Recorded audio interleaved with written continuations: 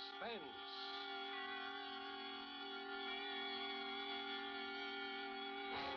Produced, edited, and directed by William Spear. This is the second in a special limited series of 5 Friday night performances of Suspense at this hour. Suspense is compounded of mystery and suspicion and dangerous adventure.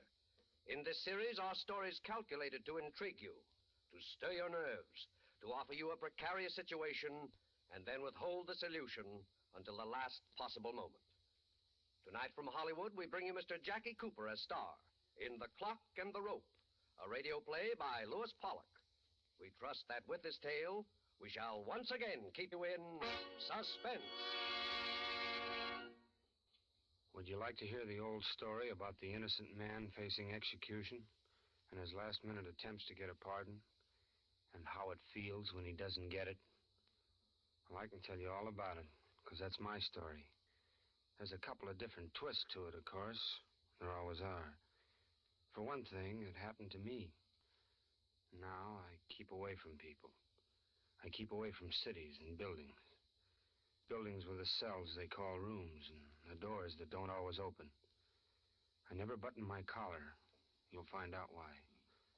I earn my living as a guide for hunting parties. Me, who couldn't find my way across a city park. I never sleep indoors. And I can't stand clocks. Most of all, I can't stand clocks. It happened so fast. I told him it wasn't murder. It was self-defense. Involuntary self-defense, like putting up your arms to protect yourself. But it didn't work out that way in court. That's the other different twist I told you about. They convicted me. They sentenced me to be hanged. And they hanged me.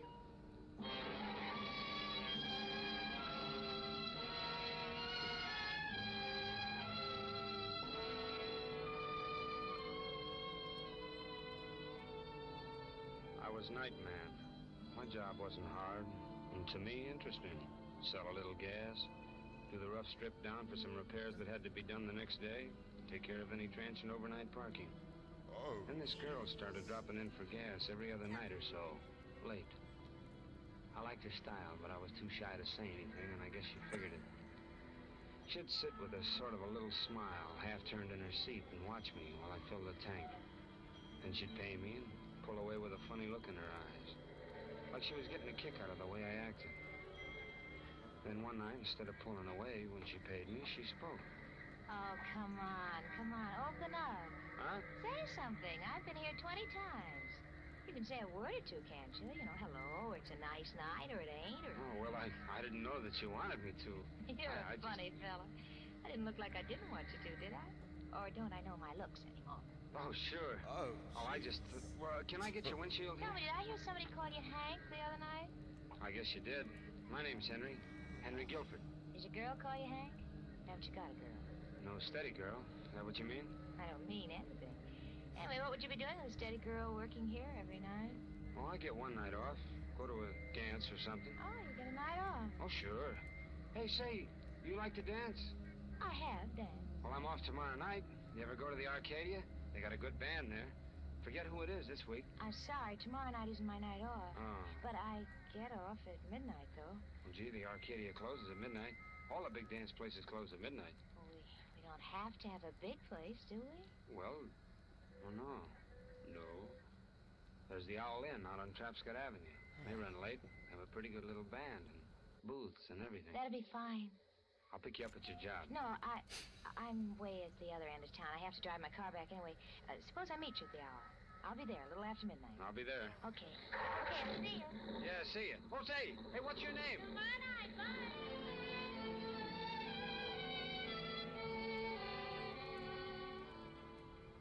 Well, that next night around 11:30, I caught the trolley going out along Trapscott Avenue. The motorman was old Steve Hoffman. He'd known me since I was a kid. And he ribbed me about my new gray suit, and especially about wanting to get off at the Owl Inn. Said I was stepping out in fast company. Well, we got there in about 20 minutes, and I started up the driveway, kind of thrilled at the idea of a midnight date. I was just starting up the steps to the inn when I heard voices coming from a grove of trees to one side.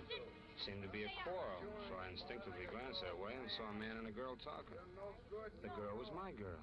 She was saying something.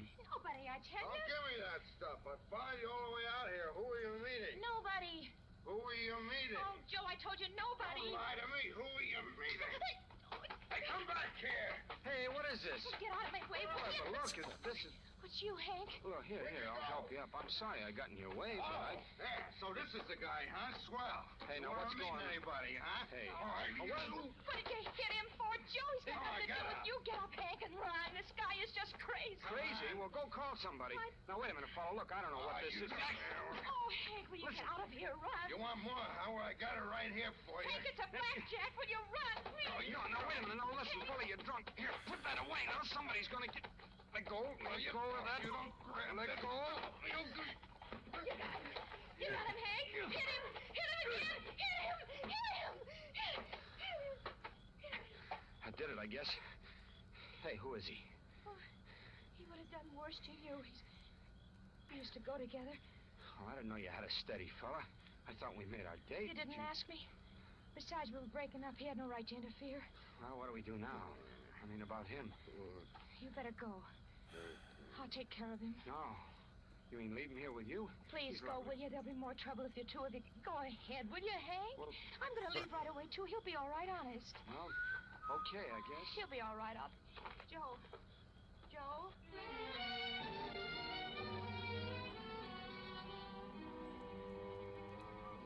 But he wasn't all right. He was dead. I knew about it hardly 2 hours later. She didn't come and tell me. The police came and got me. And they didn't learn about me from her either. They didn't know anything about her, and they acted like they didn't want to know. Sometimes you punks aren't as smart as you think you are. I wasn't trying to cover up, I tell you. I wasn't. All right. Why did you walk home? You rode out there on the trolley. Why didn't you ride back? I just wanted to think, that's all. Sure. Of course, you weren't thinking about how maybe the motorman wouldn't remember taking you out there if you didn't ride back. No, why would I do that? I've known old Steve Hoffman all my life. That I found out. I told you, you aren't as smart as you think you are. I'm not trying to be smart. Okay. So you hit him in self-defense and to save the girl. Now, what's her name? Her name? Gee, never got it. She never told me. You mean you had a date with a girl and you didn't even know what her name was? Well, yeah. Well, I asked her. I seen her often. Well, she didn't tell me. Are you sure there was a girl? Of course. Now, who did I have a date with? Maybe just with the guy you killed. I never met him before. I don't even know him. You just don't know anything, do you? Well, I'll ask you a very simple question. I'm sure you can answer this one. I'll try. How much money did you take off the man you murdered? How much money? Yeah, how much? Where is it? His pockets were turned inside out. You went from self-defense to help yourself.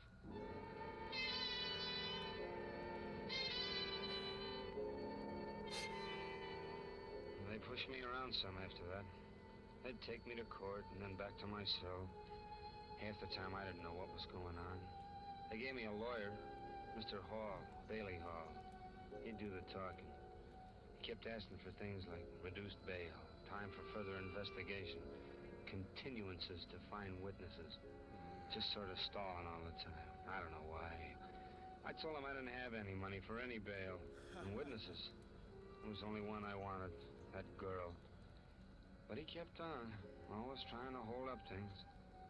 And one day he told me I'd been indicted. I knew what that meant, all right. Then I had to go on trial for murder. It's bad, boy. I've done all I could to delay indictment and trial and hope that something would turn up, but we're in for it now. I wish you could give me something more to work on. What do you mean? Well, this girl you can't even name. I can't go into court with just that. The police feel certain there never was a girl. There's no trace of her anywhere. Well, maybe she'll show up. Show her up. My boy, you've got a lot to learn. I'd hate to bet my case on a hope like that. That's all I got. Whole case smells. A man is killed and his pocket's emptied. You admit hitting him. You talk about a girl who saw you hit in self-defense. You don't know her name. She doesn't show up. The police can't find her. It's a great case for the state. Mr. Hall, that's all I know. I can't help it. I right, George, if you'd never mentioned the girl and just claimed self-defense or a fight, I'd like it 10 times better. It's the girl thing that's so bad. It makes your whole defense phony. Good Lord, boy, if you made up a girl, why didn't you make up a name? I've been all through that with the police. If you're going to talk that way, too, maybe we better forget the whole thing. Maybe you'll give me another attorney. You're none for all I care. Easy, boy. Sorry I piped off. It isn't a new attorney you need. It's a new story. Well, I'll do my best.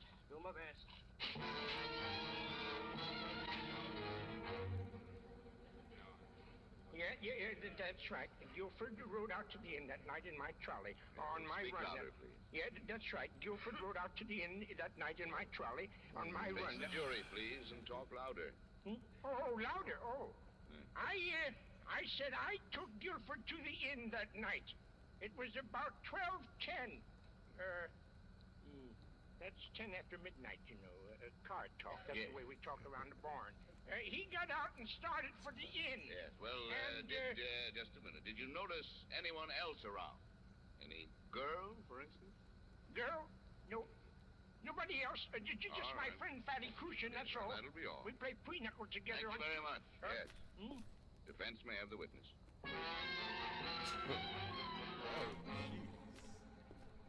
And as soon as we started to talk to Guilford, he confessed to striking the blows. He talked about doing it in self-defense and about a girl he had a date with a witness to fight. Yeah. Well, now, Lieutenant, has your department been able to trace this girl whose existence is claimed by the defendant? No, No trace of her at all. no, sir. No trace of her at all. Beyond the shadow of any reasonable doubt. Now then, we come to the actual evidence, ladies and gentlemen of the jury. And where do we get the evidence? From the witnesses. And who is the state's principal witness? None other than the defendant himself, Henry Guilford. But the defendant can prove his story as a witness. The girl who saw it all. The girl he saved from a bad beating. Would any girl be so heartless as to leave such a benefactor in the lurch when just a word would save him? Why doesn't she appear? Why isn't she found? But no trace of her. Not even a small-sized note. In other words, she is behaving exactly as you would expect of someone who is not real, but just the figment of a desperate man's imagination.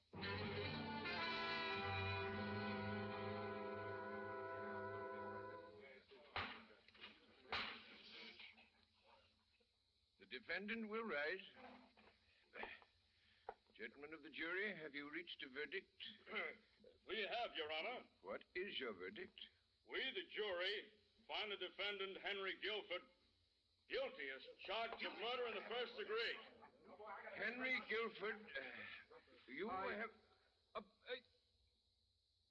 Yes, sir.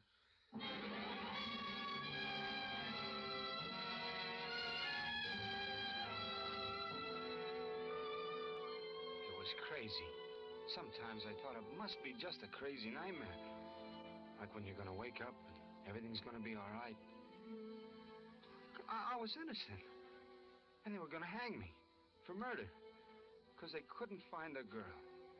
One girl who knew I hadn't done it. Can you imagine how that feels? My boss at the garage and the fellows who worked there days chipped in some money. I had an uncle in West Virginia who sent Mr. Hall $50 in cash, a promissory note for another $50. And I guess Mr. Hall put up some money himself for expenses. Anyway, he kept appealing the case all the way up to the state Supreme Court. But it didn't do any good. Kept coming back with the original decision sustained, Mr. Hall said. I asked him if he was going to take the case to the United States Supreme Court, but he said he couldn't. He had nothing to justify a hearing. Guess he meant everything was cut and dried. All this time, the courts had kept changing the date. The date I was supposed to be hanged. Now, all of a sudden, I knew there weren't going to be any more changes. The last date set was it. How do you suppose that feels? I think I started to suffocate right then. There was something growing in my throat that wouldn't let me breathe. Evening of the next day, McGill, the deputy warden, came into my cell with a couple of guards. Told me I was moving. I knew where. It was down on the main floor, a row of only 3 cells. These were larger cells, more light, more convenience. This was the last stop. Death row.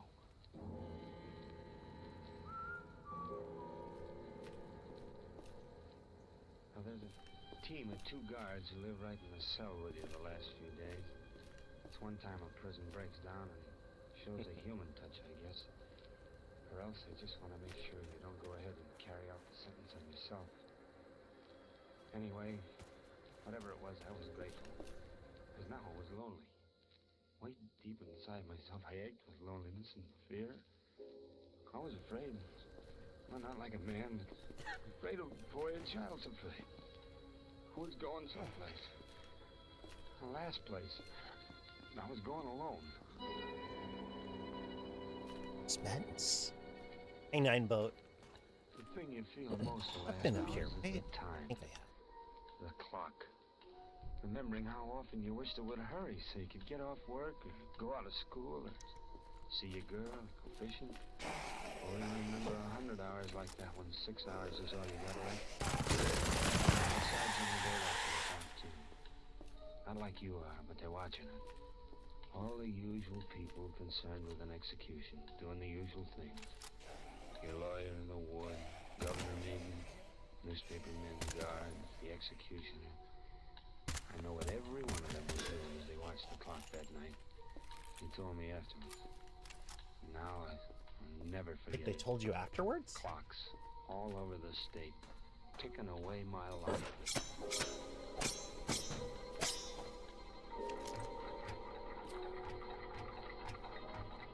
So he survived this. We've established that he survives this, whatever the fuck it is. You know, you ought to get some sleep, Warden. It's only 5 hours away. I know. Oh, I wish I could lose this pain in my chest for a little while. I think I'll just lie down here on the couch. Why don't you do that, Warden? Yeah.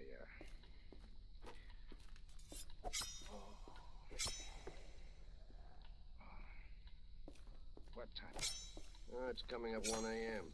Been feeling bad all day? Not too good. This thing in my chest. Some indigestion. Yeah. Had it a couple of weeks, as a matter of fact. Oh, I'm exhausted. This is a tough job, McGill. And every time it gets harder. Takes it out of me.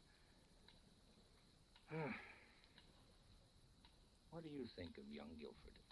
I'm Nice pretty kid. sure I have been here. Yeah, nice kid. He sounds like he's... Well, that's not up to us. It's not up to us. Well, I'll try and get some rest. Yeah. When shall I call you, Warden? Oh, make it an hour beforehand. 5 o'clock.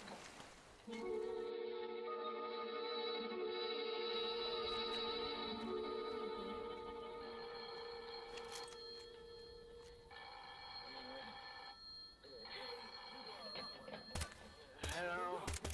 This is Bailey Hall. Yes, I'm Guilford's attorney. Look, it's 4 o'clock in the morning. I need... You're who? Well, where have you been all this time? What? Some prank that's after publicity. I know. It's 6 o'clock. Where are you? Well, wait for me. I'll be right down. We've got about 2 hours.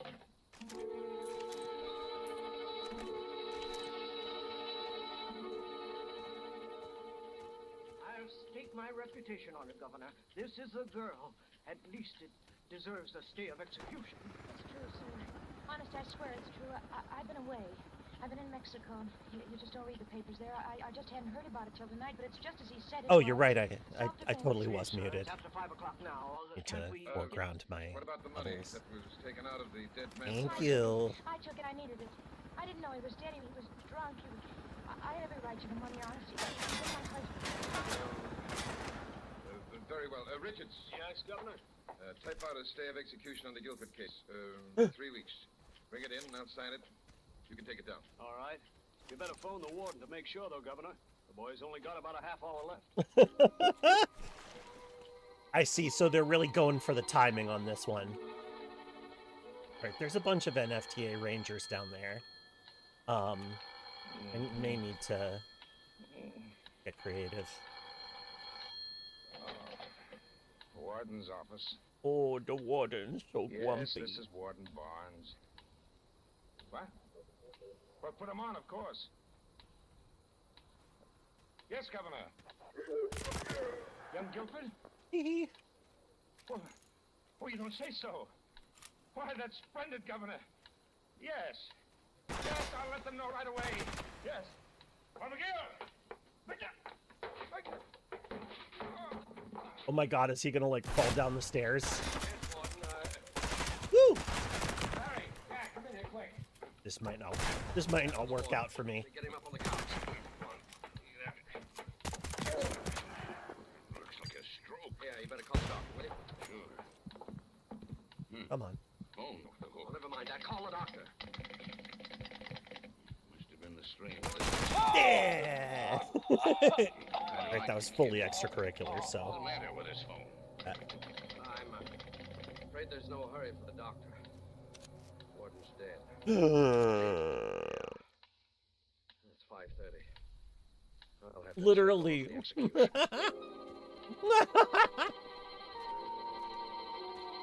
That's so silly.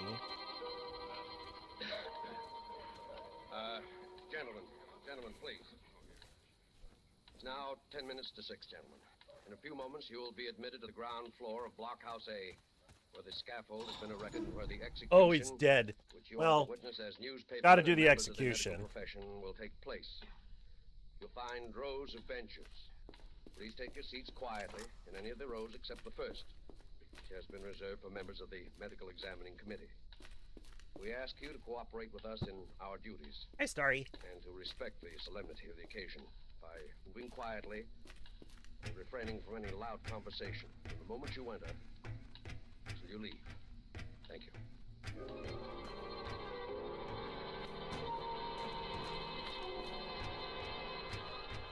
minister was reading from the Bible when the outer cell block door clanged. I knew it was time. They were coming for me. This was it then. There was a group of guards. The deputy warden was with them. They opened my cell door. One of the guards came straight up to me. He was carrying a leather strap with a big buckle on it. I stood up. I felt him strapping my arms behind me.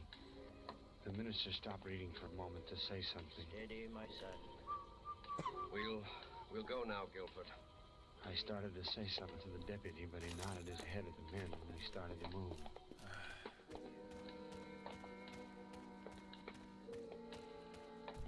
The two guards who'd been with me in the cell stood back. One of them reached over and let his hand fall on my shoulder for a second. I tried to say goodbye. I walked and realized I couldn't breathe very deeply, though I wanted to. Just short breaths were all I could take. The deputy turned around once and looked at me. No, I'm afraid that he said in the beginning of the episode that he was hanged. I wished he wasn't so nervous. He lives through it somehow. They haven't really been clear about that. Through that, and another door that was already open.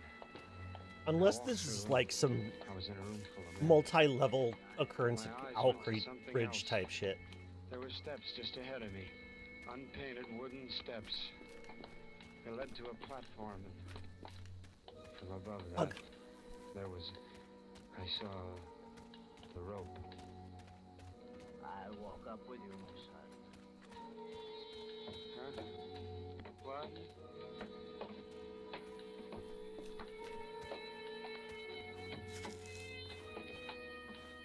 And this episode sure is withholding the solution until the last possible moment. The guard who was waiting worked fast. He moved me What into could position. possibly save him The now? room was below me now. Looking up, there was a movement among them. All right, we got our ether One back. of them had fainted and his bed fell over. He landed hard. I wondered if he'd hurt himself. Then I felt something over my head. He lifted it and came down over my head. Somewhere inside of me a scream began, but my lips were closed, and I was just saying to myself, hurry, hurry, hurry.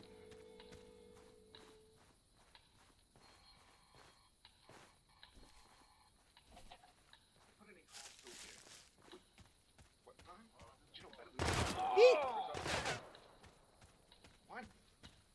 Governor's messenger at the outer gate? Well, are you sure it's not? The trap is sprung. Oh no! McGill, stop this at once!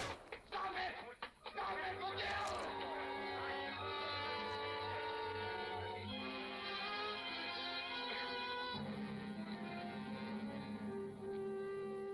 No, a man doesn't always die right away when he's hanged. We talk about the neck being broken and death coming instantly. No, not always. Death doesn't come for a long time. For some it's nearly 20 minutes. For others, it may be less. But never under 12 minutes before the heart stops. You can check on that. Me? I was only up for a second. They put me down and the doctors worked on me right on the wheel stretcher that was waiting to carry my body out. No, I didn't lose consciousness. I sometimes wish I had. I wish I had gone there instead of being brought back to remember every bit of those last hours. There was a new trial after I was on my feet again, but I don't know what was said. I was free. Judy. I knew her name now, and I thanked her. Neither one of us knew what to say after that. Yes, I never sleep indoors. I never button my collar. I don't like buildings. Any building. It's got stone and steel and holds you in. I want to be out here where I can see the sky anytime I open my eyes. I open them often. I think too much when they're closed. I hear the clock. The clock.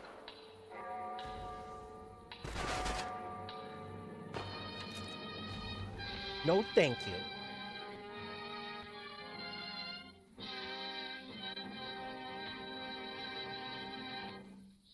Suspense! Produced, edited, and directed by William Spear. Tonight you heard Mr. Jackie Cooper as star of The Clock and the Rope. This was the second in a limited series of 5 Friday night performances at this hour, which will present radio's outstanding theater of thrills, Suspense. Thank you. Jackie Cooper appeared by courtesy of United Artists. Appearing with Mr. Cooper were Kathy Lewis, John McIntyre, Elliot Lewis, Joseph Kearns, Paul McVeigh, Junius Matthews, Wally Mayer, Oh, shit. Mr. J. Oh, you got me. You got me. With original music composed by Lucian Morawick. I guess that would do it, huh? Friday, An same elite time, FFT Ranger. We will bring you one of the most remarkable studies in suspense ever to be presented in this series. Mr. Dan Duryea will be our star in The Man Who Couldn't Lose. Don't forget, next Friday, same time, listen to Suspense. I just realized it's on shuffle. Okay, I fixed it. Don't mind me, I am eating. If any mouth sounds come through, let me know so I can mute myself or something. Yeah, they really they don't care for me. Yeah, they don't. I mean, they don't hate me quite as much as the insurrection, but nobody does. This is CBS, the Columbia I Broadcasting specifically System. make everything bad for the insurrection whenever I have the opportunity.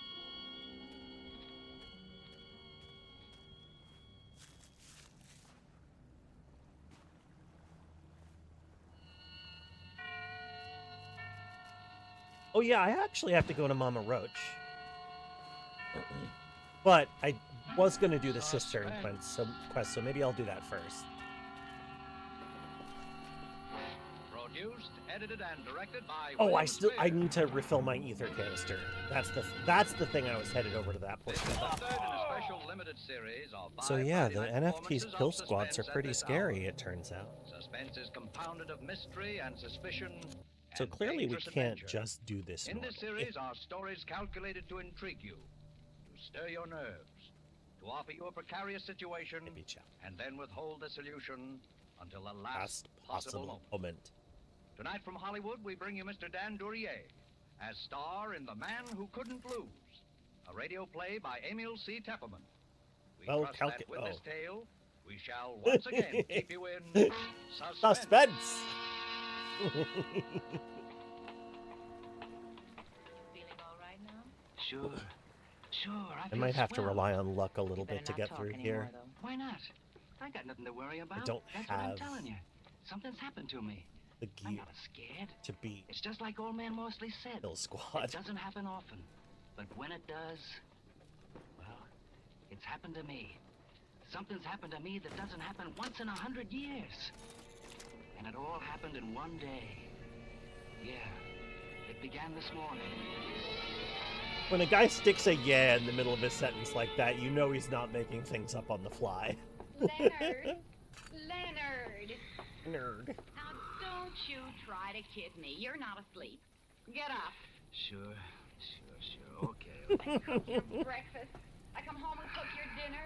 In between, I work behind that counter all day until I'm so tired I can't hardly stand up. The least you can do is get up and drive me to work. Sure, I will. And what do? Nothing. Now listen, Celia. You don't call what you do work, I hope. When did you last sell an insurance policy? When? I'll bet you can't even remember. I'm sure I can't. All right. And when you do get up enough energy to sell one once in a while, I never see the money. Horses, sweepstake tickets, the numbers, anything just so long as you gamble it away. But do you ever bring $1 home? Not that I ever hear anything about. Oh, shut up. Don't you tell me to shut up, Leonard Snell. I pay the rent when it gets paid. I pay the grocery bills. I pay for everything.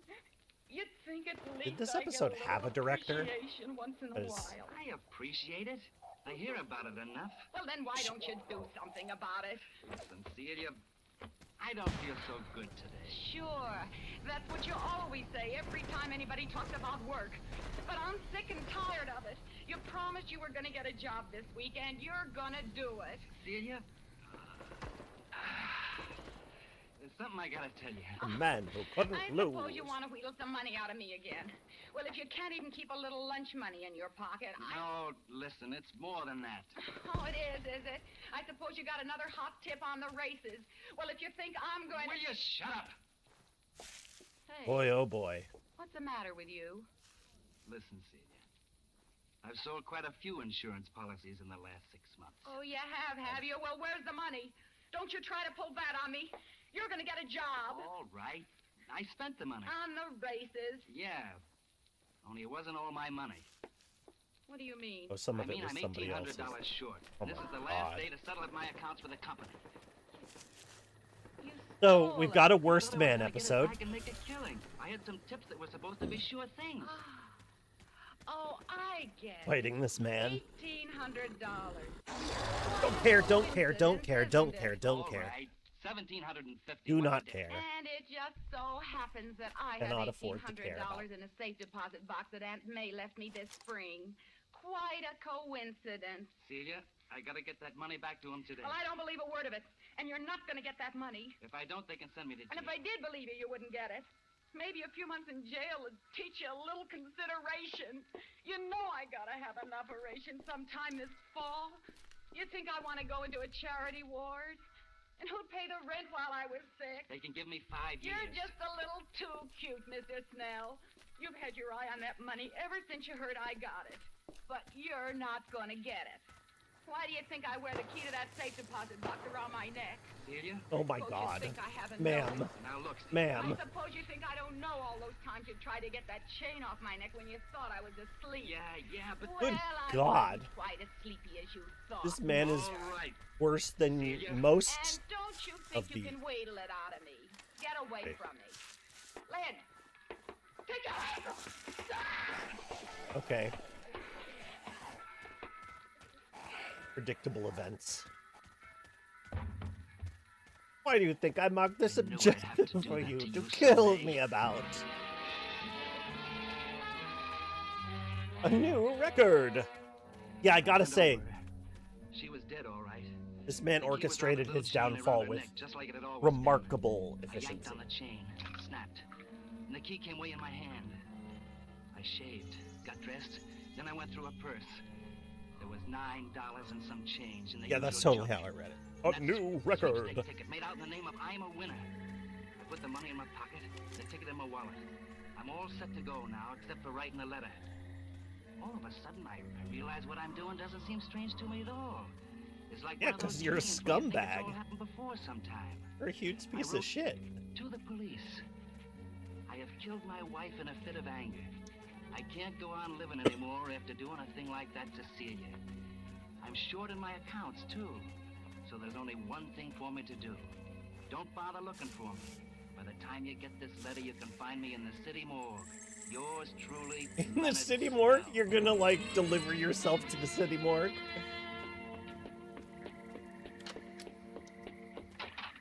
Leonard. Perfect alibi. Good morning, Mr. Morsley. Leonard, I've just had some great news. I knew you'd want to hear Oof. about it right away. Well, I love that this is framed as a thriller when this is just like a quarter of all married men at the time. Yeah. Formula I've been working on. Yeah? Well, the government's just bought an option on it. They're going to try it out under factory conditions, and when they do, why, my boy, it'll be worth $1 million. So what do you know? That's really great. Well, Lizards I and guess I better be going. suspenders. So I I heard decided you to speak, take Bert. out that annuity you've been trying to sell me.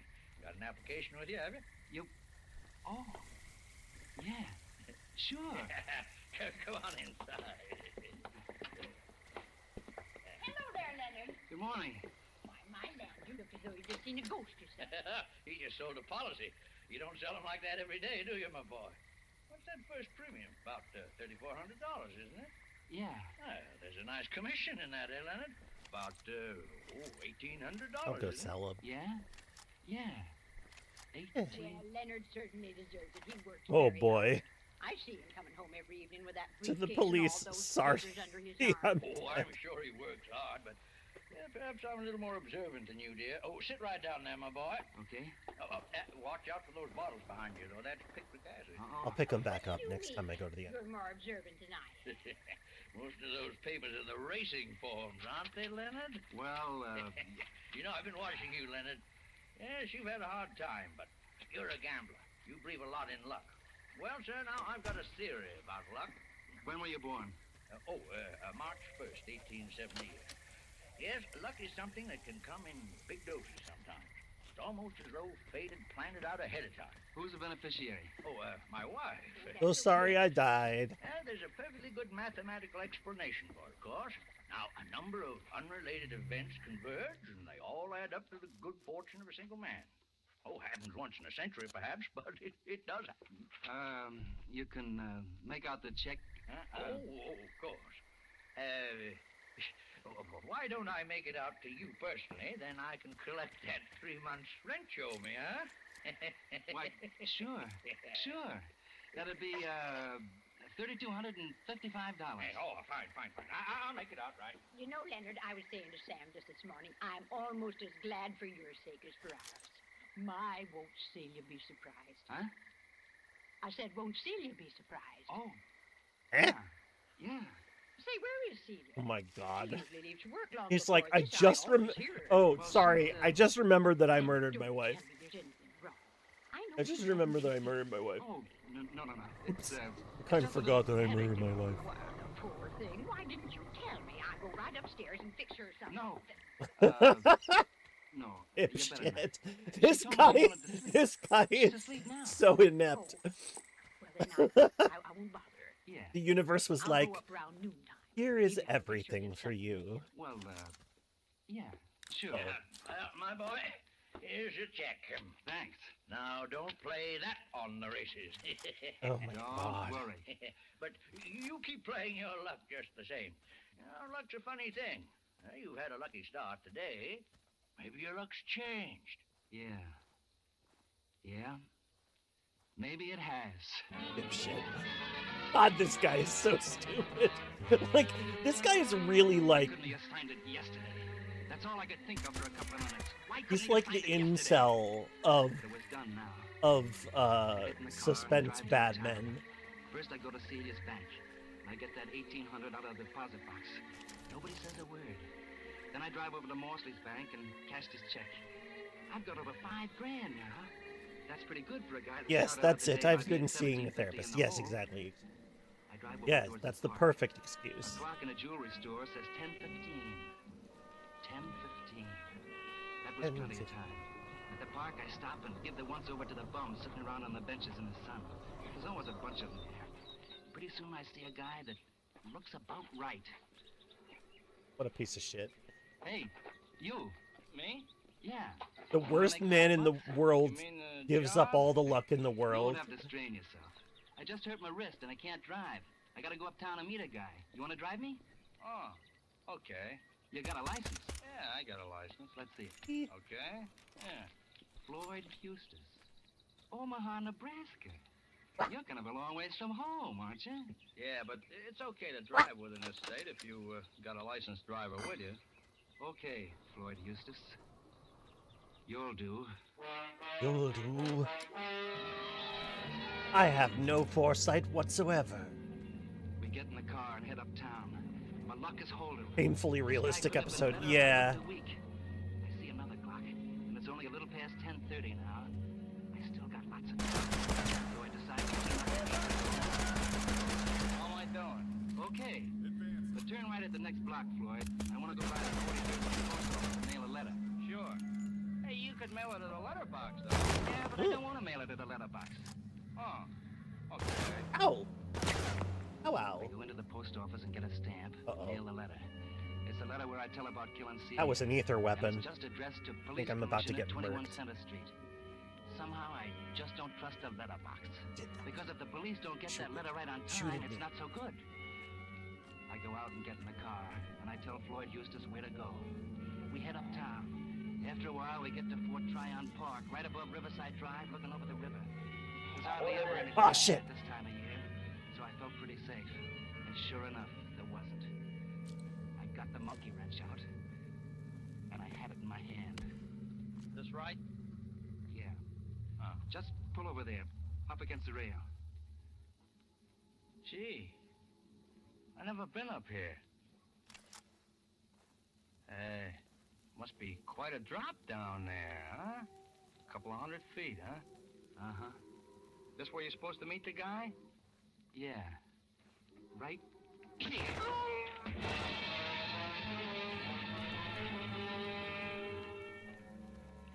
I dragged him into the back seat and took off all his clothes, and all mine. I changed clothes with him right down to the underwear and socks. I put all my papers in his pockets. My license, old man Morsley's application, my wallet, the works. Then I dragged him up front again in the driver's seat. I propped him there with his arms through the wheel so his head would go through the windshield. I had to be sure they'd say it was me, nobody else. Then I put her in gear and let her go.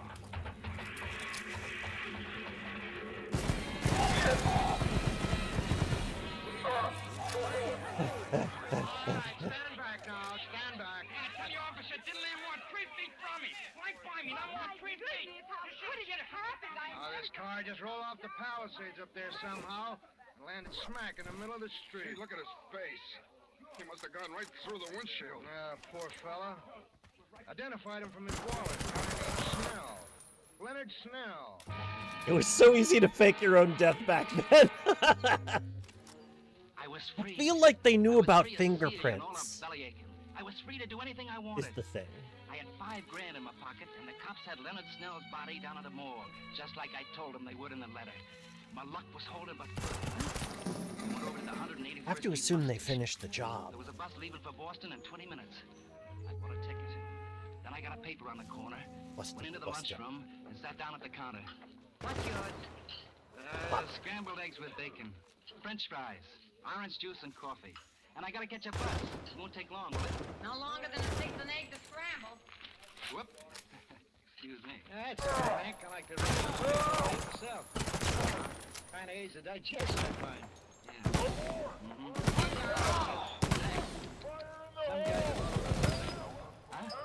I said some guys have all the luck. I was just noticing a paper there about those Irish sweepstake winners. Oh, yeah. Yeah. Some guys... What's the matter, you feel bad? Have all the luck.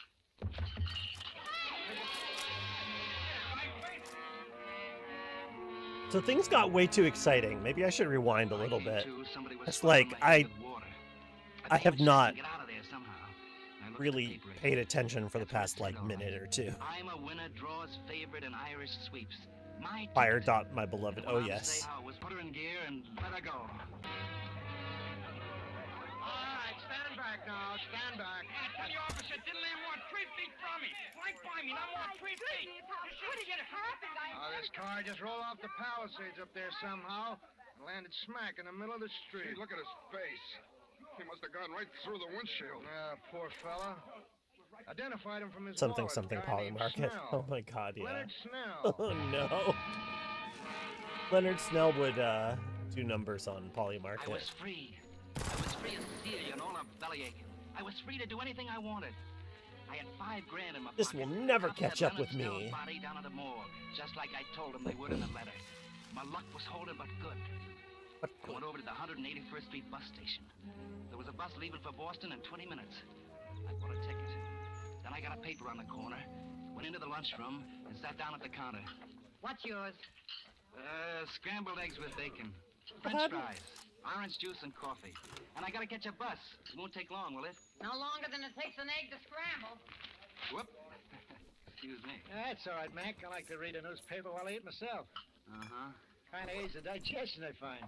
Yeah. Mm-hmm. Here's your orange juice. Thanks. Woof. Some guys have all the luck, don't they? Huh? I said some guys have all the luck. I was just noticing in your paper there about those Irish sweepstake winners. Oh, yeah. Yeah. Some guys...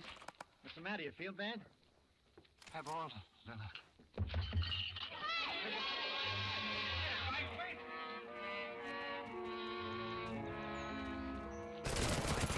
Somebody was swabbing my head with water.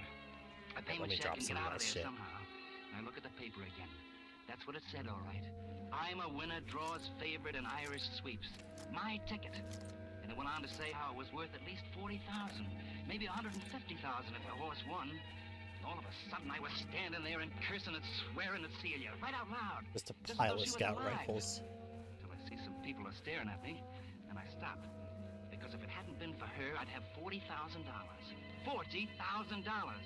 And now, Motherfucking that $40,000 was just a one-way ticket to the hot seat. Because that $40,000 belonged to garbage Leonard Snell. boy. And that Irish sweep ticket was in Leonard Snell's wallet. And Leonard Snell's wallet was in the pocket of that bum that was supposed to be me. By now, the cops would have it along with the rest of Leonard Snell's stuff. Can he resist? They'd put the body in the morgue. Can he resist? If you've ever kissed off $40,000, you know how I felt. But what was the use? Well, I still have my $5 grand. I feel and the bus ticket to only Boston. disgusted. You can't get all the breaks all You, the sir. time, was what I figured then. So I got on the bus. Plenty of seats in the rear. This seat taken? Oh, not at all. Sit right down. Thanks. Oh, well. Somebody must be feeling pretty good this afternoon. Huh? The guy that's got the I'm a winner ticket in the sweeps. I see It is says kind of there long, they'd- isn't it? they'd And pay pretty him exposed. $40,000 for it I right kinda now. enjoy $40,000. Yeah. I'd sure like to be in Yeah. his shoes, wouldn't you? Yeah. I see it says... Here. You want to read it? Well, you don't need to get sore. This man's misery. Hey, stop! Let me out of here. I gotta get out of here. Well, make up your mind. I don't have to make up my mind, brother. I don't have to make up my mind. Oh my god. It was right then I got the idea what was happening. It was just like old man Morsley said. It may only happen once in 100 years, but it was happening to me. My luck was riding high. And when your luck is like that, you just can't lose. Because there it was, right in the paper again, on page 3. Freak explosion in Brooklyn kills 3. And it was my house. And the Oh my people God. killed were Morsley and his wife. Oh, hello. And Celia. They thought it was caused by all Morsley's Little chemicals or punk. something. I don't know, and I didn't care. All I knew was they thought you Celia around. had been killed by the explosion and the fire, and I was in the clear. I could walk into the police station and get my sweepstake ticket. You collect that $40,000, it'd be set for life. I knew just what I was going to tell them. It was a lead pipe cinch. I was walking on air all the way to the police station, and I was going up the steps. And then I stopped. Because I just remembered something terrible. And if I'd remembered it 10 seconds later, I'd have walked right into the electric chair. I remembered the letter. Darn. I was licked. By morning, the cops would have that letter in my own handwriting, over my own signature, telling how I'd killed Celia. That letter that I'd taken all the trouble to mail at the 43rd Street post office so to be sure to get off all right. You're not a smart man. I felt even worse this time than I had before, because it seemed like I almost had that money right in my hands. I was pretty shaky. I went into a bar to get a drink. Yes, sir, what'll it be? Double shot. All right, sir. Little chaser on the side? No. That'll be $1. Leave the bottle. Yes, sir.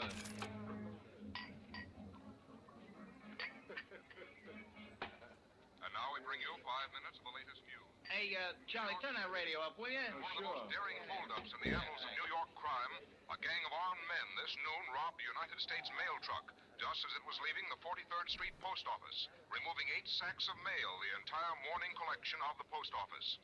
Apparently, the gunmen were after a shipment of currency destined for the Federal Reserve Bank.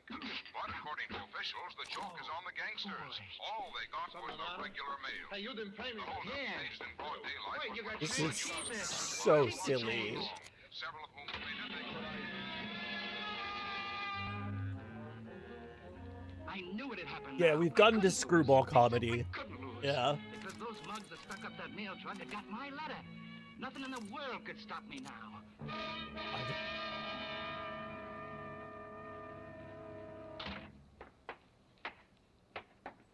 Officer, I just been held up. Held up, huh? Yeah. Well, what happened? Well, I picked up a guy who asked me for a lift about 225th Street and Broadway. I was driving along by Van Cortlandt Park when suddenly he grabbed me. Then he hit me with something. That's all I remember till I woke up lying in the park. My car was gone. Then I found out that he'd taken my wallet, my money, everything. I see. What's your name? Leonard Snell. Leonard Snell. That's right. Oh, say, Lieutenant. Yes? This gentleman is Mr. Leonard Snell. He was held up this morning. His car was stolen. Oh. Just step in here, will you? Hi, Aura. Sure. Sit down. I've got some news for you, Mr. Snell. Did you find my car? Well, yes. The fella didn't get far. He drove off the cliff at Fort Tryon Park. He's dead. For a while, we thought it was you. But, that wasn't what I was going to tell you. Well, what was it? You haven't seen the papers today? Not since this morning. What? I've got some good news and some bad news for you, Mr. Snell. Maybe I better tell you the bad news first. It's pretty bad. Go ahead. Suspense. Your wife was killed this morning, Mr. Snell, in a fire at your home. My wife? Killed? Celia. Tell it, my boy. And, this probably won't interest you much under the circumstances, Mr. Snell, but you've drawn a ticket worth $40,000 in the Irish sweepstakes. Celia. Well, to win the Irish sweepstakes and then lose your wife the same day. Some people sure have all the hard luck in the world.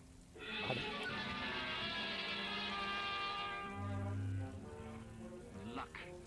Within about 15 minutes, more things were happening to me that could happen to most guys in a dozen lifetimes. And then comes the jackpot I've been waiting Will you for. hold it, Mr. Snell? Just hold that pose right there. If you care to make a statement, One more now. would you mind telling the public how you feel? Ooh, he's famous. Please, fellas. Please. I hate to trouble you at this time, Mr. Snell, but the syndicate I represent is prepared to offer you $40,000 in cash for your sweepstake ticket. I got the money right here in cash. All right. I don't care much about the money, though. Now.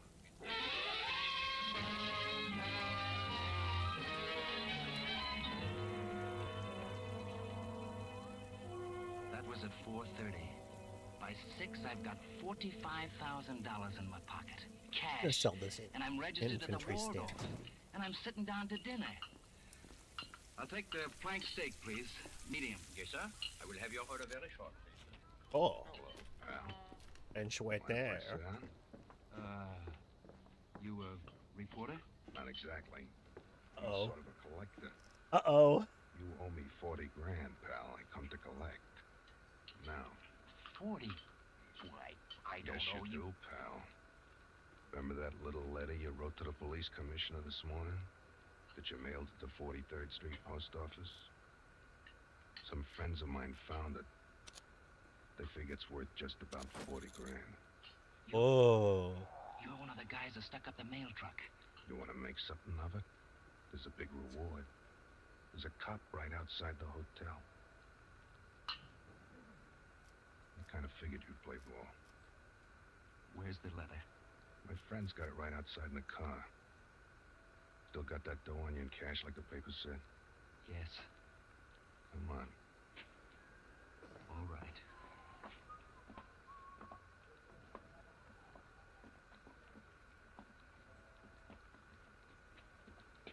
You're a pretty lucky guy at that, pal. If somebody else had got that letter. Shh. Don't worry, pal. Your secret is safe with me. Here's the card. I think you can. He's acting real reasonable, too. Hey, get up the cash, pal. You recognize the letter, don't you? Here's your money. And here's your letter. Only don't try anything funny because we still know what that letter says. And the cops could always dig up the body and find out how your old lady really kicked off. Couldn't they? Did I just eat a Claymore mine? Oh, no. I'm not hungry anymore. I already cooked. What?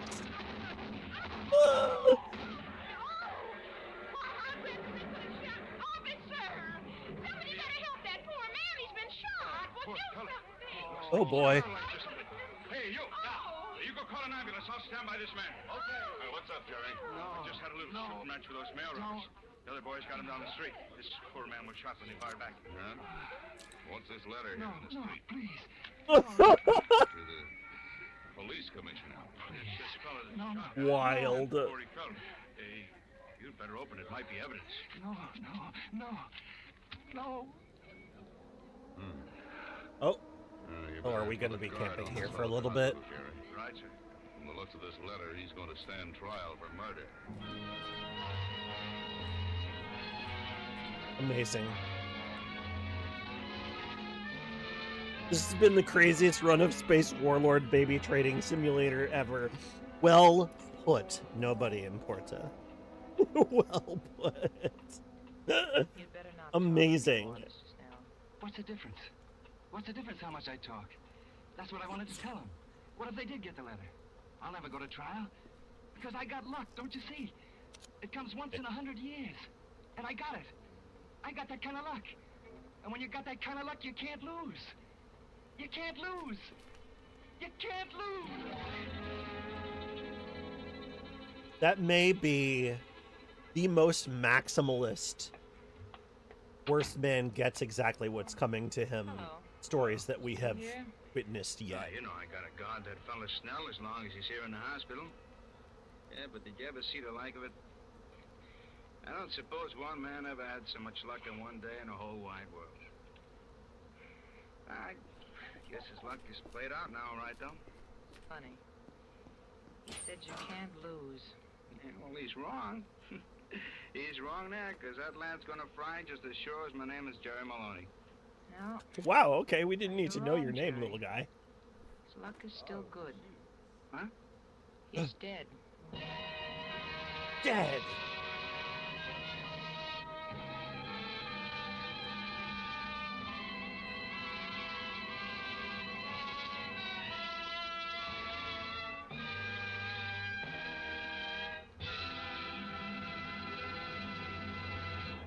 Suspense.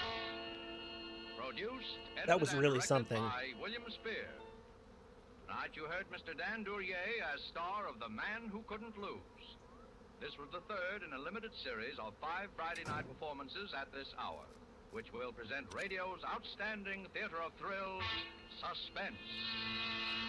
Dan Duryea will soon be seen in Black Bart, a Universal International picture.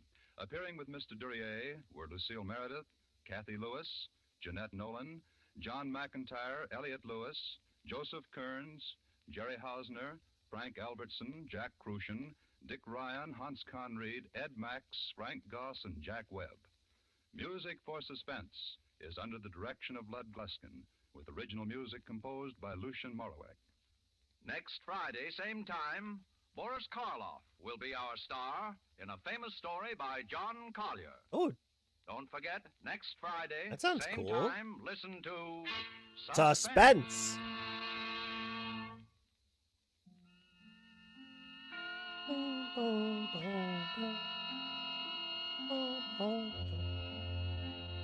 Interesting.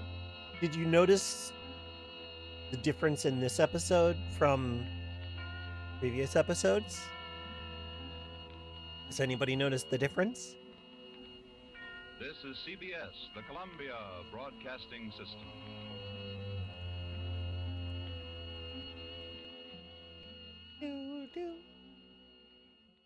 Did anybody notice? There was something missing from that episode. Okay, I'm trying to figure out where the hell we're supposed to find these relays. General overview of the quest. Talk to X. Oh, they haven't done it yet. Oh, okay, that one's not yet covered. I don't know where I'm going. If anybody in chat knows where to go to find these radio relays, that'd be cool. You can't really parse the suspense episode. That's fair, Sinless. I appreciate that you hang out anyway. I do think that some folks do like to show up specifically so they can do the whole, like, Hearthside radio listening thing, but I also don't expect that to be everyone. Tragically, these are somewhat randomized. Curses! You think you've seen one in little black boxes? All right, I'll keep. We'll wander around the north and see if we can find anything.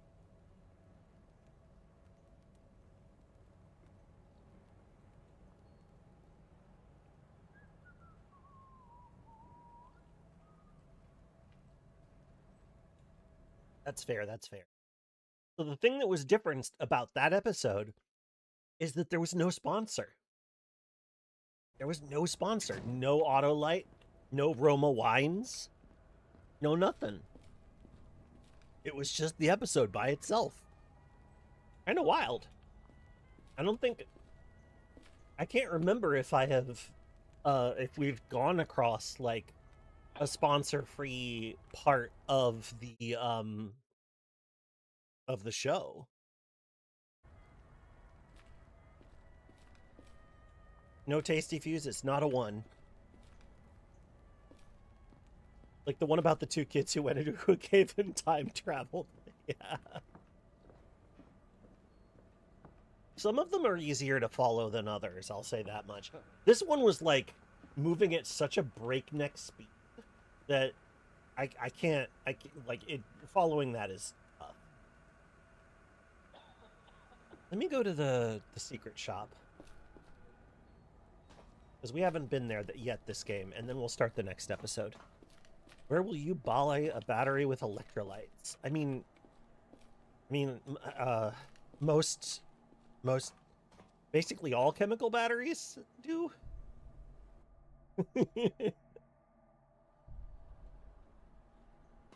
Yes, a spark plug ignites the fuel air mixture and starts your engine going. You don't have a spark plug, can't start your car. I like how this autonomous turret is just kind of a pal. Hello. Hello there. What's this? Old iron key. I need to have that. Ooh, sausage. I've been looking for this stuff.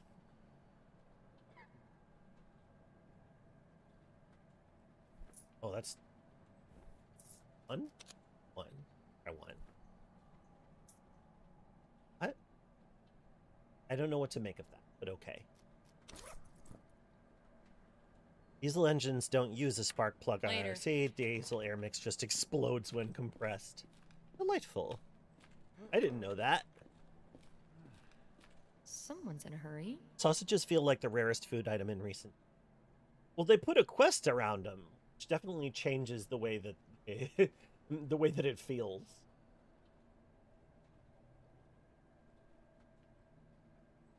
I'm sorry, I can't help.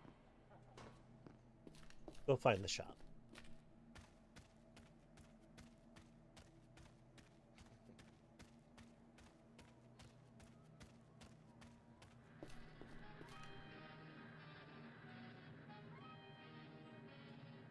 It does need a heating coil thing, though, because if fuel air mix is too cold, it won't explode, which is why diesel engines have a harder time. That makes sense and is interesting.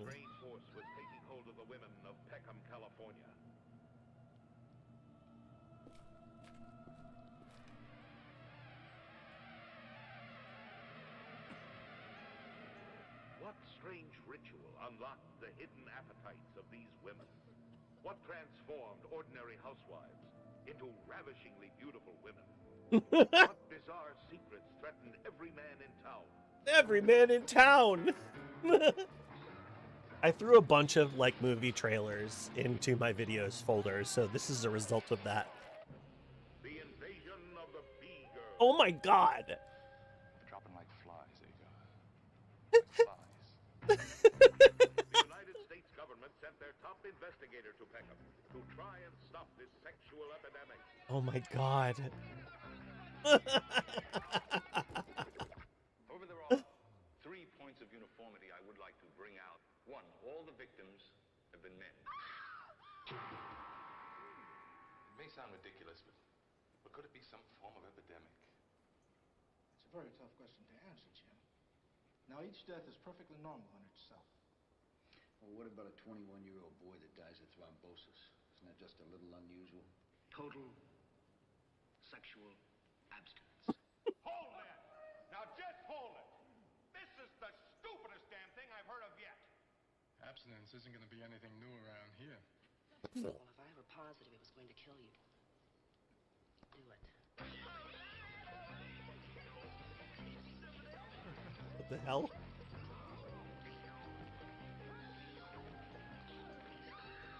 Wow. I'm sure that this movie isn't misogynist at all. A horror movie about estrogen. Yeah. Oh my god. Well, I'm glad we all watched that.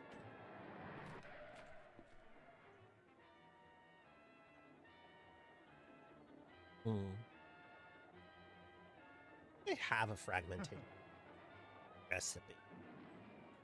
Yes, please. Goodbye, though.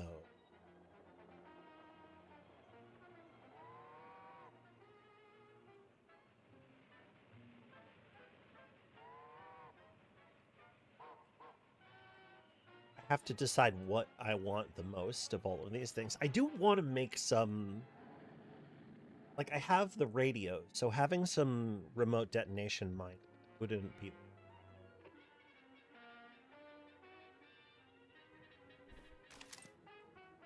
See how much this jacket will buy me. That... Like, 80% sure that I already have the fragment of 50 bucks. Have that.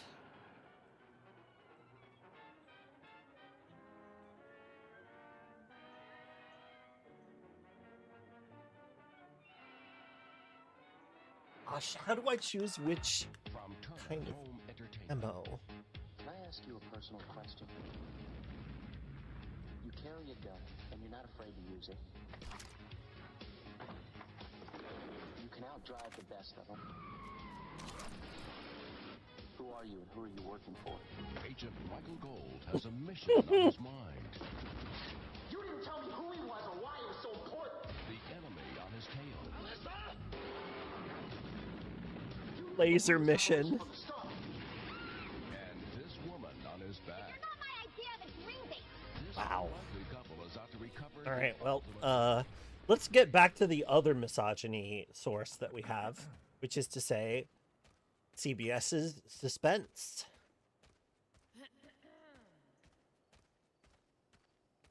They have a timetable. I think they're not coming. I think they canceled. All right.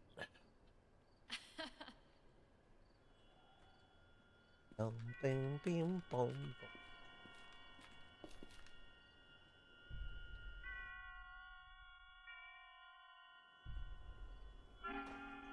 Suspense.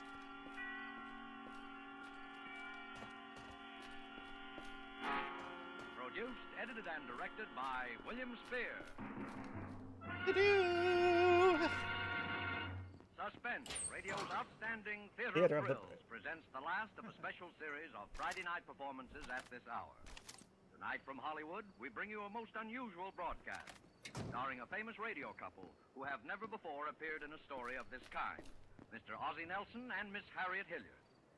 You are accustomed to hearing our stars in their own comedy show, but tonight, Ozzie and Harriet appear for us as a couple who are driven to the plotting of murder in Too Little to Live On by Robert Richards, a play well calculated to keep you in Suspense.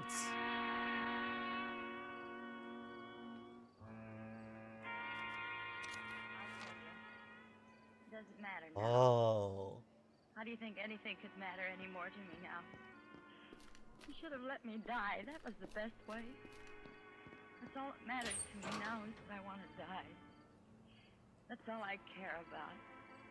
Being dead.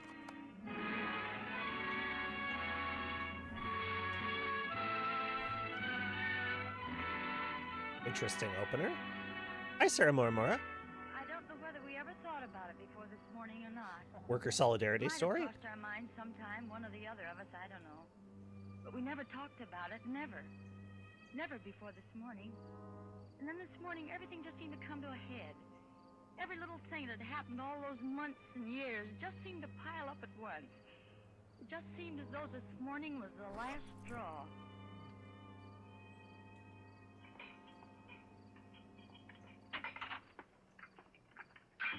Hi, honey. Hello, darling. Your breakfast is there keeping warm on the back of the stove. I got it for you, but I'm already late with his. That's all right. You better hurry, though. I'm not going to the office today. You're not? He wants me to stick around. His lawyer's coming over sometime today. His lawyer? Yeah, don't you remember? I guess I forgot. His lawyer's coming over, so I have to stick around the house all day. Couldn't you go over to the office and come back? No, that's not the way he wants it. He says the lawyer's coming, but he doesn't know when.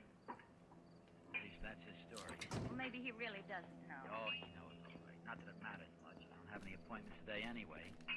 People around here wouldn't have their teeth fixed if you paid them to. Well, they can't help it if they're poor, Dave. I didn't say they could. I just said they can't afford to go to the dentist. I'm the dentist they can't afford to go to. I know. Oh, darling, if we could only move to another neighborhood, then at least you could start building a decent practice. Sure, how? With what? I know. Should buy more of these shortwave radios to take them apart. At least that's what we've been telling ourselves for the last 3 years. But couldn't we talk to him? Couldn't we? He likes to see us have it tough. Likes to have us dependent on that money. That's all he lives for, and he'll probably live to be 100. You just have to be patient, Dave. Oh, there he is. He's up. I've got to hurry. At least he'd spend enough dough to have some decent tires put on that wheelchair of his so it wouldn't bump around over our heads like a 10-ton truck day and night. Well, I suppose we ought to be thankful he doesn't spend his money. In a way. You seen him this morning? Uh-huh. How's he feeling? About the same, I guess. He made me bring his lemon juice and water down and heat it up again. Said it wasn't hot enough. Willie almost bit me again. That mutt. Well, the dog's getting old. I suppose he can't help it. Any more than Uncle Ed. They could both help it. He wants it that way. He gets a kick out of it. Now it's got so we even have to kowtow to a snarling little mutt. He sits there and laughs. Welcome back, Masha. One thing, when we get that $30,000, Oh, no, wait, you didn't leave. It. Dave. Yeah. What about the lawyer?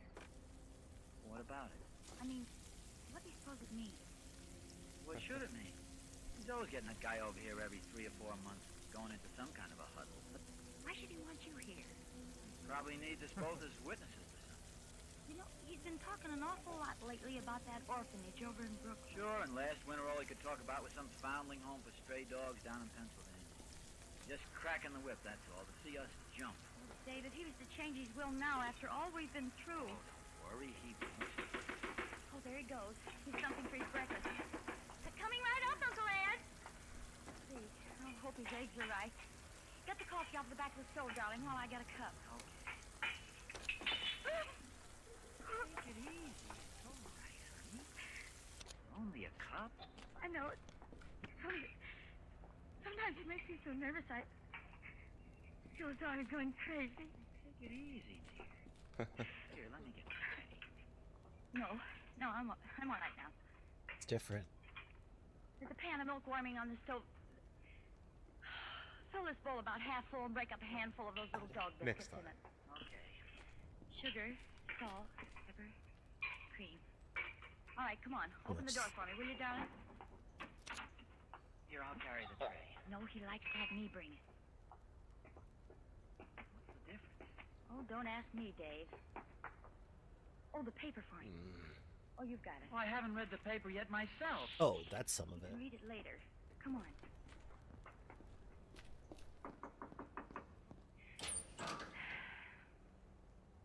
Here's your breakfast, Uncle Ed. All right. I'm sorry I was a little late. Well, set it down, set it down. I heard what you said about the paper, David. If it's getting so you even begrudge a little thing like that to a helpless invalid. No, I don't begrudge it, Uncle Ed. Here's your paper. So important for you to read the paper, why don't you subscribe for 2 of them? I'm afraid the budget in this family won't stand for little luxuries like that. Ah, when I was your age, I had my first $1,000 in the bank. Well, things were a little different in those days, Uncle Ed. I was a little different. That's what the difference was. All right, set Willie's breakfast down for him, Myra. Okay, No, you can kill this guy. By his bed where he can get at it. Yes, Uncle Ed. I'm gonna allow it. I'm afraid Willie doesn't like me anymore. Here, I'll give it to you. Hey, stop that! What's the matter? I want him to let go of my sleeve. Poor Willie. Oh. Well, if Myra would take him out once in a while, he wouldn't feel that way. I take him out anytime you ask me to, Uncle I Ed. forget sometimes. You want to do it without my asking. Well, you can go now. I know you don't want to stay any longer than you have to. Oh, Myra, hand me my glasses on the bureau. Glasses? Yes, Uncle Ed. Here. Oh, what, Myra, you fool! Oh, Uncle Ed, I'm so sorry.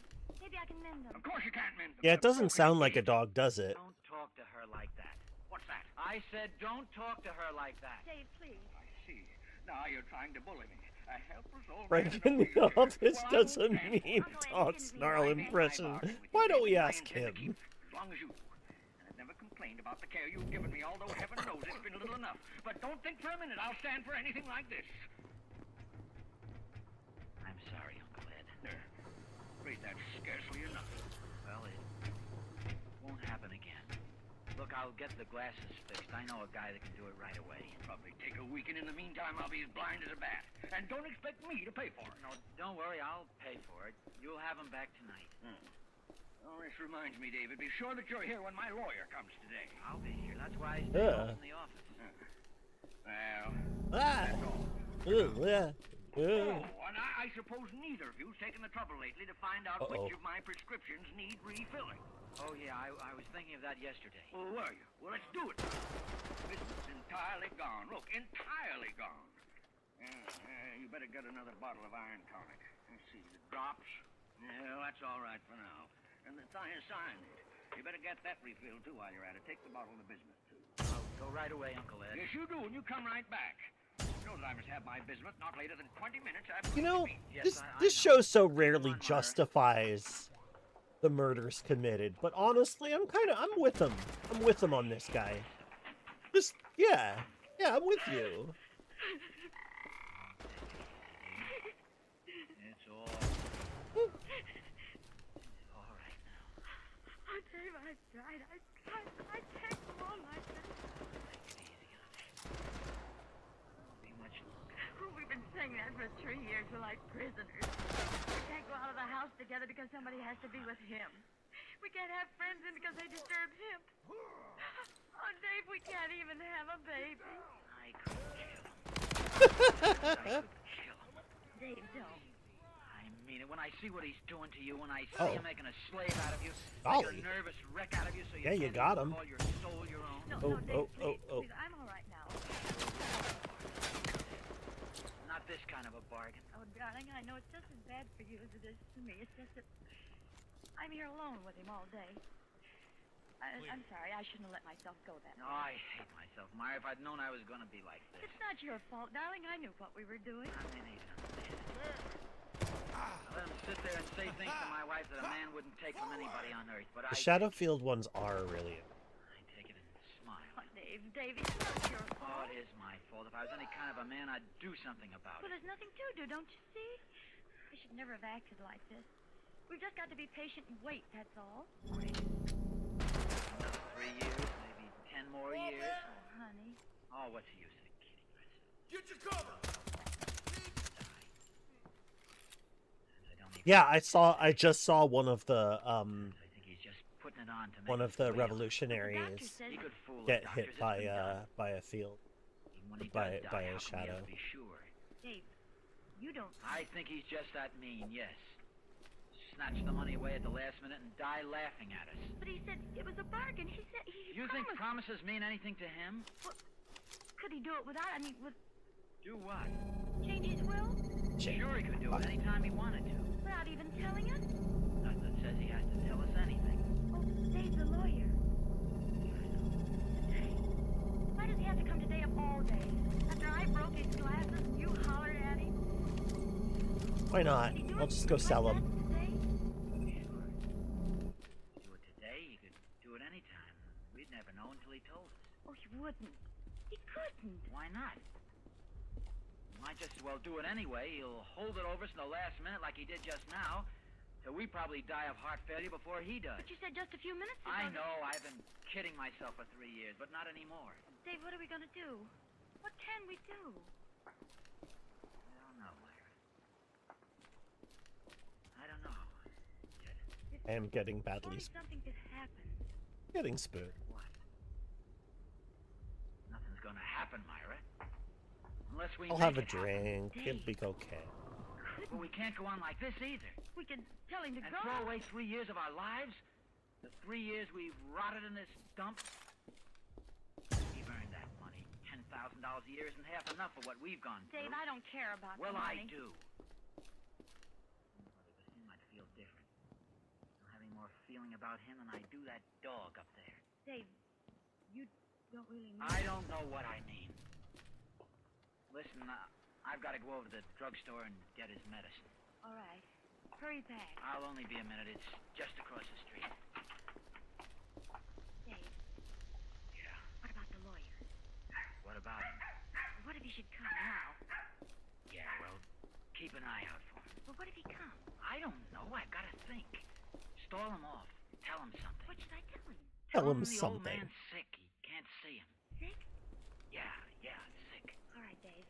Oh, Dave, has he got his glasses? Yeah, I'll give him to Mr. Herman at the drugstore. He knows an oculist right here in the neighborhood. He wouldn't mind sending him over. All right, hurry.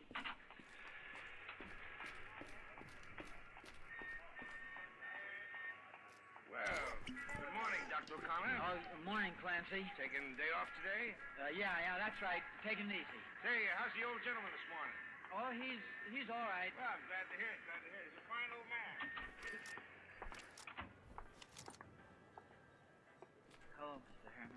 Well, Dr. O'Connor, you come for your regular batch of medicines, I suppose. Yeah, that's right. How is Mr. O'Connor? Better, I hope. Well, I'm afraid he's been having a little pain lately. Oh, that's too bad. He's such a courageous old man, so cheerful. Yes. Every time I go by and he's sitting up there by his window, he waves. Always he sends his little remembrance at Christmas. Yes, your uncle is a real gentleman. Yeah, that's right. Well, what will it be today? Oh, the iron tonic, bismuth, 100 tablets, and refill the thiocyanate prescription. Here, I brought the bottle. All right, I'll get it for you right away. You got a prescription for the thiocyanate, a new one? No, but I'll sign it. Oh, sure, that's right. You can sign it. You know how it is, Doctor. We got to be careful of these things. You better give me the big tablets this time. Sure thing. You reach just over the counter there. You'll find the prescription blank. Just below there. You got it? Oh, yeah, thanks. There we are. But don't bother wrapping. All right. Let's see. That's $4.87. Here, I got it even. Oh, and say, Mr. Herman, I wonder if you could do me a little favor. Why, surely anything, Doctor. My uncle broke his glasses this morning. Oh, say, that's too bad. Yeah, he's almost helpless without them. Yes, that's right. I know he is. Yeah, I wonder if you could send him around to a good oculist in the neighborhood. Why, sure I could. No trouble at all. I'd go myself, but, well, he's not feeling too well this morning, and I ought to get right back. Whatever the bill is, you know I'm good for it. Don't you worry about that. Why, sure, I'll do that right away for you, Dr. O'Connor. Yeah, well, thanks. Thank you, Dr. O'Connor. Give the old gentleman my best, Doctor. Sure, I will. Hi there. Dave? Yeah, the lawyer come? No, No, did you get the glasses? Yeah, I gave them to Mr. Herman. Come on in the kitchen. I got the medicine, Myra. Oh. Myra, you know what these things are that he's been taking? No, not exactly. Well, this is bismuth. Stuff he takes after he eats. Maybe next time. The stuff he's due to take right now. Dave. Now, wait a minute. These are thiocyanate. Whatever. He only takes these once in a while for his heart. Just one of them. Less that one because I got bigger tablets. What are you looking at? Dave, what are you trying to say? I'm trying to say, if he took 3 or 4 of these, instead of his bismuth, by mistake, it would kill him. Dave, no. By mistake, I said. It couldn't be. Yes, it By could. mistake, I said. What are you looking at? Like, yeah, I get the excuse. You're still murdering him. Hardly. They were in the wrong bottle. Afterwards, they know if they're in the wrong bottle. They know that somebody No, must... he think it was all right from the shape. Afterwards, we put him back in the right bottle. Well, then they'd know it couldn't be a mistake. They'd know he could read right on the bottle from the label. No, they wouldn't. They'd know he couldn't read the label. They'd know he couldn't read anything. His glasses. That's right, his glasses. And the oculist would have to swear to it. Dave, are you sure... Are you sure he can't see? He's blind as a bat. That much I know is real. Dave. Don't you see? It's the only way, Myra. It's a chance of a lifetime. No tampering with anything. No changing labels so they could analyze glue if they got suspicious. None of that. I know, but... And don't forget his lawyer's coming today. Couldn't we just tell him to go? What about the money? Dave, I can't think. The front door. That must be the lawyer now. Yeah, it is. Let me go back and see what else. What should we do? Get rid of him. Well, hurry before he rings again. He might hear us. I tell him. What you told me to tell him. That he's had a bad turn. We're calling the doctor. And then if he asks any questions anytime, we could say it was... Yeah, all right. Good morning, Mr. Eldridge. How do you do, Dr. O'Connor? I'm sorry you had to come way out here, but my uncle has had sort of a bad turn. Oh, I'm so sorry. Nothing serious. No, we're calling a doctor. I don't think it's anything serious, Mr. Eldridge. I don't see how it could be. Why, no. But he was wondering if you could come back some other day. Oh, I see. Well, it's just a matter of his signature on a document. Yeah, well, I'm really afraid he is not good, Mr. Eldridge. I see. Well, perhaps I could phone him later in the day. Could I could phone him. There'd be no objection to that, would there? No. But if there's any message, I could give it to him later. Yes, well, you might say that I've made the changes that he requested. He'll know what I mean. All right, I'll do that, and thank you, Mr. Eldridge. Thank you, Doctor. Good day. Goodbye.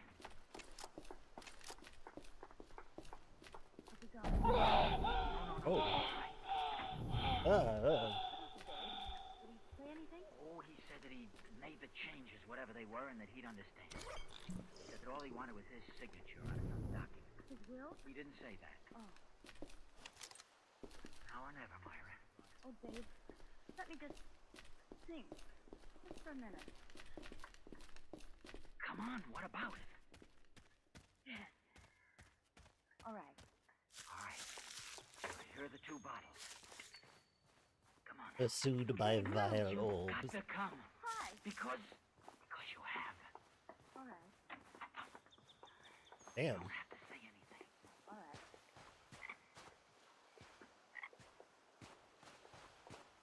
It always startles the bippy out of you. Yeah, it's hard not to stumble right in. Because you don't see it until you're like right up on it. No, there hasn't been anyone here. Has there, Myra? No. Oh, I thought it might have been Mr. Eldridge. I got your medicine. Well, you took long enough about it. I'll put it over here by the bed where you can get it. Oh, what do you want, Myra? Come I on. got your tray. Fair enough. Really like his breakfast? Oh, it was too hot, of course. Give it to him now. Have you got water for your pills? Yes. What about my glasses? Oh, they'll be ready this evening. All right. And you show Mr. Eldridge up here the minute he arrives. Yes, I will, Uncle Ed. Here. Did you take the tray? No. I got it.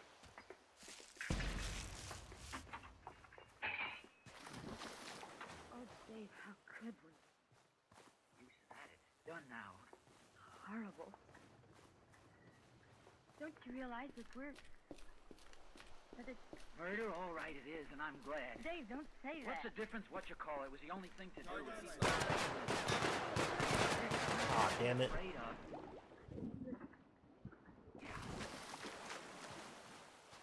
He's wheeled himself over to take it. Will it take long? At his age and if his heart is anything like what the doctor says it is, no. It's painful, no. Like a heart attack, that's all. What was that? He must have fallen. Then he... Yeah. A minute anyway. Yeah. No, wait a minute. But the bottle. There's plenty of time. Shouldn't you wear gloves or something? No, I thought it'd look funnier if there weren't any. Oh, come on. We'll have to call the doctor. We'll have to anyway, either way. I suppose. Don't worry, it won't be like that. The wheelchair's empty. He's not here. Quick, look in the closet. No. Under the bed. Dave. He's dead. They've He's written dead, Myra. But how? fishes. There's a note on the chair. Oh. What? Dave, what is it? I might have to be a little bit less focused about this. I actually have allies up here. The thing has at last occurred which I have always known would someday inevitably occur. Poor little Willie has given his life to save mine. Oh. It may interest you to know that from my window I saw Mr. Eldridge leaving the house. I also suspect the incident of breaking my glass was not quite an accident. And so, my dear children, I have gone to the police. And the little bottles with their transposed contents are in my pocket as final and conclusive evidence of your murders. Fortunately, I have never been quite as helpless as I allowed you to believe, and have in fact conserved my strength for precisely such an emergency, circumstance to which it now appears I owe my life. For your further information, Mr. Eldridge was not coming to change my will. That. Now my would-be heirs and assigns, a fond farewell. I will see you in court. Your loving Uncle Ed. P.S. Did you hear my body fall? I thought you would like that. I did. How could he have gotten out? Down the front stairs while we were... You said he couldn't read the label. He didn't. Tried it on the dog. What can he do? Attempted murder. 20 years to life. But would they believe... They'd believe what everybody else believes. A fine old gentleman. What? There it is. David. Yes. Are there any more? What? Pills? There isn't anything else to do, is there? No. He is not. Any more? Enough? Yes. Oh, it's just... Please? Yeah. Yes, it does. You said it didn't hurt. No. Not much. Oh, David, I did so want to have children. A door. Look out the window. See who it is. Dave, I'm afraid. What's there to be afraid of now? Couldn't we go away somewhere, some other country? With what? It's probably the police now. David, here. You'd better go down and tell them something, anything, just so they'll leave us alone. Leave us alone? Yes, all right. Myra. Yes. Goodbye, darling. No, wait. Go on. I would apologize since this was all your idea and your fault that all this happened. Even.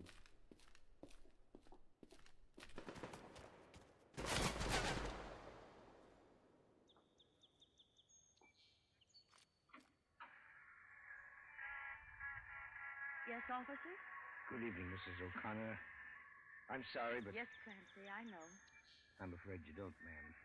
I've got some bad news for you, Mrs. O'Connor, about your uncle. Yes, Clancy, yes. I don't know how he could have got out there, but He was just hit by a car. Yes. Yes, ma'am. He's dead. Dead. Yes, sir. Dead.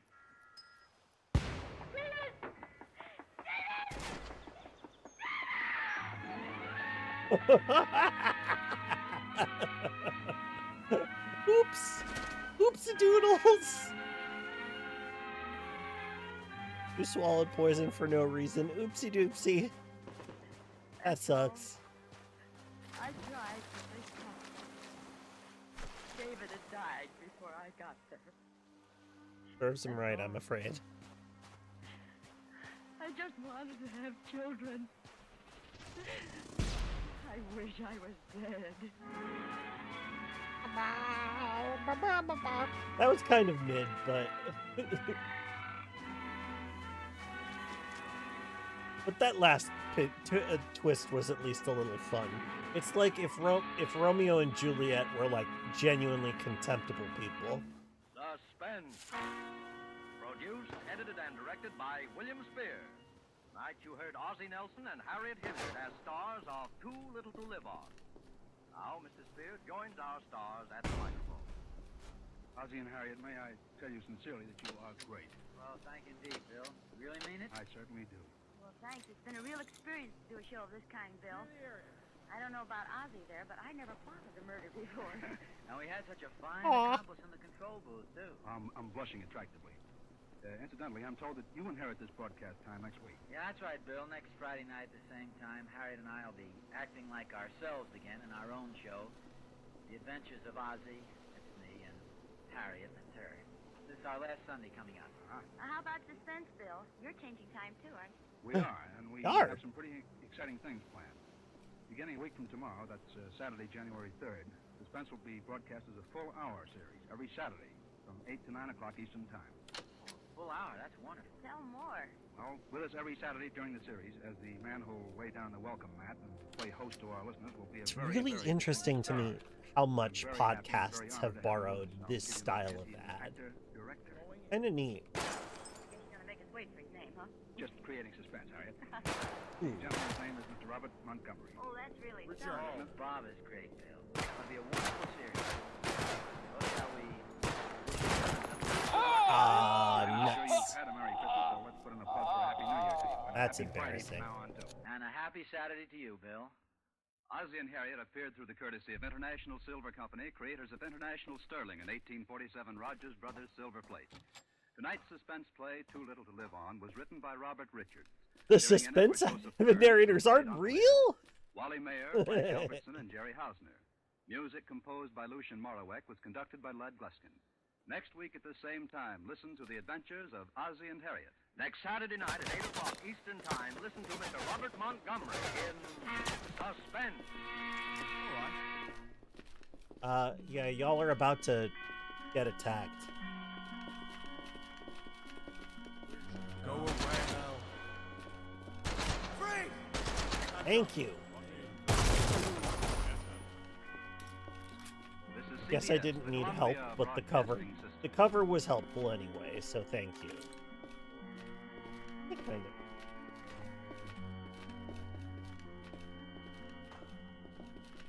I don't understand. No. This Yeah, is Robert which Montgomery. Dan. I have I'm very happy. Ow. During these 60 I don't minutes think each that's a good Saturday, idea. Yeah, me neither. Let's go. Fuck it. A program which is I won't be made. You have come to know its opening music as the curtain raiser for radio's outstanding Dan. theater. Just You know it as a show which each week, for 5 years, has brought you first-class story material and exciting performance.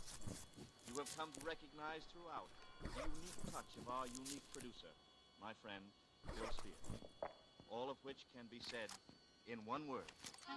Suspense.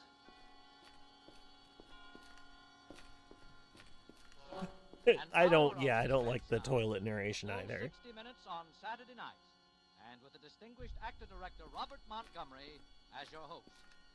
Tonight, Mr. Montgomery also appears as star in The Black Curtain, a suspense play produced, edited, and directed by William Spear.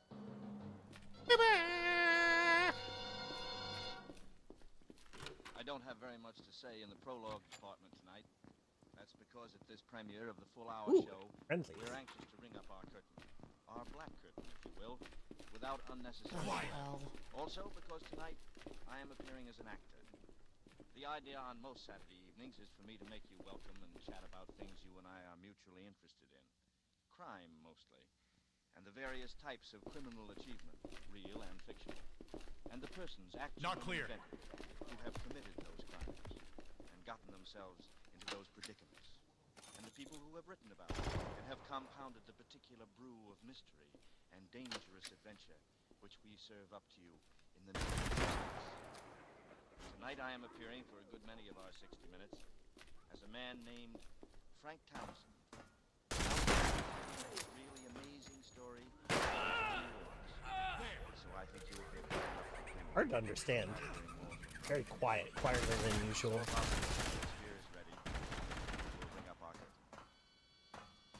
Now, with the Black Curtain from the novel by Cornell Woolrich, and with the performance of Robert Montgomery, we hope once again to keep you in suspense.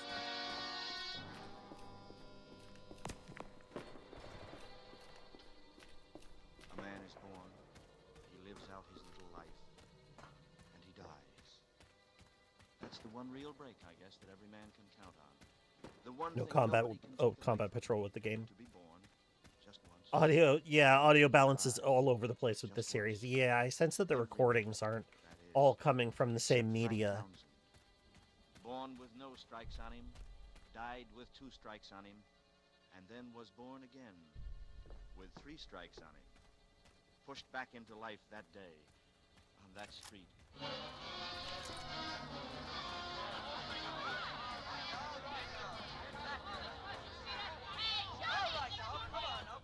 My head was pounding like the percussion instruments beating out the anvil chorus. I could hear all the noise and the people milling around. At first, everything was a jumble, sight and sound.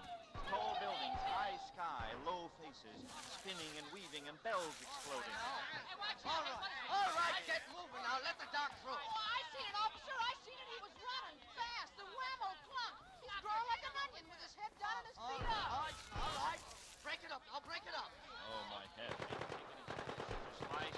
Who? What are... I'm the doctor. Just lie still and I'll take it easy. Copper! Copper! His wallet fell out of his pocket. A guy grabbed it and ran. All right, come on, get back. I'll give him a little air. Get back. I'm okay, Doc. I just feel a little... Here, now, let me help you up. See if you can stand. Thanks. I guess I can talk to him now, eh, Doc? Just a nasty bump on his head. He'll be okay. Here, let me brush your coat off. Thanks, Doc. My coat? Why am I wearing an Just for my report, mister, what's your name and address, huh? Townsend. Frank Townsend. 820 Rutherford Street. Hey, cigarette, still a little woozy. No, thanks. I don't smoke. Well, look, take a couple of aspirin. All right, come on. Hey, here's your hat, mister. Thanks, kid. We'll see what we can do about the guy that snatched your wallet. Here's your cigar case. Yes, but I haven't got it. Well, good luck, mister. I'm going to turn in my report. He's just transforming this guy into somebody else. Oh, it just fell out of your pocket when we lifted you. Look at the initials on it. DN. Yeah, same initial like on your hat. DN. Yeah, but that isn't my hat. Oh, you got a nasty crack on the noggin, mister, and, well... Wait a minute. I'm trying to think. Where is this? Where is what? This street. This? Tillery. What am I doing on Tillery? Hey, look, buddy, you sure you're okay? Well, what happened to me? Well, you were running. Very dangerous running on this ice. Well, you slipped, hit your head, and was out for about 20 minutes. Ice? After that blizzard we had last night, did you expect Mayflowers? Blizzard? Hey, Tango spotted. I got a plan for you. This is December, 1 week before Christmas, 1944. 1940? Oh, don't take it so hard. Don't look. You better get home and get a fast 40 winks. You'll need it. 1944. Ooh. One of the rare Supernatural episodes, I think. December? Or is it? Oh, not that. But the last I could remember, 1941. 3 years. Gone. Just gone. black curtain. The black curtain of amnesia comes down over your mind out of nowhere. That black curtain had been dropped over my eyes for 3 years. Where had I been? Who had I been? Not Frank Townsend. Someone else. D.N. Someone whose initials were D.N. I walked along Tillery Street. Yes, my bracelet, it says DNR. Could this have been? Been married, had a family, or could have been a thief, or... No, it was insane. 20 minutes ago, I left the little office where Johnny and I have our advertising business. I was on my way to speak to a client. 20 minutes ago, I told Johnny that... But that was July 1941. There was no snow, no ice, no initials, DN. I must see Johnny. He'd know. Exactly, He'd do tell not me. repost. I stopped dead. I don't know why. Something made me turn my head. And that's when I first saw him. Gray eyes. He'd been talking to the cop who took my name. He looked after me as I turned my head. He started for me. I found myself backing away. Something about him screamed trouble. He quickened his step. You! Townsend! Stop! The sound of his voice sent terror roaring into my You stomach. handsome. Man, he lunged at Oh, me. thank you. I saw him come as I rounded the corner, and in his hand he held a gun. He raised it. I ducked my head and ran for my life, for the second life that I'd been born into.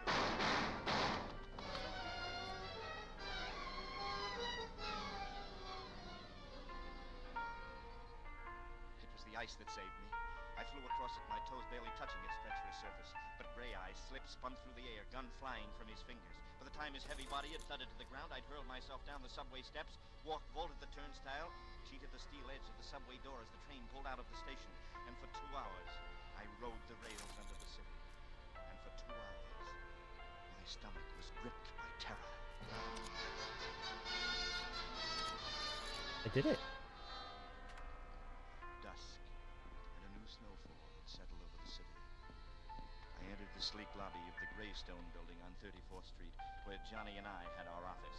In a few minutes, I'd be sitting across the desk from Johnny. A good bottle between us, and then everything would be all right. Johnny would know what to do. He always knew. Ever since we'd been in school together. He'd know how to find out who I'd been, what the initials DN meant, why Gray Eyes tried to kill me. Drop-offs. An elevator door slid open, and I stepped into the cage. Floor, please. 10. Pass, please. What? Your pass. You gotta see it. These bullets are very heavy. To go up to the 10th floor. Pass to... But I don't understand. My office is up there. Look, buddy, all I do is run this elevator, not the country. Yes, but Save it. Guard! 2 men came from the rear of the lobby. They were big men. They wore A uniforms. big man. The blue trousers tucked into brown puttees, their thumbs tucked into heavy belts that supported heavy guns and heavy clubs. White armbands read Sleep. SP. They eyed me with suspicion. Now, what's the trouble, mate? 10th floor, no pass. What's your business on the 10th floor, sir? Advertising. I mean, my office is there, and Are you sure you're in the right building? Oh shit, no. This the Greystone building? You can't have no office in this building higher than the 5th floor. But I tell you, we're my partner and me. We're on the... Nobody's on the 10th floor but the Navy. The Navy? All the way from the 6th to the roof. Why? You kidding, sir? Ain't you heard there's a war on? War? Look, mister, if this is supposed to be funny, you're in Oh, the wrong thank you. department.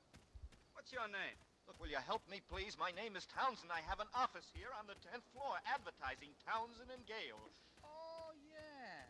Townsend and Gale. Well, that folded when the Navy took over. Where's Johnny Gale? He joined the Navy. Where can I find him? Oh, it'll be tough finding, mister. He was buried last month on Okinawa.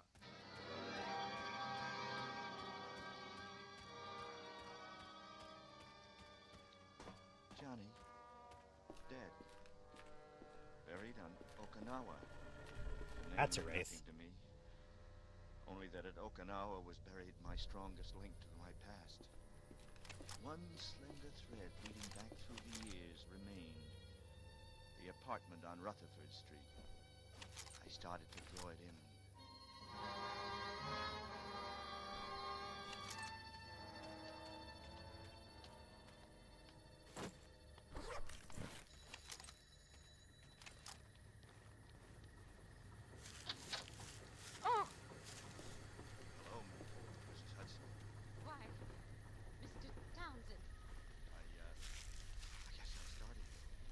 no. No, not at all. I was expecting... I mean... Thank you, I thought Hamiltonian it Flow. I'm gonna go to long time. Timmy's and Not at rest. all. I kept... I mean, I knew you'd come back, and... Well, your apartment is just where you left it. You kept the apartment for me. After all, Mr. Townsend, you are my favorite tenant, and... come in. Come in. Thank you. You just go right on up, Mr. Townsend. Aren't you going to ask me what happened to me? You look very well, Mr. Townsend. I'm glad you're back. And Yes, I'm glad I'm... Thank you, Mrs. Hudson.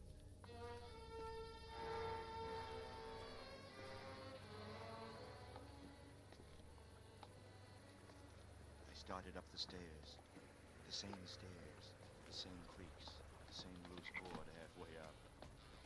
Everything the same, but everything unreal. Mrs. Hudson, unreal. I sensed her eyes following me up the stairs. I stopped, turned, looked down. She stared up at me, mouth slightly open. And for a long, long moment, neither of us spoke. yes, Mr. Townsend. Mrs. Hudson, Yes, Mr. Townsend. well, it's nothing, but you used to call me Frank.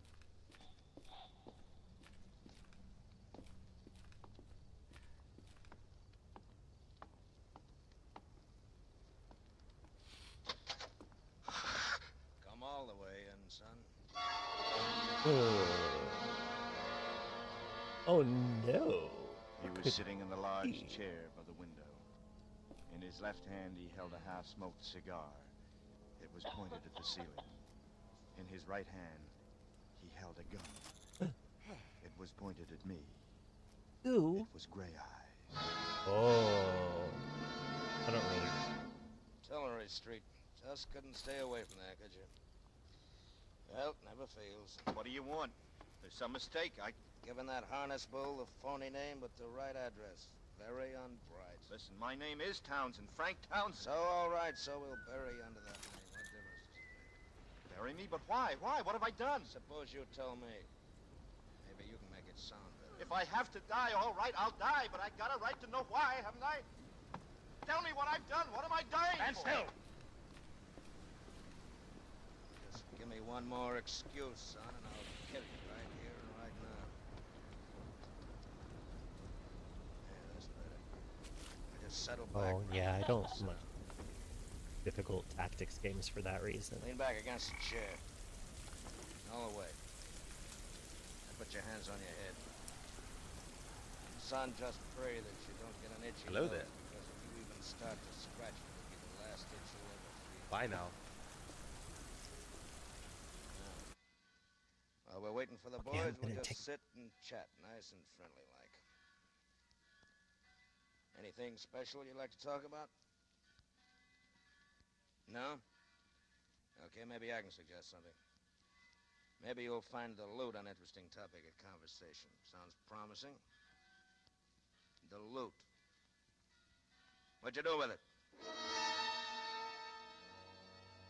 I sat with my hands clasped to my head. I didn't dare move. He had the safety catch off, and I knew he'd send a bullet through my head without a second thought. That why you took the chance of going back to Tillery Street? Maybe the doll crossed you up, huh? Sure, you waited all week and she never showed. Maybe she'd Nothing, like it. he said, made any sense to me. Give it to you right here. All I knew was that he expected others to Leaves her in the arrive, and clear.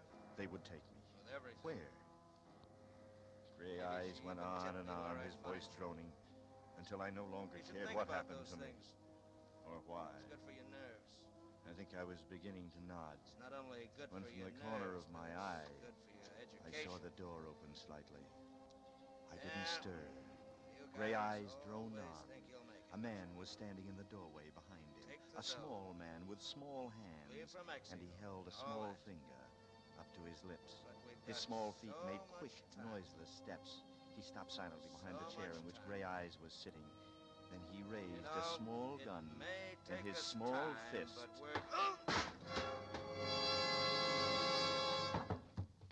Gray Eyes emitted a small gasp and fell forward at my feet. I stared down at him stupidly. The small man chuckled. I am so small, and yet I have so much strength. It is revolting. I think you killed him. Perhaps. So, you did not expect to see me, no? No. My friend, I did not observe you all these years for nothing. When the deed was done, I knew that your romantic American soul would eventually betray you. Yes, and so I said to myself, Dangler, I said, you must go to Tillery Street. Endure the cold and the wind, but watch, and be patient while you watch. Yes, this I did. And you see, my patience was rewarded. Dangler? Yes, my friend. Tell me, how bad are things? My friend, I will tell you this. The situation for you is desperate, but not serious. I will guarantee safe conduct for you over the border to Mexico. But you must insist that I accept and press upon me when I refuse a fair share of the money. The money? Precisely. Now, what would be fair? Well, in view of the difficult situation, we should share equally. Yes, 1,000 for me, 1,000 for you. And then you will give me the balance of 8,000 for expenses. Yes, for expenses. Give you 9,000. A truly fair and honorable distribution. Especially, my friend, when you consider that the 9,000 you give me is an item which is completely deductible. Yes, deductible from your income tax. I see. And suppose I refuse your offer? How can you refuse? Didn't I save your life by assaulting this thug from behind? And didn't I have the good sense to snatch your wallet when you so stupidly fell in the street? Yes. See? Here it is. It was I who took it, before the police could examine it. You have let me see it. Yeah, you may have it. Here, wait. What? Where's my cards, my identification? Where's his identification, he asks. I told you you were stupid. Would I dare walk about with your identification cards upon my person? Idiot! I begin to feel it is not safe to deal with you. All right. I'll play ball. I begin to feel you have a little good sense. Now, where is the money? You think I carry it with me? Well, with a man like you, who knows? Very well, you must arrange to get it. I will be waiting for you at my office. Do not come there. Call me. Then we will contrive to meet. Is that clear? Yes. Good. Now, I shake your hand and wish you well. If you succeed in going out once more into Tillery Street and coming out safely with the money, I will be waiting for you. And if you do not come out, I will make a small novena for you. Hey, goodbye, my friend. Goodbye.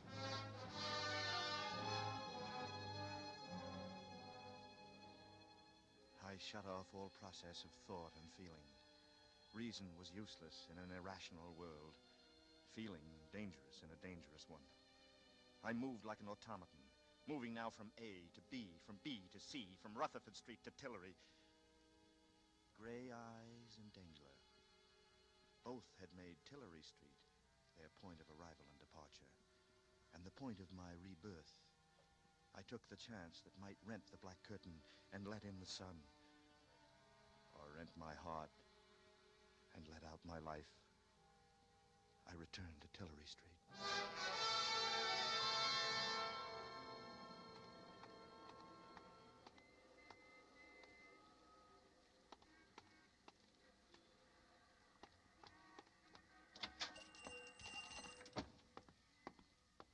Yes? Good evening. What can I do?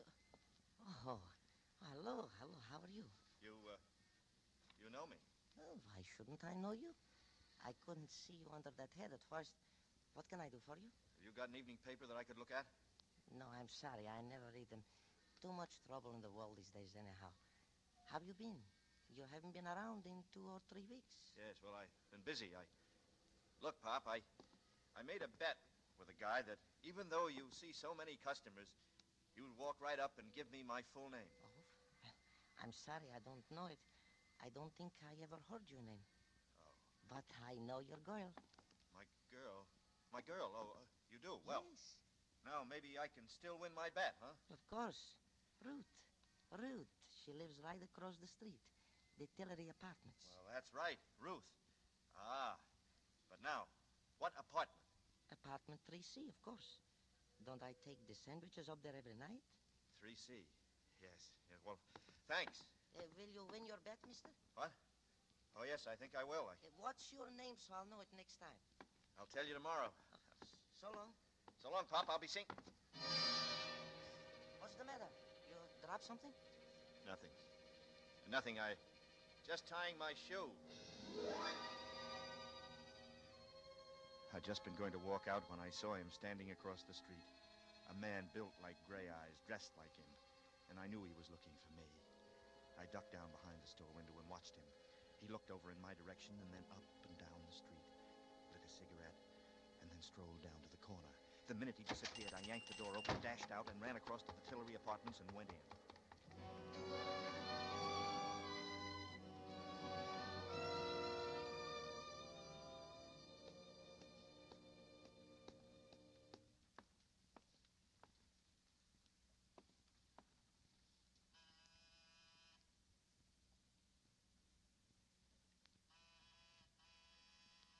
Who is it? Ruth, Yes? it's me. Dan? Oh, Danny. What? Get in here. Oh. Oh, darling, it's really you. I thought... Hello, Ruth. Oh, Danny, why did you come here? He's been around twice a day. He may be in the neighborhood right now, for all you know. Who? Who? Well, Slattery, of course. Has he got gray eyes? What? Yeah, did you ever see a detective that didn't? Sure, I bet. Danny, what's the matter with you? You're acting so strangely. I just wanted to look at you. You seem so different, so far away. You haven't kissed me. Well, that's easily fixed. Oh, darling, where have you been? All around. Miss me? You know I did. Oh, Danny, do you think we could get away tonight? I've got some money saved up. We could go to Mexico or South America. We could get married. Mr. and Mrs. Daniel Nearing, tour the world. Daniel Nearing. And wife. Sounds plenty good to me. You'll never know how good. We'll get out of here tonight. I'll call up and tell them I'm quitting my job. I'll say I'm sick. All my stuff's here. Nothing's out there but a couple of uniforms. I'll make Ada and Franklin a present of those. Ada and Franklin? Don't you bother your pretty head about those two. Maybe they weren't glad when it happened. Couple of vultures. Goodbye to them. Oh, with your back, Danny. Just think, with the money I have, we can... Do you think you ought to have quit your job? I never was cut out to be a nurse. No, you weren't, were you? Any more than I was cut out Any more than you were meant to be a secretary. That's right. I never wanted to be a secretary. I just drifted into it, I guess, and it got on my nerves, especially towards the end, huh? The boss was no cinch to work for. He certainly wasn't. He was a rat. Oh, the whole Dietrich bunch are mean, rotten, the whole family. Yeah, that's right. I'll accept the old man. Oh, the old man. Yeah, I sort of liked him, didn't I? He loves you too, Danny. I think he wished you'd been his son. Poor old man. He's the only reason I've stuck around out there this long. How are things out there? How could you expect them to be? Not very pleasant, huh? Oh, it's been great. Just great. With the questioning and keeping after me, and me sick to my stomach with worry for you.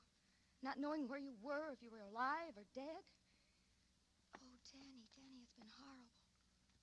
But you're back. With me, and that's all that matters. I just want to forget everything. The Dietrichs, New Jericho. New Jericho, huh? Everything that happened. Like what? Oh, darling, please, let's not talk about it. We're the important thing now. I must know what's going to become of you. Because whatever it is, means me, too. I don't know, Ruth. I don't know. I saw Dengler today. Franklin's lawyer? Yeah? Where? He passed me on the street. Did he see you? No. Are you sure he didn't? Are you sure, darling? He He didn't speak to me. Well, you know how clever he is. He just let you go by and follow you. Why? Why wouldn't he talk to me if he saw me? Well, he figures you're dangerous, darling. It wouldn't be safe for him to try it alone. Why am I dangerous? Well, whether it's true or not, darling, doesn't matter. It's what he believes that counts. And he believes like the rest of them. You know that. Yes.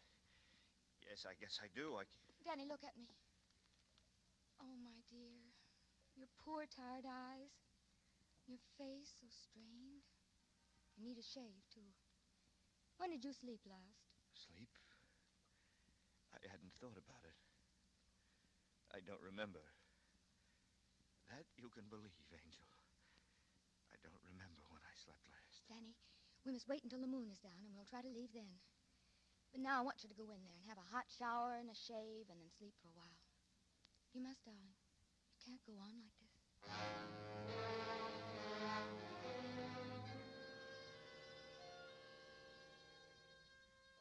I found my way to the bath without making a blunder, and the warm water felt good. I stood under the shower for a long, long time. It would have been pleasant to stand out the rest of my life just that way, under that soothing spray. In the medicine cabinet, I found a safety razor, shaving cream. I usually have trouble with a new razor. It takes me time to grow accustomed to it. But this one felt just fine. I slipped into my shirt and trousers and found my way to the bedroom. On a small tray near the bed, Ruth had placed a hot glass of milk and some toast. I was hungry. I ate. I slid between the sheets and they caressed my body with a gentleness that I hadn't known since childhood. Everything all right, darling? Right now, Here, let me tuck you in and open the window. The air's good for you. I'll leave the shade up. Don't turn a light on. The dark feels warm and friendly. Cigarette before you doze off? No, thanks. I don't smoke. Sure. I like your eyes by matchlight, darling. They shine. No, don't blow it out. Let me. I'll make a wish. There. What was your wish? To be with you forever. Just to be with you like this. Feeling your dear face, your chin, your jaw. Closing my eyes and still knowing you're here near me. This is all I want out of life. I wouldn't change places with any woman who knows and is sure she has her man forever. Who knows no one might come at any minute to take him from her. You're all I want, Danny. Forever. Now and forever. Because for us, darling, forever is now.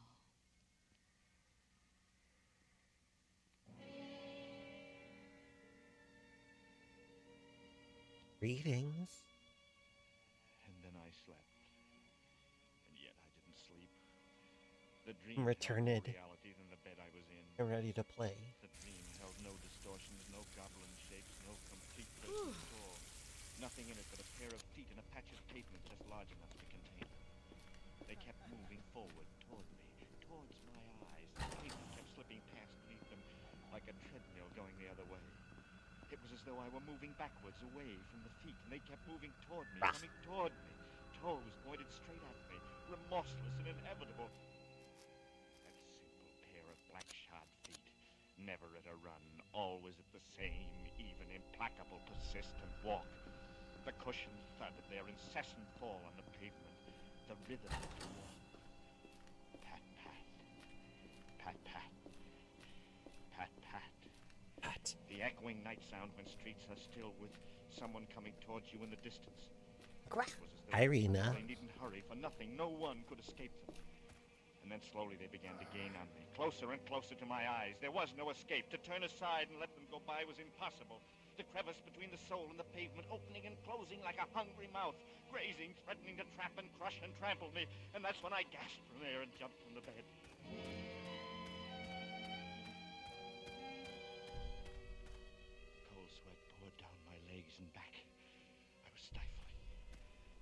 darkness in the room lay over my head like a blanket.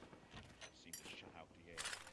Still gripped with the terror of the dream, I threw on the light, leaned out the window, and sucked in huge gulps of cold, clean air.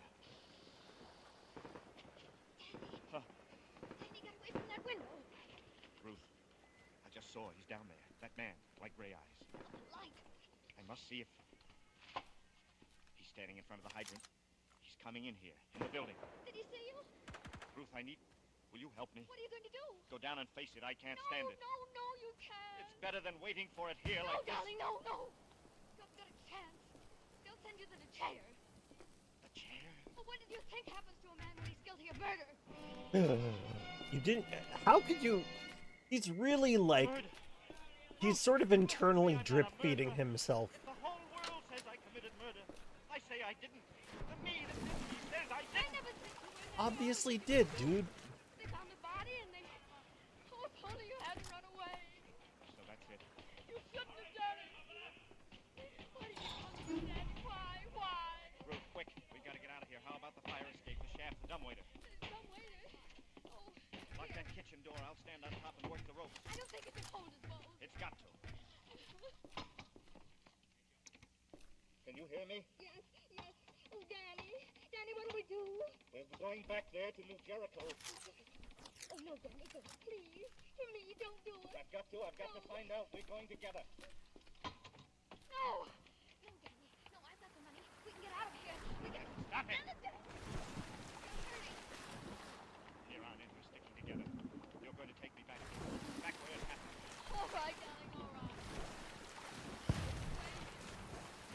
I'll go wherever you go. I can't lose you again.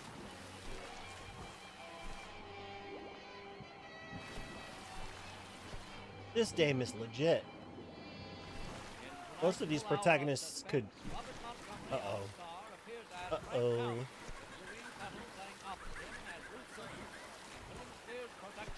Oh, shit!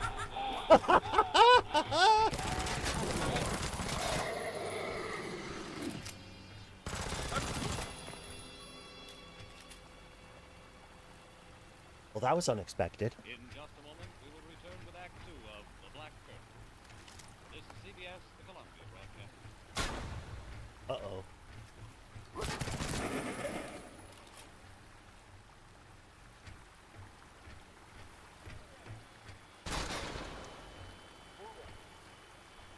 Now we bring back to our Hollywood sound Robert Montgomery as Tuttle as Ruth Dillon in Act 2 of The Black Curtain. A play well calculated to keep you in Suspense.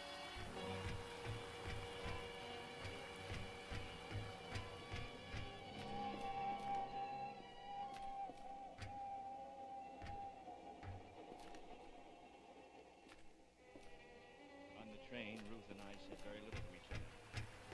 While I'd hid in the phone booth at the Penn station, she bought us a couple of cheap raincoats. And I sat hunched up in mine, thinking, yet not daring to think. Ruth While brought so. along the newspaper clippings. I read them for the 20th time. They all read alike. Dietrich Slayer sought. Secretary wanted in brutal slaying at suburban estate. Police are pressing the search for Daniel Nearing, secretary in the employ of the late John Dietrich, 58, member of a well-known local family who was shot and killed in the drawing room of his New Jericho estate on the morning of December 15th. The wall safe was robbed of $10,000. Nearing disappeared December 15th, on the morning of which date he is known to have had a bitter quarrel with the deceased. This last by Ada and Franklin Dietrich, widow and brother of the murdered man.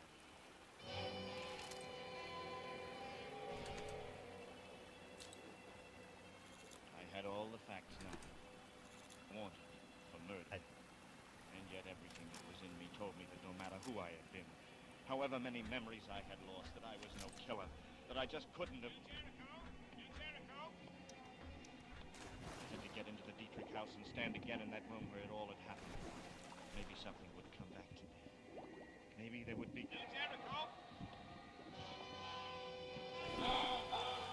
Oh, did I bring Slim Fish? Okay, I don't think I did. Okay, yeah, I don't have Slim Fish.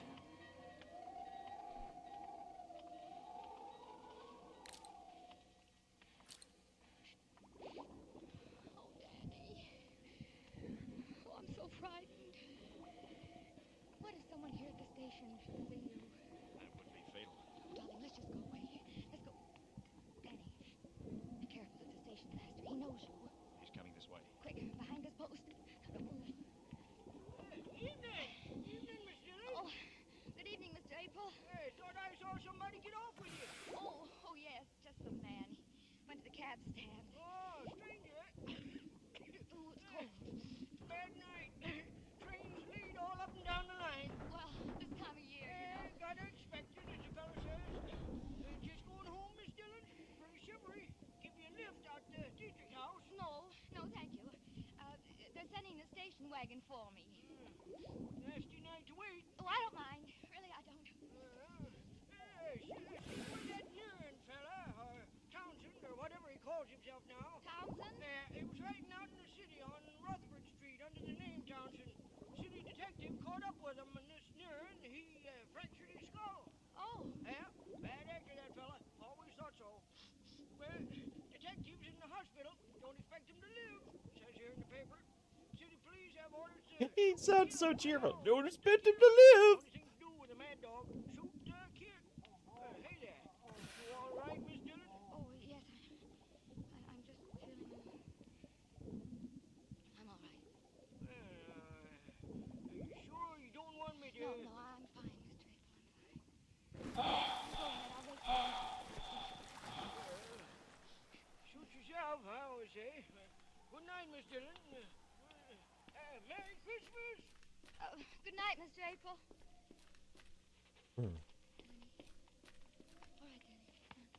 Listen, Ruth. In Suspense, old people exist to be murdered for their money. Yeah, generally. More than anything else in the whole world, because They have a few other uses in... attack or kill anyone, not anyone. It was Denny. He hit that detective with... Danny would believe you. Franklin's lawyer, a man weighing less than... If you don't believe me about this, you must believe that I killed you. Go in the bushes.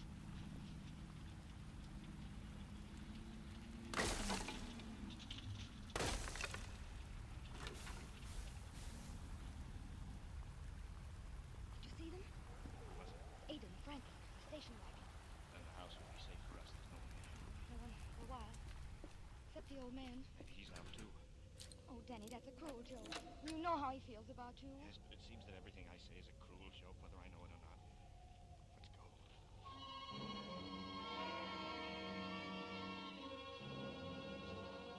I could probably... Probably not the compel. It's too heavy.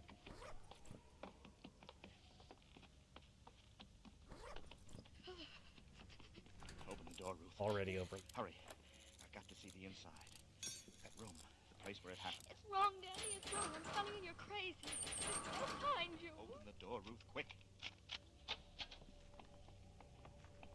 All right, now. Let's have a look at the room. Please, Danny, please. Don't talk about it.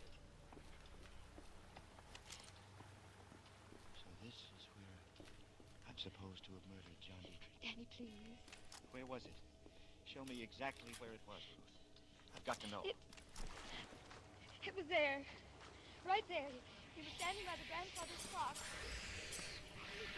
That's a lot of hesh. Get your own Oh my goodness. I believe you, Daddy. And I love you. Wow. That's only Whoa. Don't go in there, Danny. Don't, please. You'll wake him. I want to see him. Don't, Danny. He can't That, help you. that was a lot. Turn on the light. I want to see him.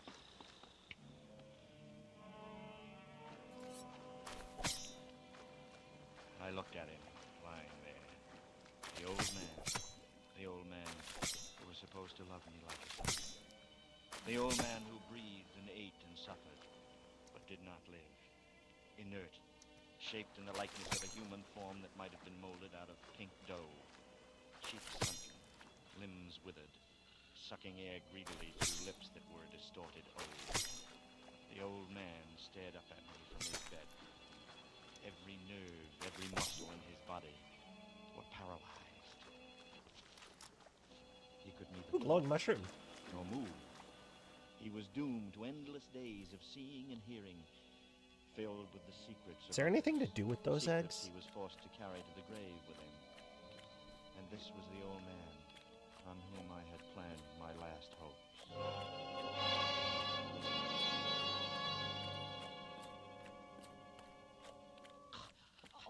Oh, there you woke him. It's me, Mr. Dietrich. What? This is Danny. You remember Danny, Ah, don't you? here we are. Hello, Mr. Dietrich. See how his eyes are shining. Yeah. Was he here when it happened? You know that, Danny. Why do you ask such funny questions? He's been in bed here for 5 years. Oh. Mirror. On the wall there. Opens. The clock. Look, you can see the grandfather's clock in the other room. What are you getting at, Danny? He could see it. The old man could The see the murder orb. through the mirror. If he could only talk. But he can't talk. You scare me, Danny. He saw the Oh man my who killed goodness. John Dietrich. He understands what I'm saying. He's blinking his eyes. Oh, stop torturing him, Danny. Can't you see what you're doing to him? Trying to say something. Look, his eyes are blinking. He's going to help me.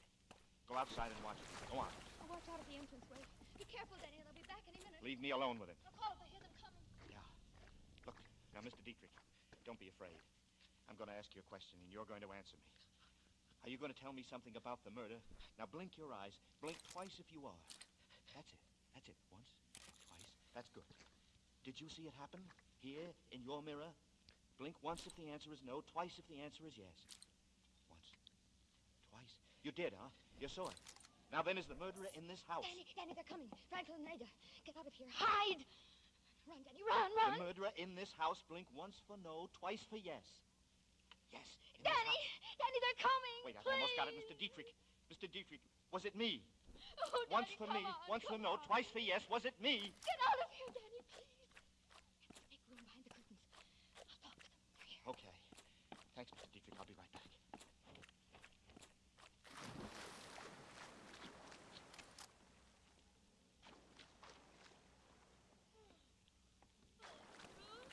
That acid? Ruth, is that you in Father's room?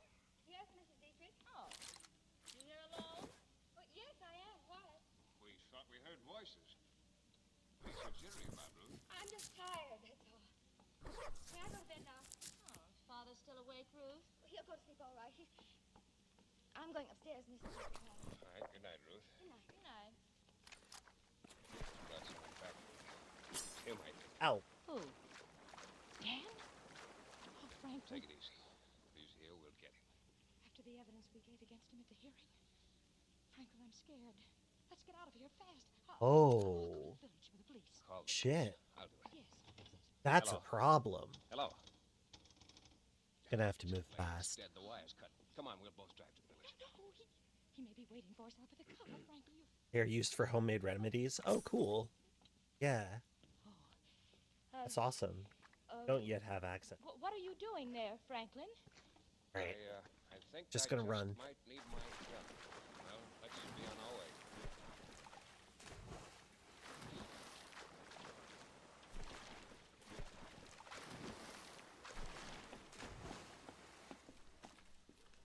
Now, Mr. Dietrich, you're helping me find. You know I'm trying to save my life, don't you? Now, the murderer, was it me? Was it me who did it? Me, Danny Nearing. Blink once for no. Once. Once! You're sure? You're sure it wasn't me? You're smiling, Mr. Dietrich, you're smiling. Now, was it somebody in this house?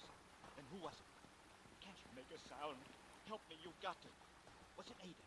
Twice for yes, once for no. Once. All right, then was it Franklin? Was it... Up with the hands, Nearing. Up or you'll never go to trial. Franklin, you've got to listen. You've got Shut up and drop that flashlight. Kill the old man, too, huh?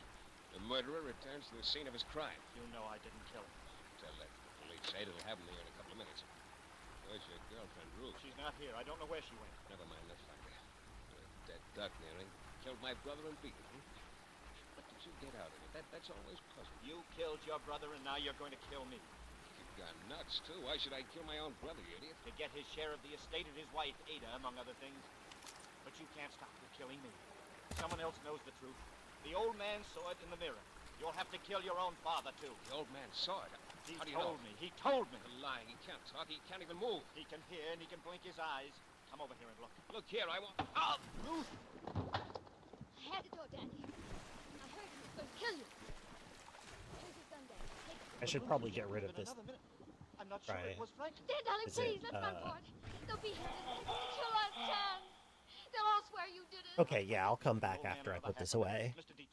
Dietrich. Go store it at Sydney's. Tell me, Mr. Dietrich, was it Franklin? Did Franklin kill your son, John? Blink once if he did. What's the matter, Mr. Dietrich? Don't be afraid. I won't hurt you. Why are you afraid? He's afraid, Ruth. Oh, it's this gun. Take the gun, Ruth. You take it. He's afraid. I'm not going to hurt you, Mr. Dietrich. What's the matter? Why don't you answer me? Who killed John Dietrich? It wasn't me. It wasn't Ada. It wasn't Franklin. But someone in this house. Was it? Ruth. Ruth.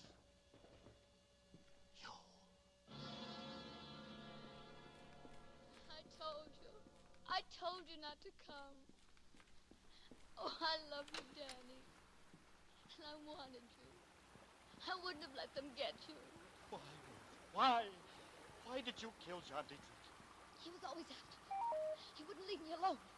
And I hated him. And then that night he came after me. He threatened me, said he'd kill me. If he couldn't have me, nobody could. He had a gun, Danny. And I got it away from him. He hit the clock. He leaned against it. I thought he'd never fall down and die. I took the money to make it look like robbery. It was the day you ran away. I was crazy, I know. And they thought it was you. And they started looking. You? Why was it you?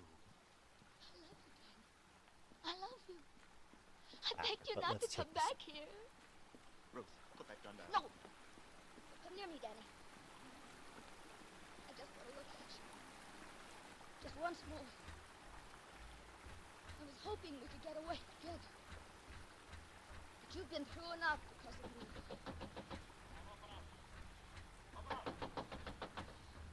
And now you're clear, Danny. And this is going to clear me. Forever. My darling. Ruth, no, they'll kill you.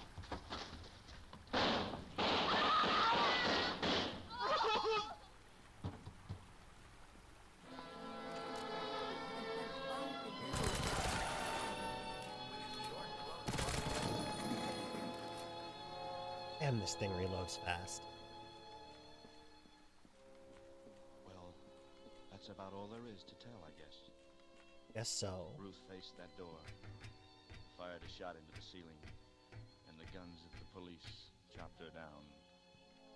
That's the way she wanted it, I guess. It was gray eyes, bandaged head and all. But what's the use of talking about it? I'm trying to put it all behind me. Resume my life where it left off 3 years ago. Sometimes when it gets toward evening, I walk along Tillery Street. And once in a while, somebody I don't know, will say, "Hello, Danny." And I just say, "Hello," and walk on. I don't want to find out anything anymore. I want it all to die away and be still. Oh, hey. Sorry, And it will. I can't help. All except Ruth. Because somewhere behind that black curtain, I was loved and loved someone. We must have known a love that I'll never know again. Huh.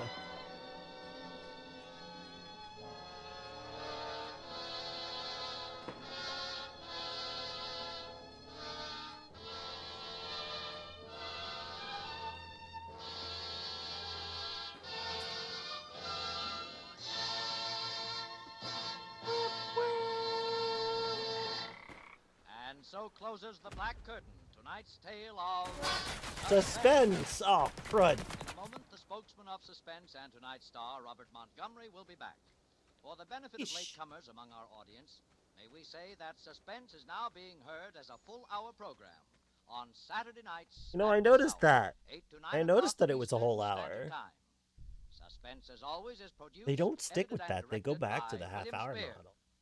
Our musical director and conductor is Lud Gluskin. The composer of our original scores is Lucien Morawek. Lorraine Tuttle appeared opposite Mr. Montgomery as Ruth Dillon, and you heard performances by Kathy Lewis, Janet Nolan, Sidney Miller, Conrad Binion, Jack Crucian, Bill Conrad, Jerry Hausner, Paul Fries, Ira Grissell, Junius Matthews, Harry Lang, and Joseph Kearns. This is Bill Spear, twice as much as out of breath as usual after our first hour production of Suspense. I certainly want to thank everyone connected with our adventure this evening, and naturally it begins with Mr. Montgomery. Bob, this is going to be truly wonderful working with you. Thank you, Bill. We didn't have much more time, and we don't have much more time, and I think all of us are about ready to wrap up and go home. In the next weeks of Suspense, we plan to bring you the very best of novels and plays. Stories by such acknowledged masters and mistresses in the art of suspense as Mary Belloc Lowndes, Dashiell Hammett, Agatha Christie, Eric Ambler, John Buchan, James M. Cain, Graham Greene, Raymond Chandler, Sir Arthur Conan Doyle, and last but by no means least, Mr. William Shakespeare. Mr. Spear and I, and all of us, would be tremendously interested to know what you think about the new Saturday night full hour of Suspense. Any suggestions and comments that you may have will certainly be valuable to us. We hope that from now on you will want to set this hour aside each week and leave the door of your radio ajar for us. See you next Saturday. Leave the door of your radio ajar. In the Universal International production, Ride the Pink Horse. Don't forget, next Saturday, 8 to 9 o'clock Eastern Standard Time, another 60 minutes of Suspense.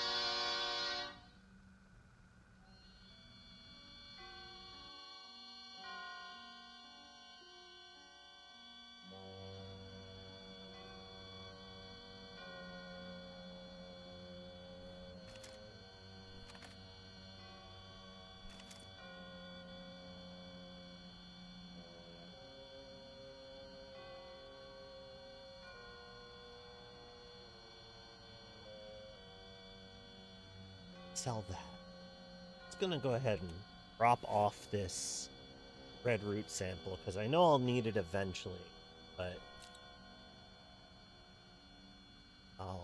it's gonna sell that. This is CBS, the Columbia Broadcasting System. Would you hand me that, please? Thank you. Now let's see. Survey, survive, Susanna, suspect. Here we are. Suspense. Meaning held in doubt, expressing doubt, the state of being uncertain, undecided, or insecure, state of anxious expectation or waiting for information, such as to keep one in suspense, therefore delay acquainting him with what he is eager to know. Suspense. Suspense. And Cisterns. An hour of suspense now. A full 60 minutes at this time. And with the distinguished actor-director Robert Montgomery as your host. Tonight, our star is Howard Duff, famous wherever radio is heard as Sam Spade, detective. Oh, Sam Spade. As Spade, he will appear in The Candy Tooth. Actually, you know what? Suspense play That is very likely to be extremely misogynistic. I think I want to get back to the ones that go to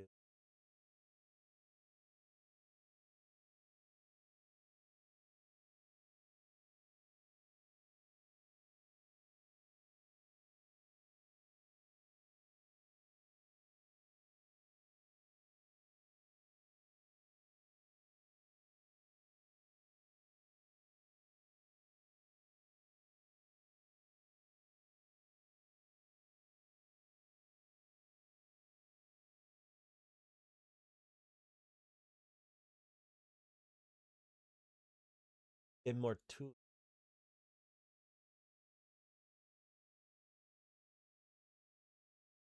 Try. Start with.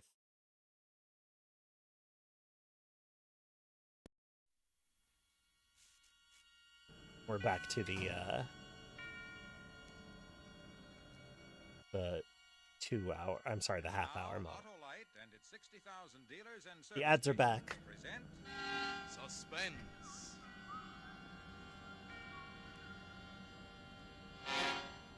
Tonight, Autolite brings you James Mason and Pamela Colino in Agatha Christie's Where There's a Will, a suspense play produced and directed by Anton M. Leader. Friends, have you ever been in a dilemma? I mean, in a fix, like having to get started in a hurry and your motor won't turn over? Yeah. Well, what you need is an Autolite Stay Full battery. That dandy dynamic battery you can definitely depend on. Why, by Cornelius, an Autolite Stay Full battery needs water only 3 times a year in normal car use. You can say bravura for that Aquapura. Plenty of extra liquid reserve. Yes, sirree. And it has extra plates in every cell. That means longer life and stronger life. What's more, those plates are protected against loss by fiberglass insulation. I can't say enough about Autolite Stay Full batteries. Those marvelous marvels with more liquid reserve than Hollywood has stars. So get wise. Get an Autolite Stay Full. Remember, you're right with Autolite. Thank you for the follow, Dodica. Autolite presents James Mason and Pamela Colino in a tale well calculated to keep you in suspense. Now, Mr. Jepson, you really must let me make you a whiskey and soda. I have some excellent scotch. Never mind that, Ridgway. Soda. I've come to find out when you can raise 10,000 pounds. I see. Yes, I see. Well, Mr. Jepson, 10,000 pounds is a great deal of money. It's what's needed to cover your notes. Yes, that's right. But you know, Mr. Jepson, you might just let me write you one more IOU and try again. Your luck's run out, Ridgway. Well, I wasn't much of a gambler anyhow, was I? Perhaps it's just as well I've learned my lesson. How long, Hold on a Mr. second. Jepson, would you say I have to raise the money? 4 weeks. I see, 4 weeks. And if I should fail to raise the money? I see. Well, you make yourself very clear, Mr. Jepson. But then perhaps all's not lost. Mrs. Harter, my aunt, has had the foresight to draw up a new will making me her heir. The money was to go to her niece, my cousin Miriam, but now a new will's been drawn up. Aunt Mary finds me much more satisfactory than poor Miriam. The very spirit of solicitude I am, forever inquiring about her health, about her poor weak heart. 4 weeks. Is that right, Mr. Jepson? That's right, Ridgway. Or else. I see. Or else.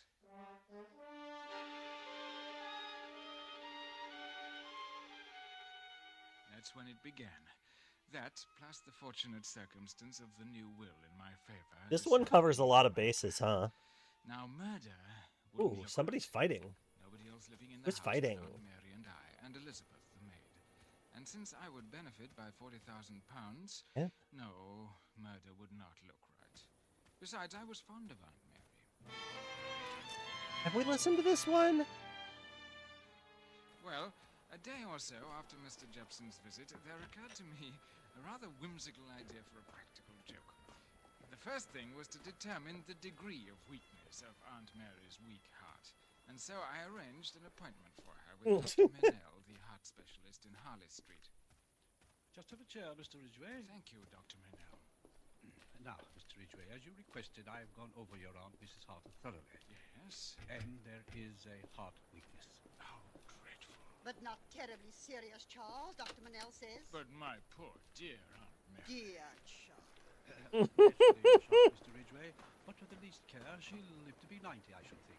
However, her mind must be kept well distracted. Mind distracted? Yes, distraction for the mind and Oh. no sudden shocks. That's most important. I never picked this up. I see. Well, thank you, Doctor. Not at all. Out this way, my private exit. No use going through the waiting room again, eh? Well, good day, Mrs. Harter. Good day, Doctor. Goodbye, Doctor. I'd say, Yes? I minimized your aunt's condition just a bit. Didn't want to alarm her. You understand? Yes. But what I said about no shocks, no frights, most important. A good fright might very well carry her off. I see. I see. Well, thank you, Doctor.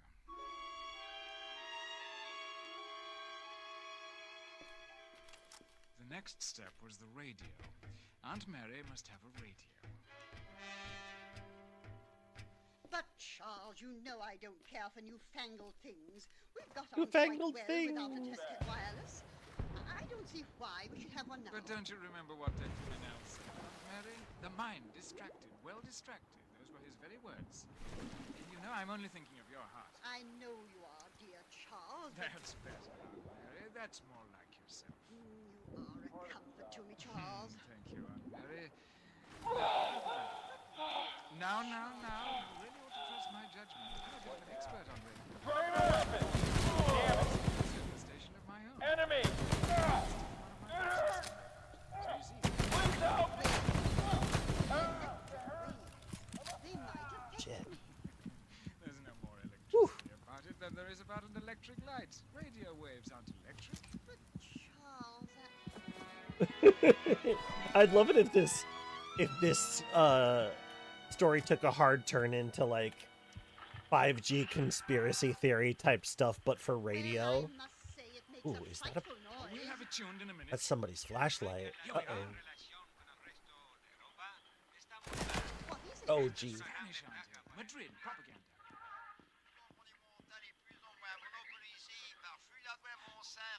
There's France. What do you think of that? You can tune in the whole world, You see, Aunt Oh, I'm Mary, hungry. How did I let myself get so hungry? all over the world on this little box. Hang. Madrid, Paris, New York, and beyond. Beyond. Oh, thank you for the subscription, Sir Moramore. Welcome to the Grog Gang. You were already in the Grog Gang. It's okay. And now you're in Grog Gang VIP section? I don't know. Ooh, that's the shotgun I like. That my little practical joke was going to be fun. Come here. The acting and coaxing poor dear Aunt Mary along. Help me! Help! BBC Home Service. Loners, yeah, they're loners. Then, one morning, I attached a wire into the radio. She was still in bed. Ran it along under the carpet into the small anteroom of the sitting Oh, room of the radio. take the mouse back, please. Capture the mouse. Thank you. And hooked it to the other end of the wire, and everything was all ready. That evening, I backed the car out of the garage and started off for my regular Wednesday. Grog Gang Inner Lodge. But I drove only a short way, then parked behind a hedge and walked back to the house.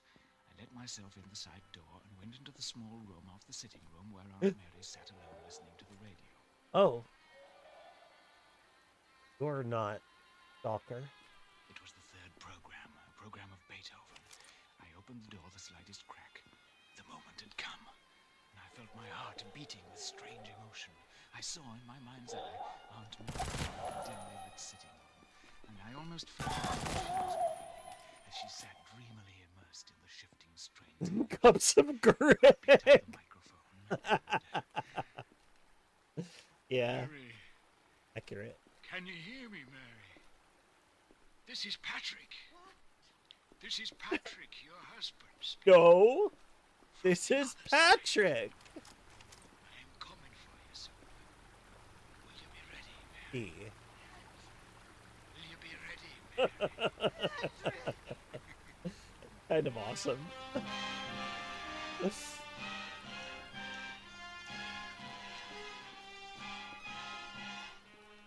For Suspense, Autolite is bringing you James Mason and Pamela Collino in radio's outstanding theater of thrills, Suspense.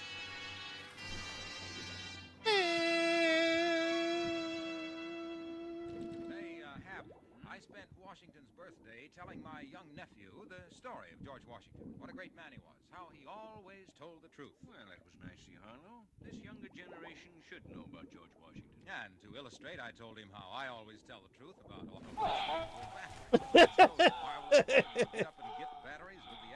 I think this is not the section. I told him a camel is practically Oh, there you are. Newer thing. Because an Autolite Stay Full battery needs water only 3 times a year in normal car use. But Harlow, you were telling your nephew about George... Always tell the truth, I told him.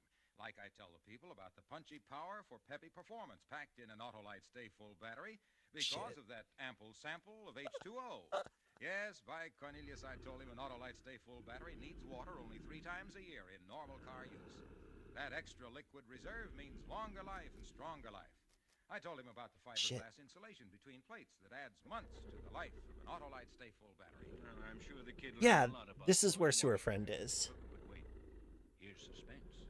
Right at the cistern. And now, Autolite brings back to our Hollywood soundstage James Mason, who will be So many joined by his choices. wife Pamela Collino in Where There's a Will, A tale well calculated to keep you in Suspense. So many goodies. After I'd spoken with the voice of Aunt Mary's dead husband, I NFTs. waited a moment. Then, very cautiously, I looked into the sitting room. Aunt I can Mary get a was love sitting balloon. bolt Oh, upright, but I hands won't be able to fixed. get the Then a sob canister if I do. as she looked toward the radio, which was now innocently transmitting the BBC third program again. I had to bite my lips to keep from laughing.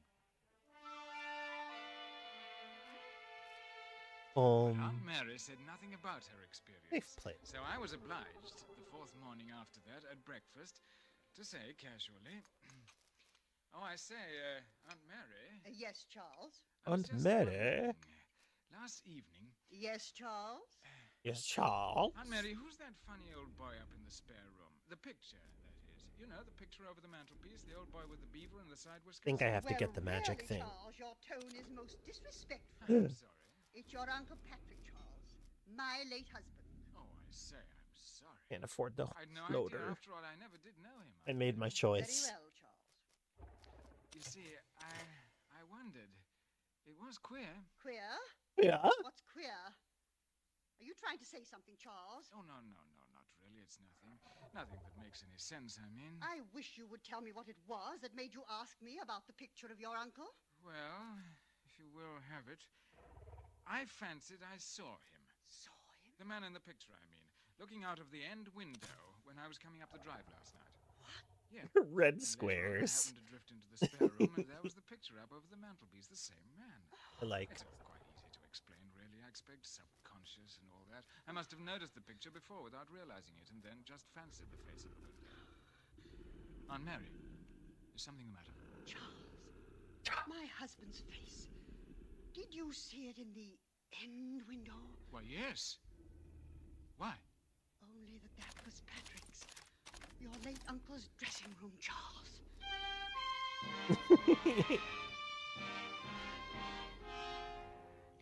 The very absurdity of the story I made poor Aunt Mary believe was the fun. This is why you hang on to amanitas, because you can breed them for incendiary ammo. To go and play bridge again. I concealed myself Boomers. in the sitting room just as before, took up the microphone, and spoke from the other world in the same sepulchral tones.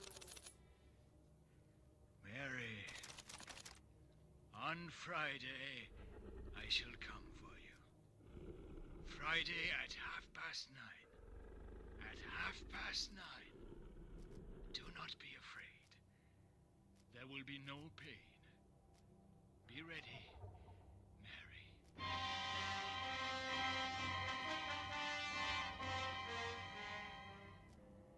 When I came into her bedroom the next morning, Okay. Aunt Mary was speaking to Guess that'll do Elizabeth for in the now. most businesslike manner. Now, here you are, Elizabeth. I want you to take this letter I've written. Yes, ma'am. I wrote it last evening. If anything should happen Friday evening, you understand me? Yes, ma'am. Friday evening. That's my night out. So it is. You go right ahead. However, if anything shall have happened by the time you get back on Saturday, Trade? I want this letter No delivered trading by mail. today. Yes, ma'am. Now, the top left. We love sewer friend in this. It's locked. The long key with a white label. Everything in the drawer is ready. Ready, ma'am? For my burial. Oh, Mum, what are you saying? I thought you was in a sight better health. Never mind that, Elizabeth. Don't be maudlin. Mum! Elizabeth, did I ever tell you how much I've left you in my will? Oh, no, Mum. Well, I can't seem to remember. It was £50 in the old will, but did I raise it to 100? Well, at any rate, I want you to have £100. I'll have to look into it. But if anything should That was silly. I didn't mean. then Mr. Charles will see. I hear my name. Why does sewer friend have so much stuff? I guess that when things fall in the cistern, they can just kind of fish them out and dry them. Know if I've left her I don't know. 50 or £100. But if anything should happen to me, it's to be £100. That's a gloomy thing to be thinking. Charles, does she think that's almost awful just What's now? this? That's enough, Elizabeth. You may go now. Yes, Mum.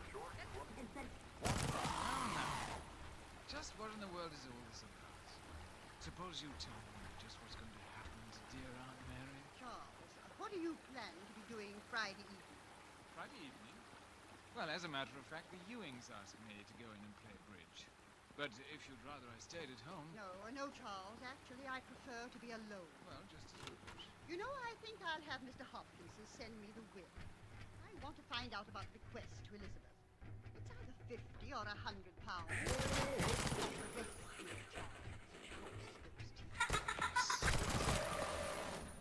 Whatever you say.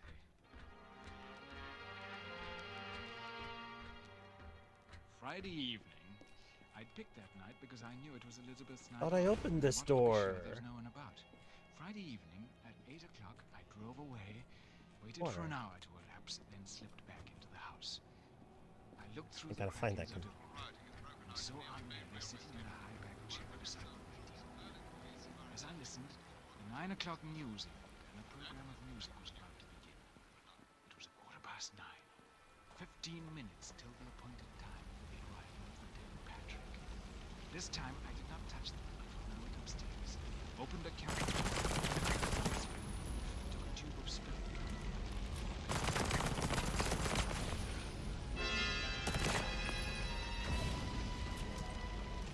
Sharp on the instant, 9:30.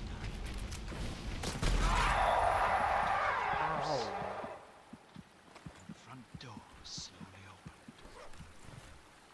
Then there were slow, halting footsteps along the short hall to the sitting Fuck it. room, where an old woman waited. Then the sitting room door opened. The time has come.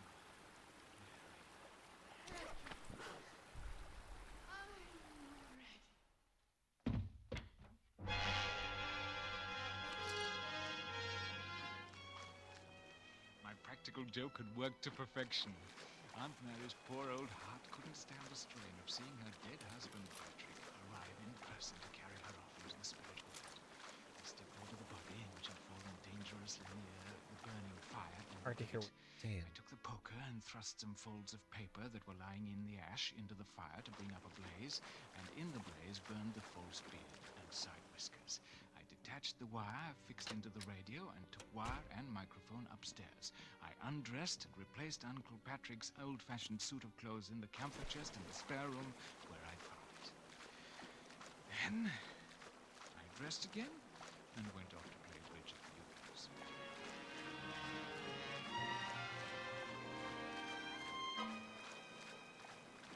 2 days later. This is Mrs. Harter's... this was Mrs. Harter's residence. Oh, just a moment. It's Mr. Jepson, sir. All right, I'll take it. You may go, Elizabeth. Ridgway here. Anything wrong? Not yet. I just wanted you to know that I read about it in the Daily Standard, Ridgway. A pity about poor dear Aunt Mary, don't you think, Mr. Jepson? A pity. Oh. And let me remind Got you, it. you have 1 week left. I haven't forgotten. Once the newspapers announce my inheritance of £40,000, I'll have no difficulty borrowing. Then I'll pay up. Good. Only remember this, Ridgway. You don't pay up and I send you to the same place you sent to your Aunt Mary. You understand? Or maybe it wouldn't be quite the same. I did not see that comic sinless. You've got murder on your soul. Understand? I understand, Mr. Jepson. Mr. Jep. And then, that evening, Dr. Manel came to the house. I really did think you'd want to see this. You say Elizabeth brought it to you? Yes, she said it was one of Mrs. Harter's last requests that she do so. As a matter of fact, I do seem to remember... Yes, and I do recall seeing her give Elizabeth some such envelope as that. You've read the contents? That's what's queer. Here, suppose Oh. you have a look for yourself. All this queerness. All right. Tonight, Wednesday at 9:15, Wednesday. I have distinctly heard We did hear this. the voice of my But I dead don't mind. husband. He told me that he would come for me on Friday night at 9:30. If I should die on that day and at that hour, I should like the facts made known so as to prove beyond question the possibility of communicating with the spirit world. Mary Harter. What do you make of it? Hold this. I It's a coincidence, to say the least. She did die at nearly that very hour. 9:30 Friday night. I don't understand. In the circumstances, an autopsy is desirable. You understand? Purely as a matter of form. Yes. Yes, of course.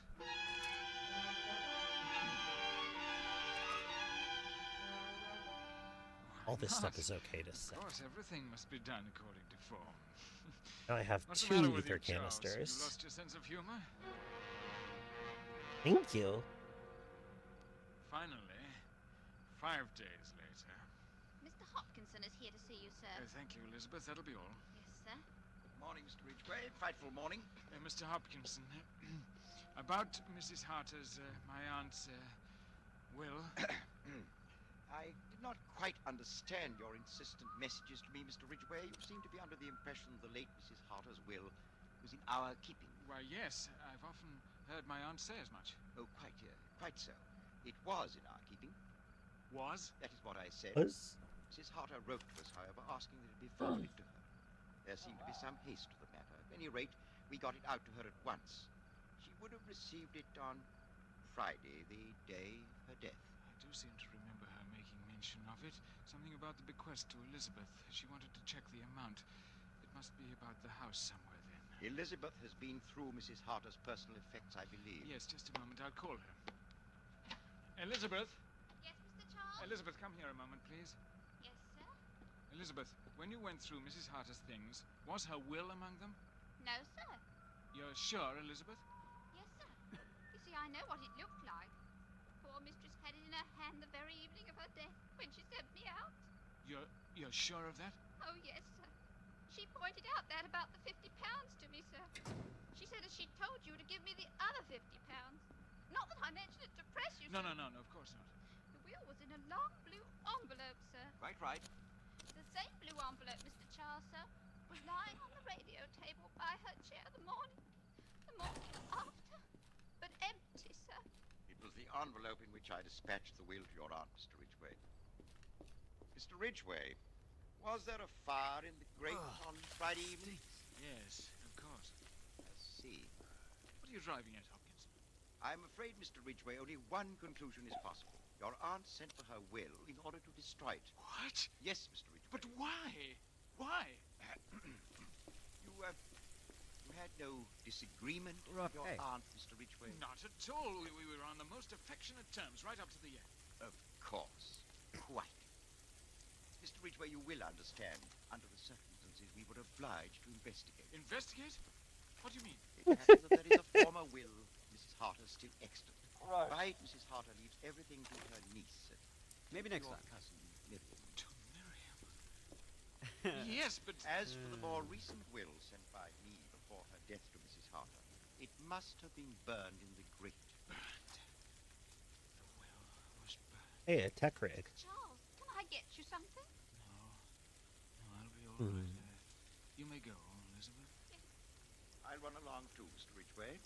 If there is nothing further. No, I'll telephone. Quite. And yet there would seem to be little use for that. We've notified your cousin Miriam of her inheritance. As a matter of fact, I'm surprised you didn't know all this yourself. You see, we sent word round to the press yesterday. Well, good day, Mr. Ridgway. Good day. I remembered some folds of paper that I thrust into the fire to make it blaze up and burn the false beard and side whiskers with which I'd frightened an old lady to death. And then I remembered something falling. A paper. A will.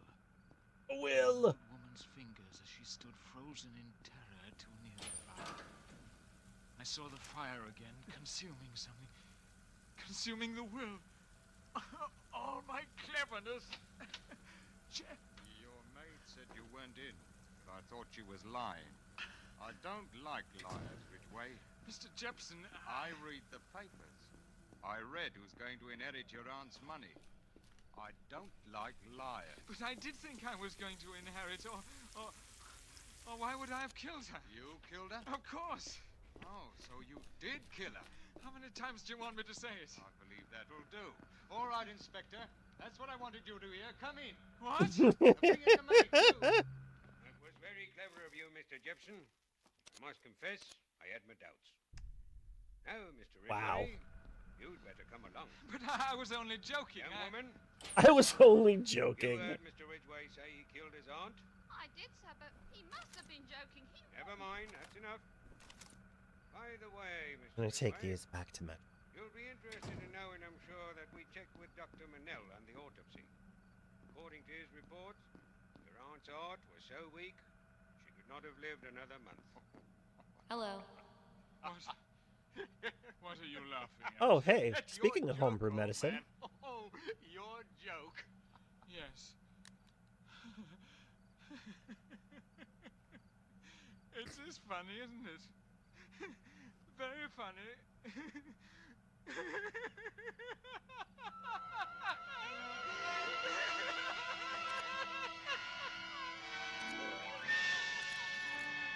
Perhaps another time.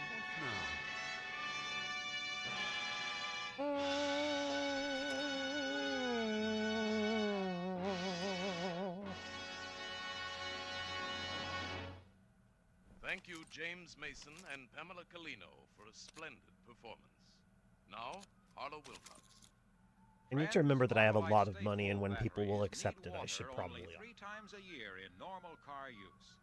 And they're made by Autolite men who make over 400 products. Autolite men, join the Autolite in 28 men. Autolite plants from coast to coast. Yes, sirree. Autolite also makes complete electrical systems for many makes of America's finest Man, cars. if I get my speed up to Batteries, 100%, spark plugs, generators, starting motors, coils, or past it. distributors. All ignition engineered to fit together perfectly, work together perfectly, because they're They're a perfect team. So, folks, don't accept electrical parts that are supposed to be as good. Ask for and insist on Autolite original factory parts at your neighborhood service station, car dealer, garage, or repair shop. Remember, you're always right with Autolite. Autolite.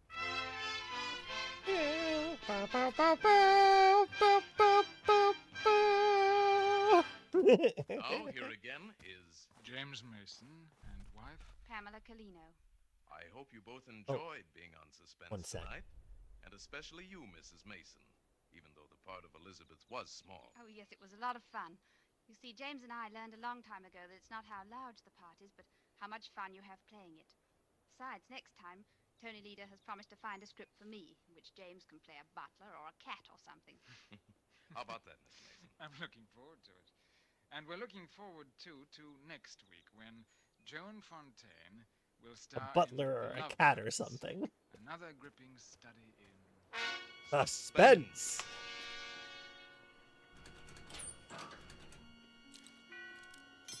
Hey. James Mason and Pamela Colino have just completed the book, The Cats in Our Lives. Tonight's suspense play was adapted from the Agatha Christie story by William Fifield. Music was composed by Lucian Morawek and Yeah, I need to get back to the burrow. The entire production was under the direction of Anton M. Leader. Now here is great news. Beginning March 1st, Suspense on television may be seen in many areas of the country, Tuesdays at 9:30 p.m. Eastern Time. Go that way. You can buy Autolite electrical parts, Autolite resistor spark plugs, Autolite stay-full batteries at your neighborhood Autolite dealer. Switch to Autolite. Good night.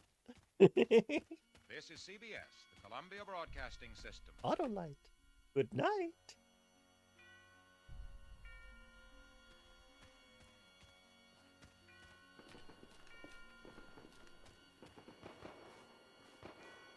Agatha Christie is such a fun author, and how much she started to fucking hate her characters. Yeah, I get the feeling she didn't have a particularly high opinion of humanity. And now, Autolite and its 60,000 dealers and service stations present Suspense.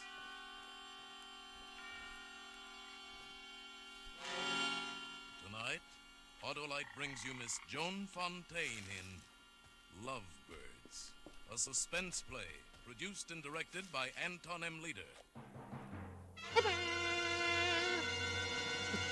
Friends, replace old narrow gap spark plugs with wide gap Autolite resistor spark plugs. Your car will idle smoother, give you better performance on leaner gas mixtures, actually save gas dollars. It's the new thing. Yes, sirree, friends, Autolite regular type spark plugs have long been standard factory equipment on many leading makes of cars and trucks. And now 6, that's right, 6 of these leading makes of cars and trucks have switched to the new Autolite resistor type spark plugs for factory installation on their new 1949 models. The new Autolite resistor spark plugs are the spark plugs of today and the future. Remember, you're right with Autolite. Oh, you're right with Autolite. And now, you're always right with Autolite presents Autolite. Miss Joan Fontaine in a tale well calculated to keep you in suspense. You know, Sam, I used to laugh, just as everyone else does, when I heard someone say, I've given you the best years of my life. It's not funny to me anymore. No, because that's what I've done, Sam. I've given you the best years of my life. But you wouldn't, darling. For 7 years you've been hanging on, and I've been playing a part. Playing it so well that people call us the Lovebirds. Lovebirds. Ah, now here it is, our 7th anniversary. You wanted to show off that portrait you had painted of me to Doug and Betty Wilson and Doc Roberts and the others. You were proud. They were envious. I was sick. Yep, that's Martha, all right, right down to the last eyelash. Like a duck? Perfect, Sam, just perfect.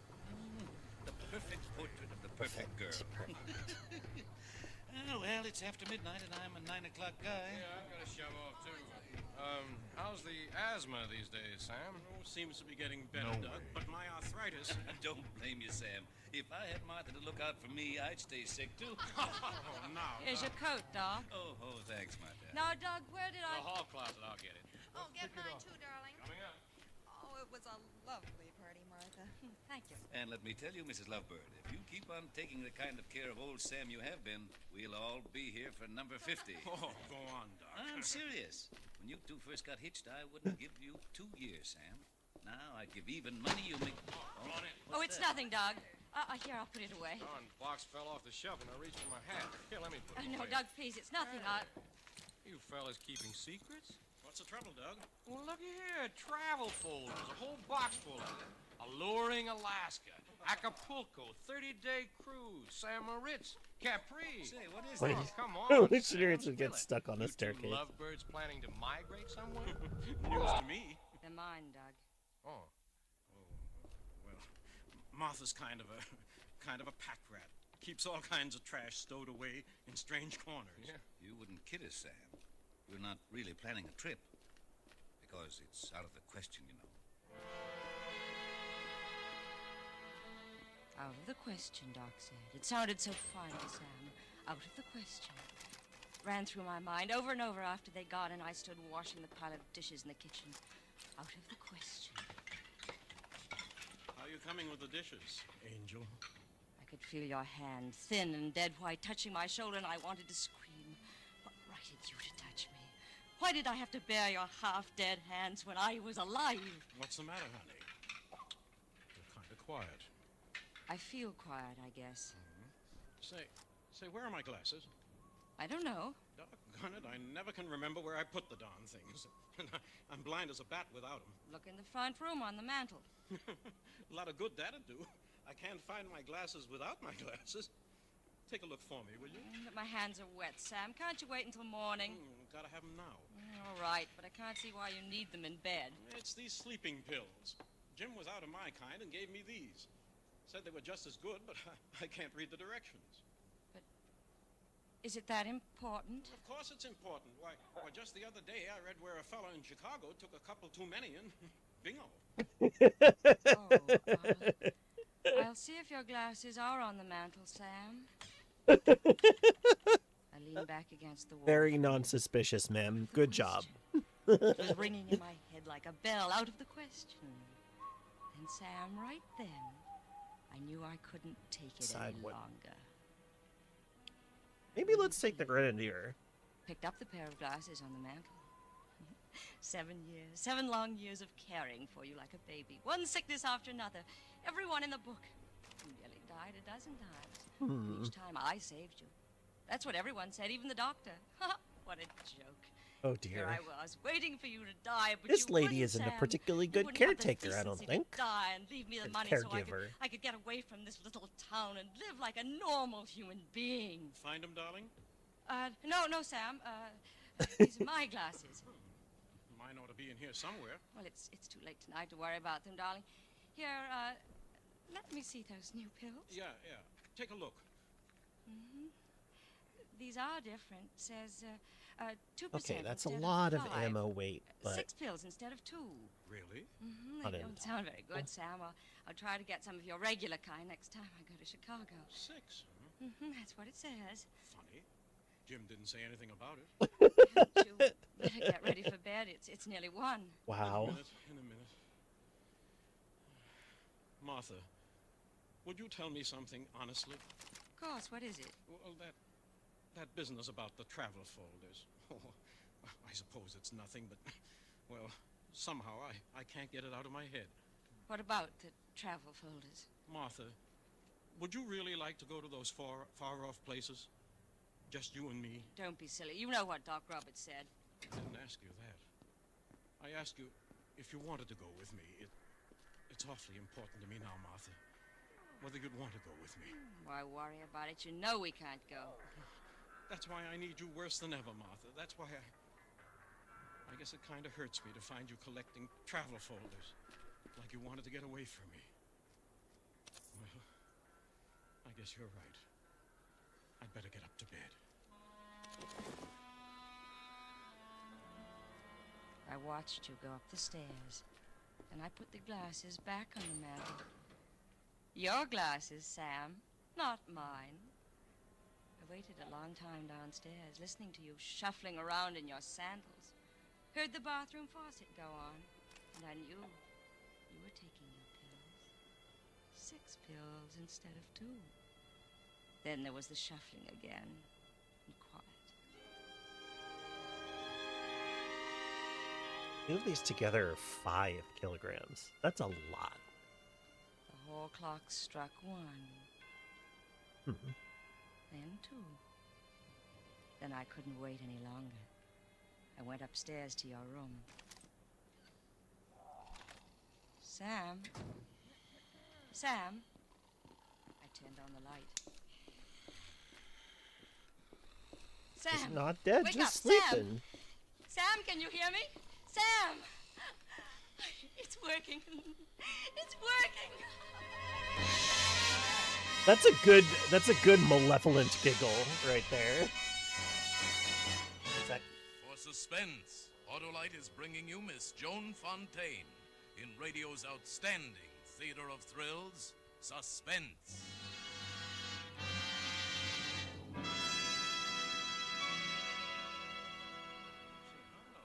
The newspaper says smart men are now wearing pastel-colored shirts for business. Well, now that you mention it, Hap, I have noticed a trend among smart men.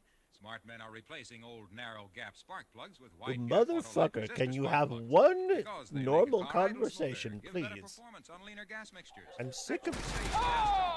Why, when you install Ow. a set of the new Autolite resistor spark plugs, you can tell the difference in your car. This article says Petunia Pink is getting a great reception. Reception.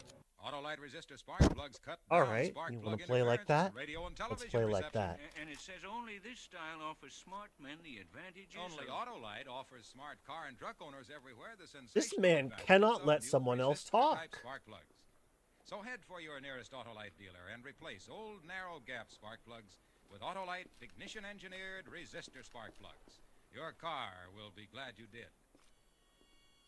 And now, Autolite brings back to the stage Joan Fontaine as Martha in The Lovebirds. A tale well calculated to keep you in Suspense. This is gonna be hard. Yes, Sam. I It am was quite a outgunned. moment there in your bedroom as I looked down at you, drugged and helpless on the bed. I shook you and you didn't even groan. I shook harder. I shouted in your ear and pinched you. You didn't move. It was wonderful. For the first time in 7 years, I could laugh and mean it. Never did anything to you, lady.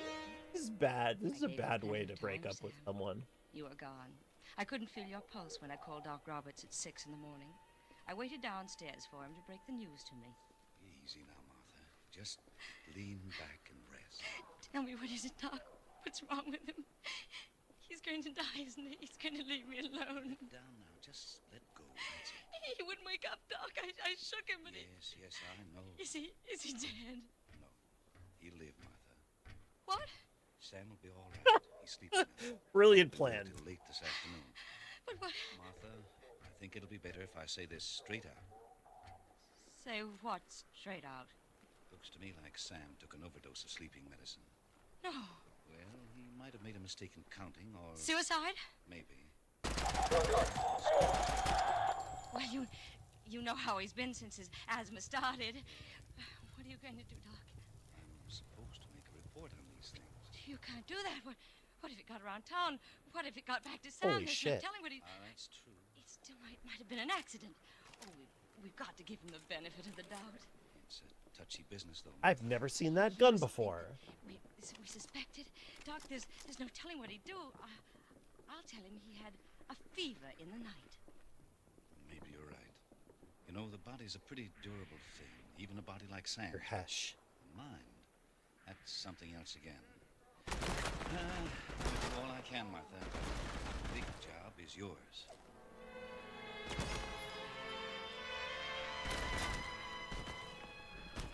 For a second after he left, I thought I was going to faint. I got a drink from the sideboard. Made me feel better. Until I remembered something else. The doctor didn't suspect. You, Sam. When you read the instructions on that box of pills...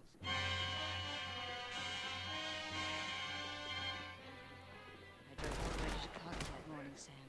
And I got what I wanted. It wasn't quite noon when I returned to your room. Put the new box on the stand beside your bed, and threw the other in the furnace. It was a long way to go, but you gave me plenty of time. Where have I been? Martha! Right here, Sam. I feel dopey. Doc said you had a touch of fever last night. Doc? Mm-hmm. He looked you over this morning. What time is it? Noon. Funny. I don't remember anything about it. Oh. What's this? What? Box on the stand here. That's not the one I bought. Oh, I got rid of your new pill. Picked up some of the regular kind this morning while I was shopping. He's just not a planner. You never quit, do you? Not a What do you planner. mean, Sam? Spoiling me like this. First thing you know, I'll be as helpless as a baby. What's for lunch? It was that easy, Sam. You never suspected. I was afraid of Doc Roberts at first, but he didn't say a thing. And for a while there were whispers you didn't hear. They were so sure you tried to kill yourself, Sam. I just took They were it so from the NFT Elite Ranger. Nice, Doc. This was no time to lie back and wait. They'd given me a weapon. No, this is This was the the saw. time to do it. Well, let's see. Quad Martha. automatic weapon. I reckon the surest thing would be poison. Thiocyanin. But isn't that sort of dangerous, Jim? Not if you're careful. How much will I need? Oh, one package ought to do it. Depends on how bad they are. The rats. Yeah. There you are. Hope it does the trick. Thanks, Jim. So do I. It was going to be different this time, Sam. This time I knew where I was going. That's where I'd made the mistake before, you see. I hadn't planned. A week later, I was ready. I remember you came home early that evening. And I was in the kitchen, starting your dinner. The saw is like the LMG's newer, more fashionable cousin. Yeah, yeah. Oh, shit! Getting dinner, Martha? It's almost done. Have it ready in a minute. Oh, no. Oh, Better go I'm and wash so bad. things won't get cold. Ow! You've got to be kidding me. Get out of here. You sure? What do you mean? I fucked up. Wouldn't be a I'm love so potion sorry. Or maybe... Oh, I fucked up. Just maybe a death potion. Oh, dear. You've cracked the salad bowl. What's the matter, Martha? Afraid you'll fail this time, too? Oh, Sam, you're talking nonsense. I don't know what you're talking about. You should, Martha. Sorry, I Jim did tells kill me a friendo. They haven't had my kind of sleeping pills at the drugstore for a long time. Sure. How far did you have to go to get them? You're sick, Sam. You're building things up in your mind. I wish I were. You see, I made a mistake this morning, Martha. Emphasis on fash, I yeah. decided to wear my white shirt, the one with the French cuffs. Shirt? You can't wear a shirt like that without cufflinks. I guess you forgot that, Martha, didn't you? That I kept my cufflinks in your jewelry box. Yes. Yes, Martha, I found it. I found the poison. Oh, well, that's what's worrying you. It's for the rats, Sam. I bought it for the rats. Wow. Rats. Should have bought some rats, too, because there aren't any around here. There's a certificate from an extermination company in the file that says so. That's a nice-looking salad, Martha. Here, taste it. Don't be a fool. You're the fool. You bought the poison. For some rats that don't exist. I ran out of the kitchen upstairs to my room. I was scared, Sam, and lost. I grabbed my coat and hat without thinking and started down the stairs. Better not go, Martha. Leave me alone. Do you want to hang? Hang? That's right, Martha. Oh, don't be ridiculous. There's got to be a murder first. There will be. The minute you leave this house. Remember, my dear wife, I have the poison. So? Okay, go on. Go on and leave, Martha. But just remember, when you walk out that door, I'll take enough of that poison to make them hunt you down from one end of the earth to the other. I'll take enough of it to make them hang you 20 times. That's dedication. If someone had put a gun in my This hand, thing I'd is have killed really right pretty there. great. Very, All I could very do was heavy. swallow the scream that rose up in my throat and fight the weakness in my knees. And yet, Sam, I think with it all, with all the terror and sick defeat inside me, I still wanted to love. Blotto. Remember, this was the house of the lovebirds.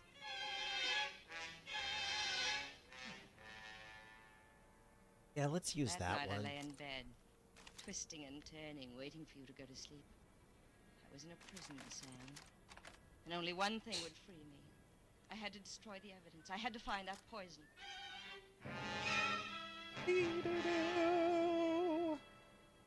1 o'clock, I walked across to your door, opened it quietly. Listen.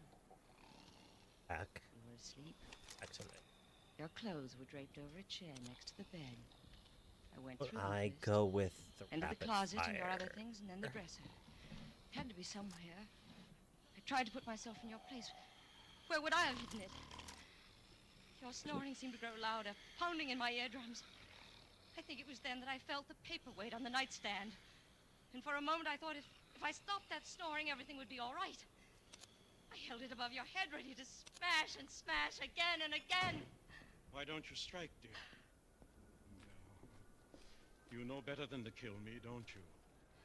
That'd be silly, Martha. Stupid, too.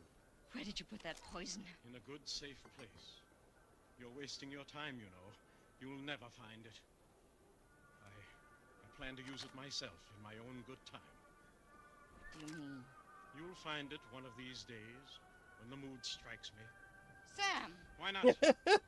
Remember, you bought the poison, and they'll figure you got caught in your own trap.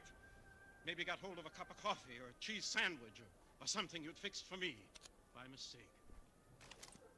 Better get back to bed now. Get some rest. You've got a trying day ahead of you. Ooh, rough. There was no sleep for me after that, Sam. I know they could have done White hot it. nightmares. This isn't endless live. hours of darkness. And day after day of torture, of a cat and mouse game with each of us watching each other. Couldn't let you poison my food. It was closing in on me, Sam. Something I couldn't stand. My head ached. My stomach was sick from hunger. Wish there was a way to wash in some Give fish. to me, Sam, you know your business. Some areas have showers, so that it'd be pretty easy to add. I got dizzy and nearly fainted. I had to eat something. I I went to the kitchen and opened the refrigerator. The milk hadn't been opened. I poured a glass and drank it. It tasted so Yeah, it's a good. reasonable ring. Then I remembered Oh! some poisons are tasteless. I was crazy to drink milk of all things. I poured it down the sink, feeling spasms and cramps in my stomach. I could feel them, Sam. They were real. Don't care for milk, Martha? You're not being sensible at all. Perfume situation. Nature's I know, perfect right? It food. tastes Says so on the terrible. bottle. Oh, let me alone. Let's see here. Pretty good selection. How about some cheese? Cheese is awfully good. And the roast beef Wow. is fresh cut. Doug brought it in. This guy's more sadistic than I expected. He's a real sicko. I can't stand it much longer. Afraid to die, Martha? You're such a weirdo, dude. Well, just relax. You're dying right now. Milk. You poisoned the milk. No, I didn't mean that. It's just that you're not as beautiful as you were. What? I was just looking at that portrait over the mantel. What? Did you know? Fuck off! You were getting circles under your eyes. And What you a figured, what a jack off! You could have had the moral high ground, sir. It was right there for I you. lost track of time for a while. All right, I'm gonna have to go this way. Days slid by, the nights too. I was hungry all the time. At first, I found some canned goods, but then you caught on and you punched holes in the rest of the cans. Like, this is like post 50 Cent level spite right here. I couldn't last out. I was at the end of my rope that night when Betty and Doug stopped by. I can never forget that night, Sam, because as we sat there in the living room with that terrible smiling portrait of me staring down at us, Betty said something. Something that made me realize I wasn't trapped. That there was a way out after all, an easy way. let me get you a drink, Doug. Sure, Sambo. Easy on the soda. Me too, but easy on the liquor. Jack, how about you, Martha? You look a little tired. Might pick you up. Criminy. I know. The old slave driver here is probably working too hard. You need a vacation. Yeah. How about driving down to Florida with us next week, huh? Florida, oh, We can't make it, Doug. The doc wants to keep an eye on me. I don't know. Heaven knows I like my home as well as the next one. But if I had to stick as close to it as Martha does, I'd probably go right out of my mind. That's a fucked up thing to say in front of him. It was all I could do to keep a smile frozen on my face like a mask. That moment, Sam, I felt like a prisoner who'd just been handed the key. It was a marvelous feeling, surging up inside me like fire. Well, of course. If they thought I was crazy, they'd take me away. And no matter what you did, you couldn't touch me. I looked around the room, saw the poker by the fireplace under the portrait. I remember how your eyes followed me as I got up and walked to the fireplace, picked up the poker, gave you one last smile. And then I turned to the painting and I raised the poker high. Awaiting orders. I hate this painting! I hate it! I hate this! No! Get her, Sam! Martha, put down that... Give it to me, Martha! Give me that poker! Ouch! Bit me! Give me a hand, Doug. I got it. Iggy Maid! Hey! Welcome, Iggy and friends. She's... Welcome. Sorry for the cacophony. Yeah. Eek. Welcome, friends! You can't get me up here! I like it here at the home, Sam. Oh, let me pause. Let me pause the radio play. Welcome, everybody. It's me, Grahu-Rubufo, the learned Snapchat VTuber. Thanks for coming to visit. Iggy, thank you for bringing your friends over. We're doing a show that I like to call Silverfish and Suspense, where I play Project Silverfish. Oh, I'd better get into the house so that I don't get shot. There are a lot of people down there that are very upset. Anyway, I play Project Silverfish, which is kind of, it's Stalker, but everybody is sort of a dinosaur furry. See, that's us. We're big old communist. And we go around and we shoot in fascists and sometimes accidentally. Anyway, welcome. We also, during these episodes, listen to episodes of the old radio serial from CBS, Suspense. These episodes contain a lot of, like, weird violence and sometimes, like, misogyny and stuff. So, you know, be forewarned, but they're also just, like, mostly really silly. It's schlocky, pulp type stuff. And if that's something that you could get into, we've been listening to these half-hour episodes as I play, and please stick around. I like to do chill streams and ambient streams as well. I really love games that have base building and scavenging. Those are my two favorite things. So if you are on that wavelength, stick around. We're listening to the end of an episode of Suspense about a lady who like tries unsuccessfully to kill her husband, and he figures out that she's doing it, so he like psychologically tortures her, but then she tries to kill him, and yeah, it's a little, this one's a little on the nose, but like it's also almost over. So welcome, and please stick around if you feel so inclined. And please enjoy Twitch.tv's Theater of Thrills, Suspense. Quiet. When I get a lot of rest, I'm getting my weight back. But most of all, Oh, I should take these to shopkeep. how long is it now? 3 months? 4? Pretending I'm insane? Anyway, I'll take my time. Think it through very carefully. And then, when I'm ready to drop the act, show them I'm qualified to leave. Well, I think you know what I'm going to do, don't you, Sam? I'm going to kill you. That'll give you something to think about. Molasses stash. Yeah, that's right. Pinewood Drive. I'm going to kill you. Kill you. Kill you. Kill you. Here, cool down. Yeah, I got her. Okay. Ease her down on the cot. Shall I get the jacket? No, she'll be all right.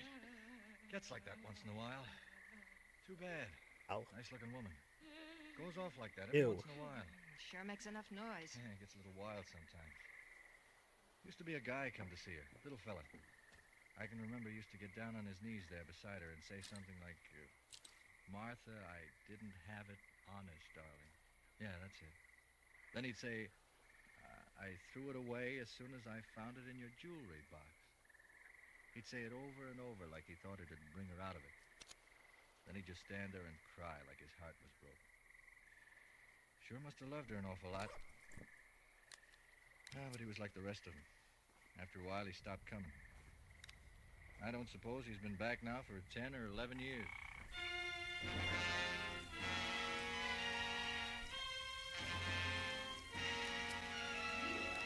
Molasses stash. That's right. We're gonna go take it over to shopkeep. Thank you, Joan Fontaine, for a splendid performance.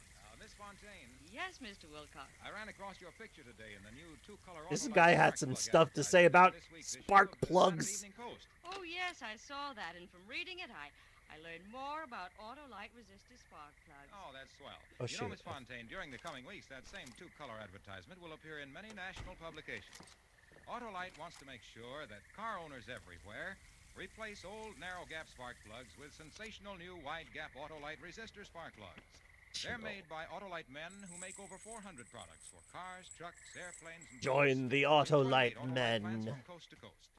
Yes, sirree, Autolite also makes complete electrical systems for many makes of America's finest cars. Batteries, spark plugs, generators, starting motors, coils, distributors. All ignition engineered to fit together perfectly, work together perfectly, because they're a perfect team. So, folks, don't accept electrical parts that are supposed to be as good Ask for and insist on Autolite, original factory parts at your neighborhood service station, car dealer, garage, or repair shop. Remember, you're always right with Autolite. Autolite.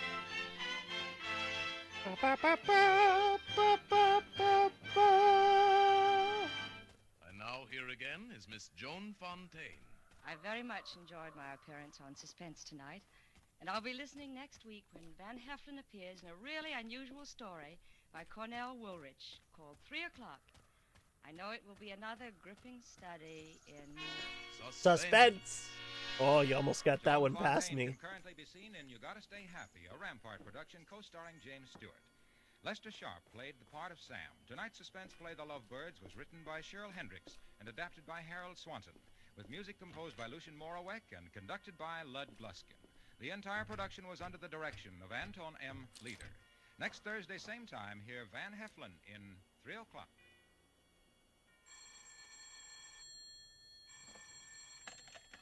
You can buy Autolite electrical parts, Autolite resistor spark plugs, Autolite stay-full batteries at your neighborhood. Those things Autolite are the dealer. real threat. Switch to Autolite. But we're not going over there. Help to relieve human suffering across the nation, across the world. Give through your Red Cross. Oh, shit. This is CBS, the Columbia Broadcasting System. Ow.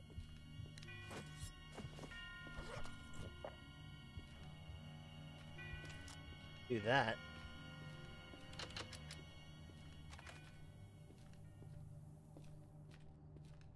My hunger's actually kind of keeping ahead of my food.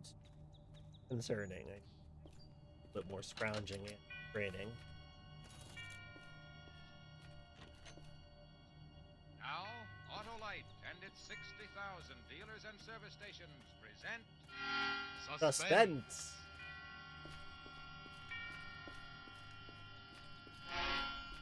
Tonight, Autolite brings you Van Heflin in Cornell Woolrich's famous 3 O'Clock, a suspense play produced and directed by Anton M. Leader. Friends, get in step. Give your car a rep for pep. Replace those narrow gap spark plugs with wide gap Autolite resistor spark plugs. Your car will idle smoother. Imagine having a curse that forced you to constantly come up with new ways to praise a product. That's what this man's life is like. Spark plugs have long been standard factory equipment on many leading makes of cars and trucks. And now 6 of these leading makers of cars and trucks have switched to Autolite resistor-type spark plugs for factory installation on their new 1949 models. The new Autolite resistor spark plugs are the spark plugs of today and the future. Remember, you're right with Autolite. Yeah, I should probably do one of those like assassination jobs that Mama Roach has us Well calculated to as keep for. you in Suspense. Francie signed her own death warrant. She signed her own death warrant, didn't she? You're a good husband to her, and yet she's two-timing you with another man, isn't she? And you made up your mind weeks ago to kill her, didn't you? Well, now at the last second, what are you waiting for? You've got everything down here you need to do the job. That box near the wall filled with explosive, 2 copper wires already capped. This alarm clock, what's holding you back? Memories of your honeymoon? She's two-timing you with another man. Weigh that in your hand. All right, then, get to work. That in your hand. She gets back from shopping around. I'll adjust it. Go. Good. Now then, wind it up. Now then, put the cap end of the wires into the little holes you drilled in the box. Oh, no, wait. That explosive's kind of tricky, temperamental. I think they'd make a suspense joke. First, Sadly, yes. Alarm clock. I wonder why more people haven't thought of this. Probably wouldn't know how to go about it if they did. There. Now the cap end of the wires into the box. Careful. There it is. Check it over now. You don't want any slip-ups. At 3 o'clock, the alarm goes off. It sets up a spark. The spark runs along the wires to the detonators in the box, and that's all there is to it. Don't just stand here. Get back downtown to the shop.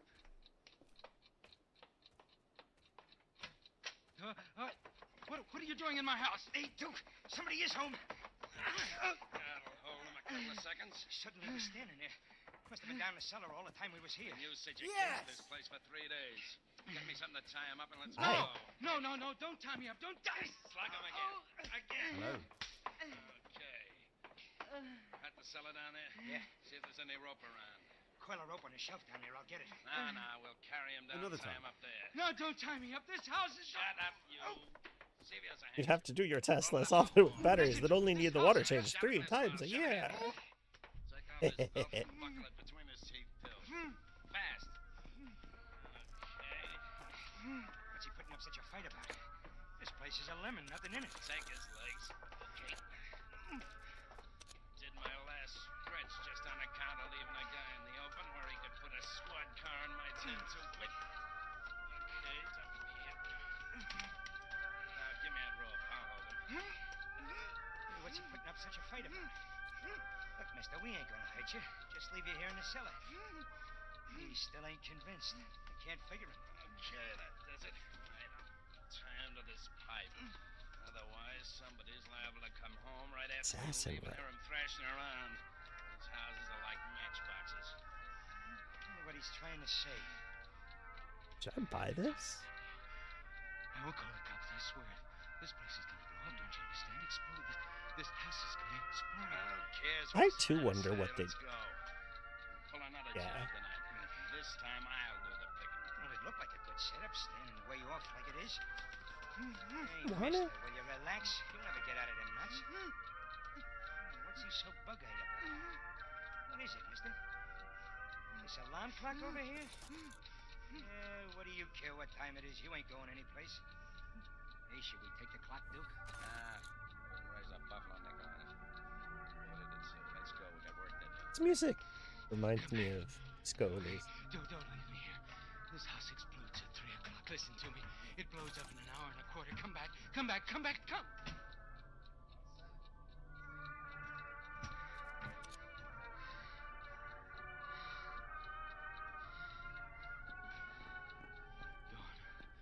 They're gone. Keep on whirling. I know where I am. I've got to get out.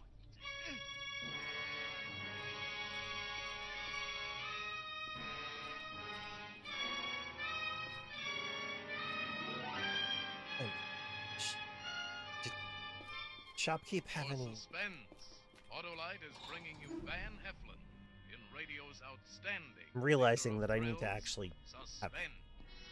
Did I buy a root or anything from Sewer Friend? Oh. Look here, Holloway. Can you help me with my income tax? Why, I'm just the guy. Here, just fill in Form W-1066, IOU, RSVP, your telephone number, and ALRSP. ALRSP? Autolite resistor spark plug. Oh, why, they ought to jail you for this. After all, Hey, do you and your income tax reports want to look good? Well... Then save, Hap, my boy. Save gas, for instance. This is Replace starting your to narrow gap sound a spark little plugs bit with like wide gap Autolite coercive. resistor spark plugs. They make your car idle smoother, give you better performance on leaner gas mixtures. Actually save gas dollars. With me all tied up in taxes and internal revenue, For internal revenue for your engine, switch to wide gap Autolite resistor spark plugs. They're ignition engineered by Autolite. It is to meet the highest intolerable. standards of automotive engineers to give you smoother idling, more mileage for your dollar. I'm worried. You don't have to worry, Hap. Why, with wide gap Autolite resistor spark plugs, you even cut down spark plug interference with radio and television reception. Remember, you're always with Autolite. Actually, Now, let's see if we can take the Autolite brings back to our associated Hollywood quest. soundstage Van Heflin as Paul in Sus- 3 oh, o'clock. right, no. A tale Suspense. well calculated to keep you in suspense. Suspense. I can't get out. Nobody knows I'm here. 56, 57, 58, 59. 12 minutes to 2. It goes so fast that second hand Oh, goes that's so the fast. anti-material rifle. 6, 7. Not that. Less than 72 minutes. Help me. Somebody help me. Help me. Help me.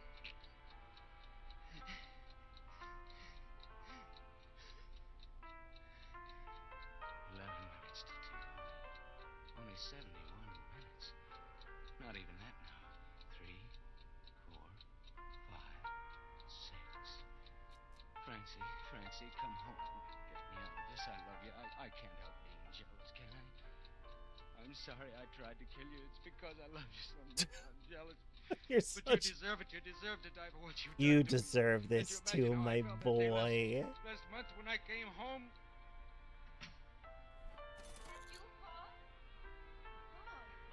You're home so early. What the Are hell? you sick? Another one of your headaches? Oh, I feel fine, honest. Why are you home so early?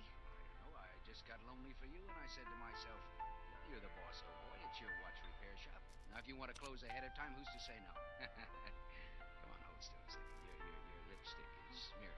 It is? Well, I was lying down. I guess Well, it's all right. Now, come on, pucker up. Well, you smeared again. Well, I'll fix it. As long as you're home early, why don't you rest a while? The morning paper's still in the den. I guess I will at that. I had a heavy lunch, pot roast and potatoes and apple pie. What'd you do today, honey?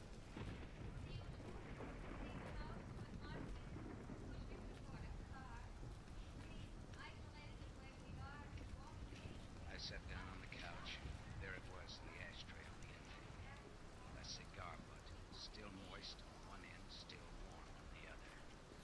Any, visitors today? I said any visitors today. None. Not even the peddler. Can a woman smoke a cigar, please? It's just trying to enjoy a cigar.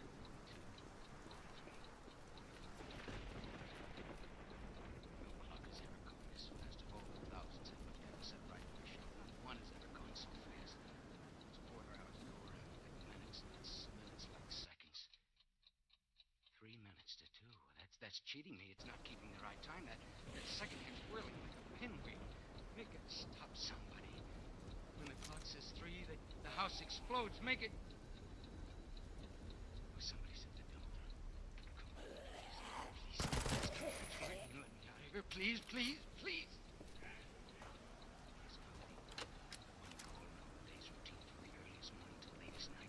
Possibly bring anyone down here to the cellar.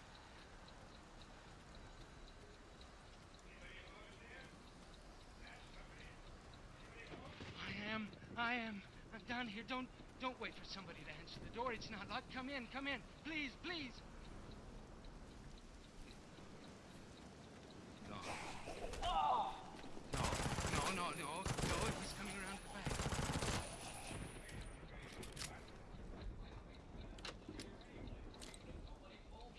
Yes.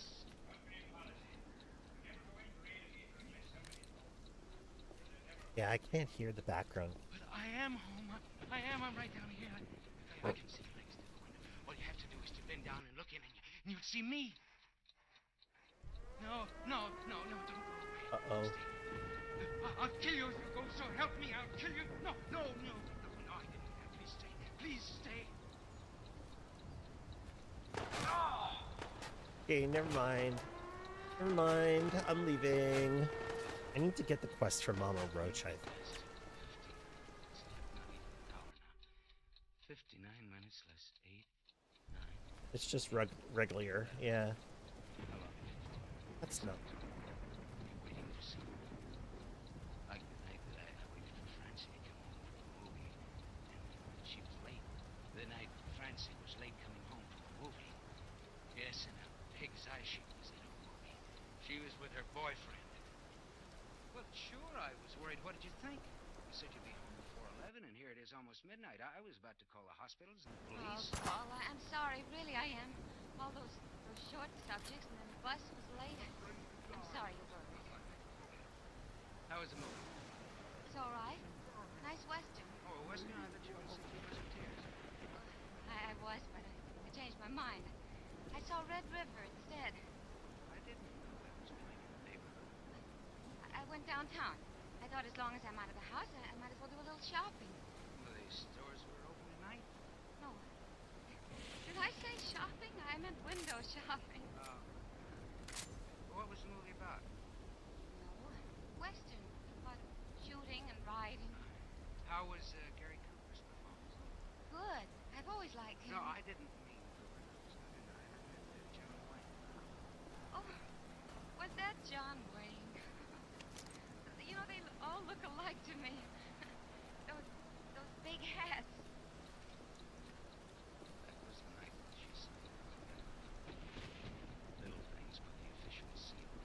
Hi, Bat. Hi. Oh. Oh. Love is my stream. Like the time last week. Time. 12 minutes after 2? No. Oh, no, that can't be. It was just 2 o'clock. It can't be that late already. 12 minutes past 2. Only 48 minutes and... less than 48 minutes. It's 47, 56, 55, 54... second. Fancy. She's in the kitchen. She's putting down her parcels. How can I make her hear me? There must be some way. Now she's at the hall closet. It must be hanging up. Oh, Francie, thank you so much for coming home early. I love you so, and I need you. How could I ever have thought of hurting you? I must have been crazy, but I'm not now. Oh. Back to the kitchen. Why doesn't she come down here to look for something? She might stay up there all afternoon, lie down. She might wash her hair. She might stay up there till it's time to get supper ready. Oh. What she does is no supper, no Francie, no me. Francie, come down here. I know that you can't hear me, but come down here, please. Please come down here. Cool.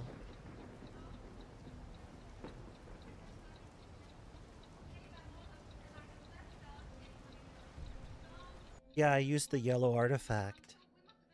She knows we've been robbed. I wanted to leave that area. They'll search the whole place and they'll look down here.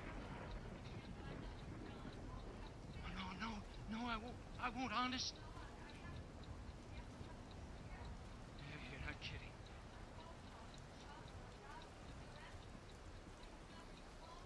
Can't you guess? Old place is Only cool. if I'm not in the shop. Yeah, that's good, sure. I need food. Somebody sell me food. Oh, hello. Thank you. Only 41 minutes left. 35, 36. Tick tock. Okay, go there. Stop it. Keep walking. Think fast. Think like you did last week. Hi there. She threw her arms around Almost too valuable to use. I don't know about that. Hi, Polly. I can trade for them from sewer friend. What's the matter? Hard day? Perhaps So another- hard you can't even force a smile?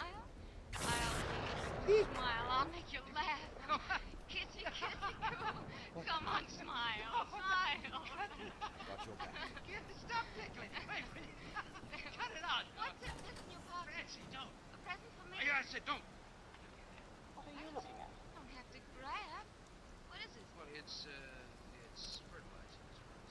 Fertilizer. Yeah, I figured they would start with the garden back. Sorry? Well, that's a nice idea. The elixir space. That's just what I'll do. Yeah, well, I'll keep it down in the cellar. Fella gave it to me, so that you can get it. Very please. I'll buy the seed just as soon as you make the big one. Pretty. Fertilizer. She never even suspected that it was the disposal. I brought her the first. Last week, too. Every day something else. Some more sample packages of fertilizer. My God. Storm is too. And copper wire and dry cell batteries. And this clock.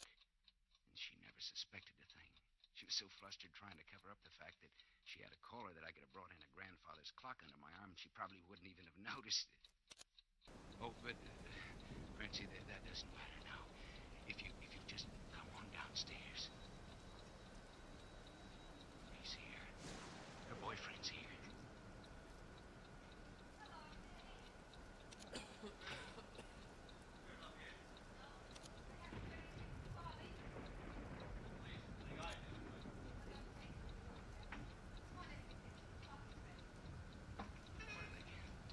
Just sit there. Don't they know that it's 28 minutes? I think I should do this one. Only minutes left now. Minutes not even a full half hour.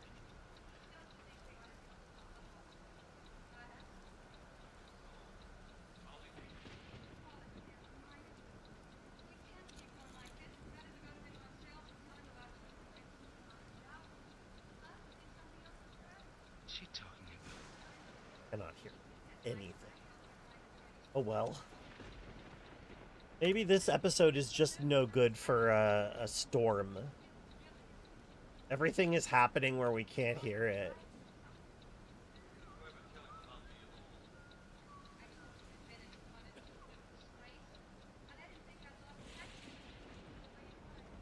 Well, that was her brother she said that about. Alright, alright. This is silly. Let's try the next one and see if it's a little better. Now, Autolite and its 60,000 dealers and service stations. That's present certainly more Suspense.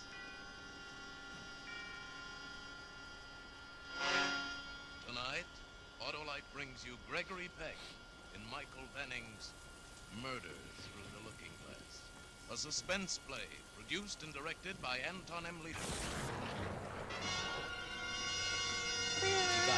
Friends, even a camel can't compete with an Autolite Stay Full battery because an Autolite Stay Full battery needs water only 3 times a year in normal car use. Yes, sir, that dandy, dynamic, dependable Autolite Stay Full battery has extra plates, too, for extra power, protected by fiberglass insulation for I can longer probably life get and food stronger from life. Did I say longer life? Well, I meant it. Magpie's An Autolite place. Stay Full battery has almost double the life of an ordinary battery. Why, in tests conducted according to the Society of Automotive Engineers of Life Cycle Standards, Autolite Stay Full batteries give 70% longer average life than batteries without Stay Full features. Only 3 Get times a wise, year. get Autolite. I know, I couldn't Remember, believe it you're right when I with first heard Autolite. it. Hang on a moment. And now, Autolite presents Gregory Peck in a tale well calculated to keep you in suspense.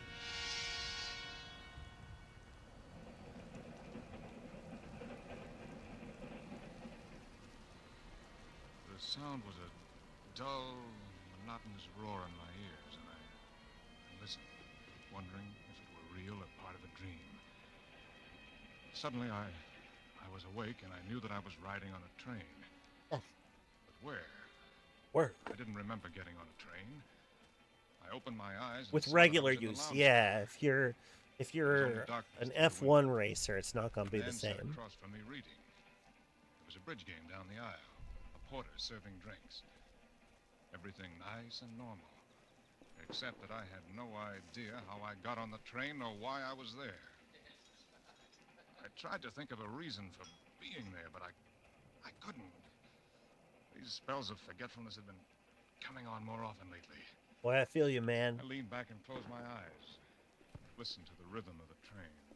This is the rhythm of the train. The melody began to fit itself to the rhythm.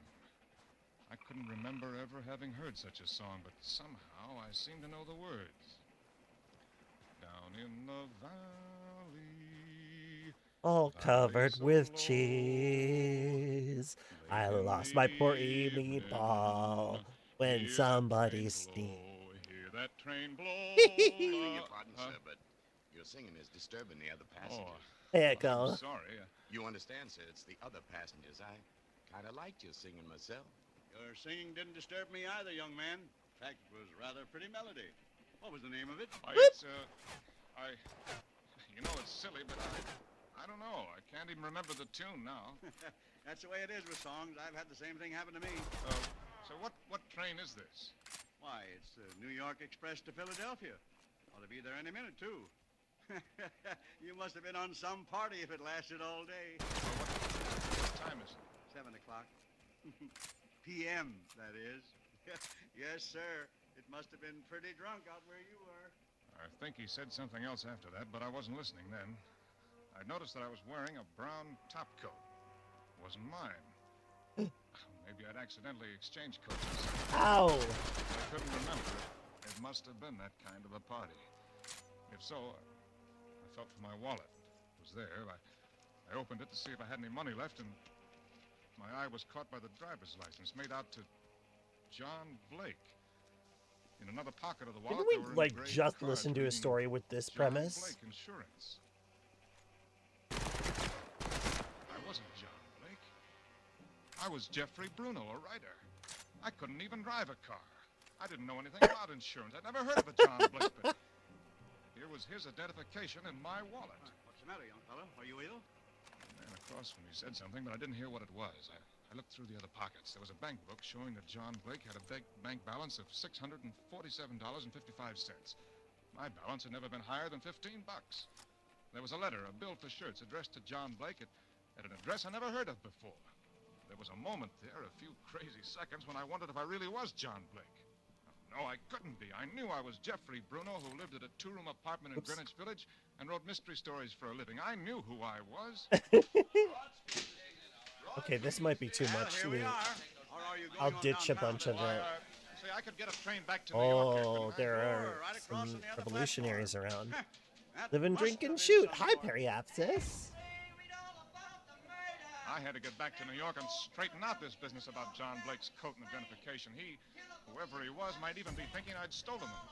Besides, I wanted to find out where I'd been the night before and all day, and why I'd awakened on a train to Philadelphia. And then just as I got up from the seat, I glanced out of the window. The newsboy was holding up a newspaper. Across the top was the big headline. Those are our guys. Blake. And just below it, there was a picture of me.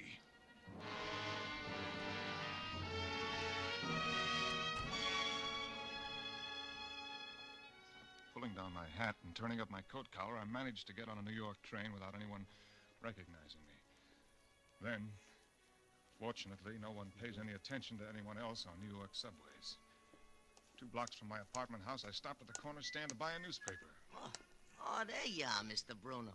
Haven't seen you around for a couple days. Yeah, I've been busy. Hey, you All right, know, I saw your picture somewhere today. Feel like I better. You got a story in one of the magazines, maybe? No. Well, good. Wait a minute. I'll remember where I saw your picture. I never forget a I've got to go now. You can tell me about it tomorrow. I had to get away before... Ways to not approach someone. Like, even in the most benign situation, don't do that. Just one delivery. Bad. When I got to the apartment, I looked at them. 2 of the letters had been postmarked in New York. I like this gun. Before. It doesn't take 3 days for letters to be delivered locally. Where had I been for 3 days?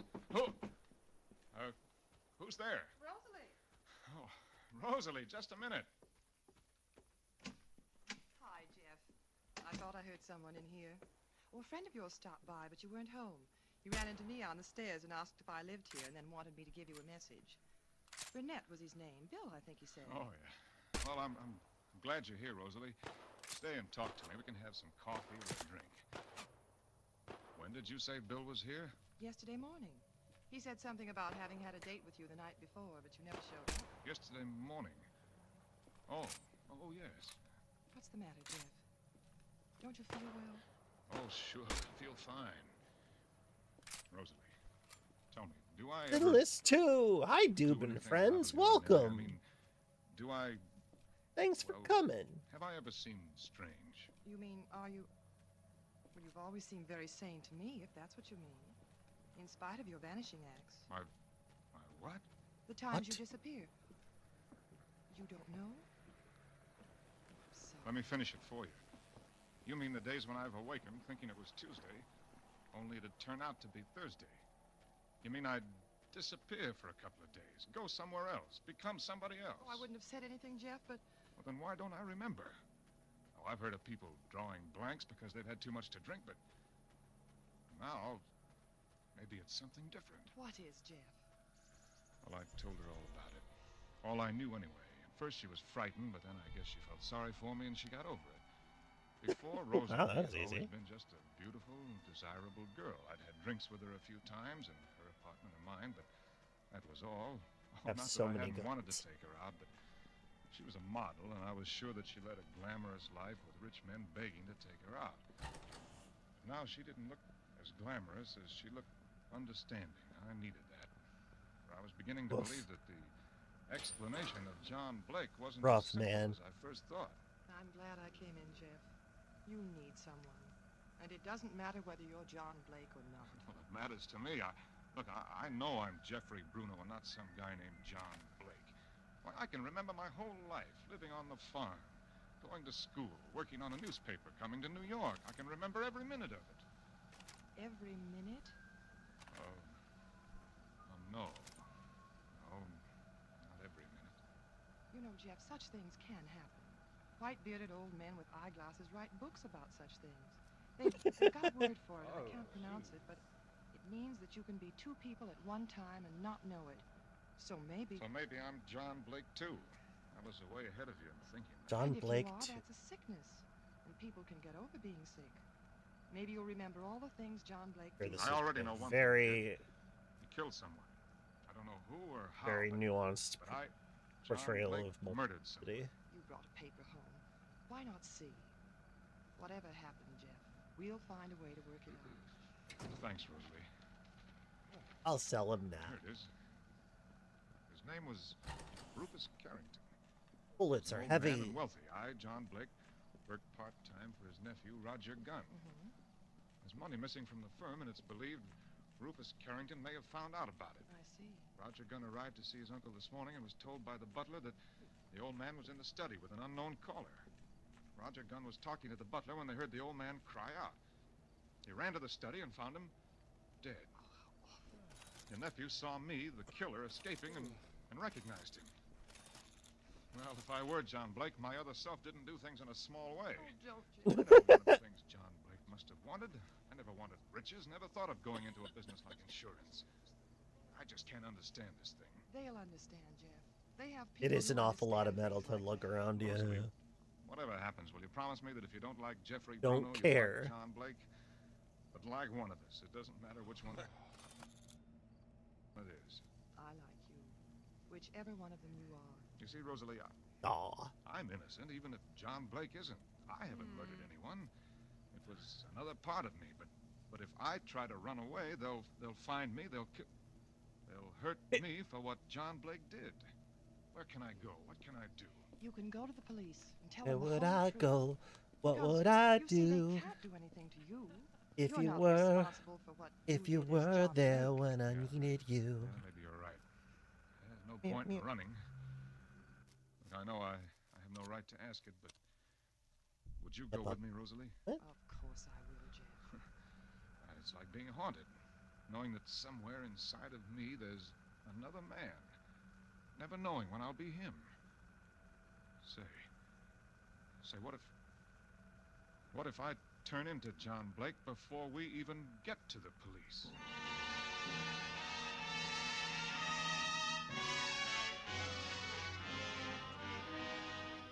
For Suspense, Autolite is bringing you Gregory Peck in Okay. radio's outstanding theater Gregory of Peck. thrills, Suspense.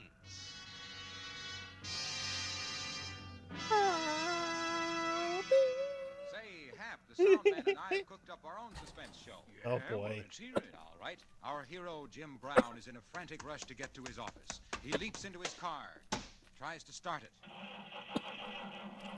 He didn't have Will it Autolite start? spark Will it plugs. start? Will our hero get to his office in time to read his morning paper before his stenographer puts him to work? That's real suspense, Hollow. Ah, but I come Oh. along. I give Hey. him a hot tip on Ooh, sure scrap. fire starting. Get an Autolite stay full battery. And now this happens. There, you see what I mean? That Autolite stay full battery takes the suspense out of starting and puts it on CBS. Why, an Autolite stay full battery needs water only 3 times a year in normal car use. That liberal liquid see you libation around. practically eliminates one of the major causes of battery failure. Liberal liquid Imagine, an Autolite libation. stay full battery needs water Oh, only 3 times a that's year in so normal car silly. use. An Autolite stay full battery has extra plates, too, for extra power. And fiberglass insulation adds months to the life of a battery. Money can't buy a better battery. So switch to Autolite. And now, Autolite brings back to our Hollywood soundstage Gregory Peck as Jeffrey in Murder Through the Looking Glass. A tale well calculated to keep you in suspense. Rosalie was right. I thought about it as we walked down the stairs. Well, they'd know what to do with a case like mine. They know that Jeffrey Bruno wasn't responsible for what John Blake did. Of course, they'd lock me up for my own good, and then they'd leave me in there. What's the matter, Jeff? Wait, Rosalie. You're right. I mustn't run away, but first I've got to find out about the other me, about John Blake.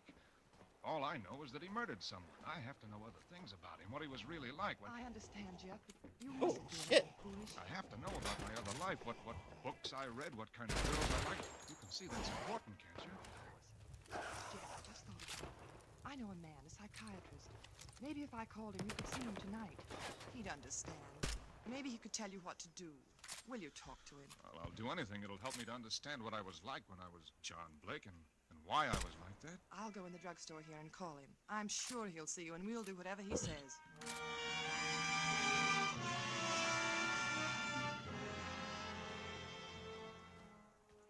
Now, Mr. Bruno, you say there have been many times Have when good you sleep, haven't remembered what happened sinless. for days.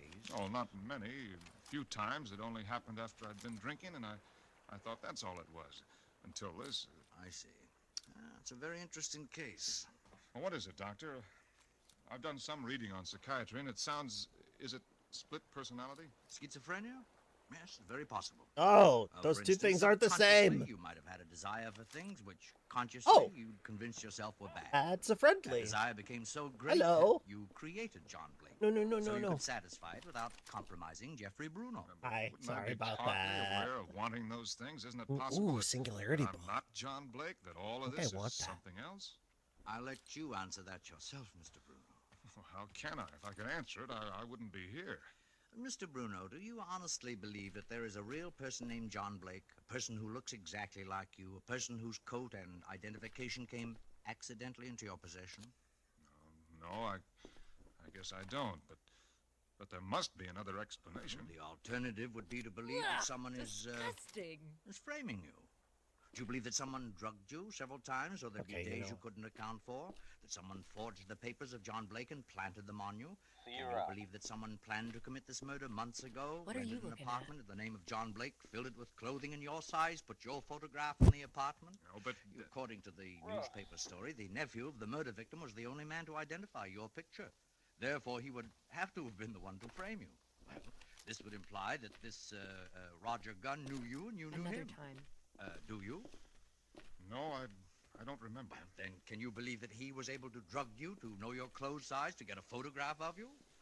I guess not. Besides, if he framed you, that implies he is the murderer. But that can't be, because according to the butler, the nephew was with him at the time the murder took place.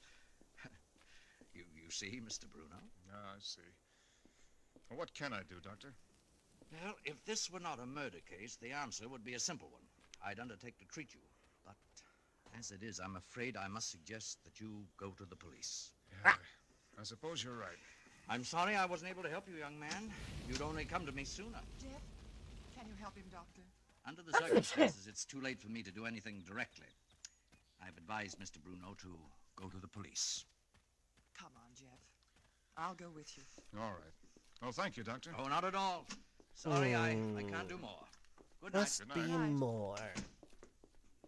There's something sorry, we Jeff, haven't But learned they'll have yet. to believe you. They can't make you suffer for what John Blake did. And then, when you're well, When I'm well, what? we'll see. Rosalie, there's one more thing I want to do before I go to the police. I want to see the apartment where I lived when I was John Blake. I still don't know what I was like when I was being him. Maybe if I can only see how I lived, it'll give me a clue.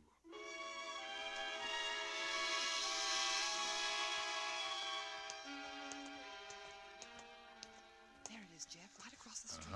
The lobby looks empty. Now, let's see. The address on the letter is apartment 203. Wasn't there anything in the letter? It was a bill. It seems that I'm not only an embezzler and a murderer, but I didn't even pay John Blake's bills. Please, Jeff, don't joke about it. All right, Rosalie, no joking. I don't think it's very funny either. Now, if I were John Blake, I ought to have a key to my own apartment. This must be it. I don't remember ever seeing it before, but the number 203 is stamped on it. Well, Rosalie, I'll stay here and warn you if the police come. Good luck, Jeff. the lobby was empty. I got on the self-service elevator, and I rode up to the second floor. It, too, was deserted, and I walked to the door of my apartment. I hesitated, wondering if maybe there were a policeman inside. Well, I had to take the chance. The key worked, and I stepped inside. The place seemed empty. I turned on the light. It was a small apartment, inexpensive, perfectly correct, and dull. There were hunting prints on the wall. There were 2 suits in the wardrobe. My size all right, even though I couldn't remember buying them. There were or even monogram Oh, what? handkerchiefs. It was unreal. Yet I had to believe all these things belonged to me, that there had been times when I liked wearing them. My head was spinning by now, and I leaned up against the wall. I don't know how long I stood there, unaware of anything except the pain inside. Gradually, I was aware that somebody was knocking on a door, but it was several seconds before I located it. It was at my door. The police? Oh, no, Rosalie said she'd warn me. It was the police. I wasn't ready to give myself up yet. I ran to the window. There was a fire escape outside. I raised the window and looked out. I couldn't see anyone. I didn't take a chance that there wasn't a cop at the bottom of the fire escape. I climbed out and closed the window. As I started to break in, I ran down the fire escape. I jumped to the ground and in the corner. There was one man sitting in a police car. I turned and ran the other way. I must have run 2 blocks before I heard footsteps behind me. I turned and it was Rosalie. You said you'd warn me. What happened? But I did, Jeff. I rang the buzzer twice while they were getting out of the car. When I saw you getting away, I thought you'd heard. You must have heard it. You rang twice? The bell must be out of order, just like John Blake. Or I didn't hear it. I almost didn't hear them knocking. Sorry, Rosalie. Perhaps Rosalie herself is John Blake. I was so frightened. No, you mustn't be. I promise I won't do anything to involve you or hurt you. Oh, I wasn't thinking of myself. You can't go on like this, Jeff. You've got to go in. Give yourself a chance to get well. I know. Perhaps. I thought of Is there running away, is there of a going to some campsite? Can I little book town here? and changing my name, but that's no good either. That wouldn't get rid of John Blake. Then I've got an idea. Just one more try. Another hour won't make any difference to the police. All right, Jeff. Where are we going? Not we, Rosalie. I'm not going to involve you in this anymore. I was John Blake. I did the things John Blake did, and I have to see it through to the finish. At least tell me where you're going. It'll be better if you don't know. Oh, please. When did I gain No, this is the way it has to skinflint? be. Then if it turns out worse than we think, you can just remember that for a few hours you were friendly to someone who needed it. If I come through this, if I get well, then... Yes, Jeff? Well, as you said, Rosalie, we'll see.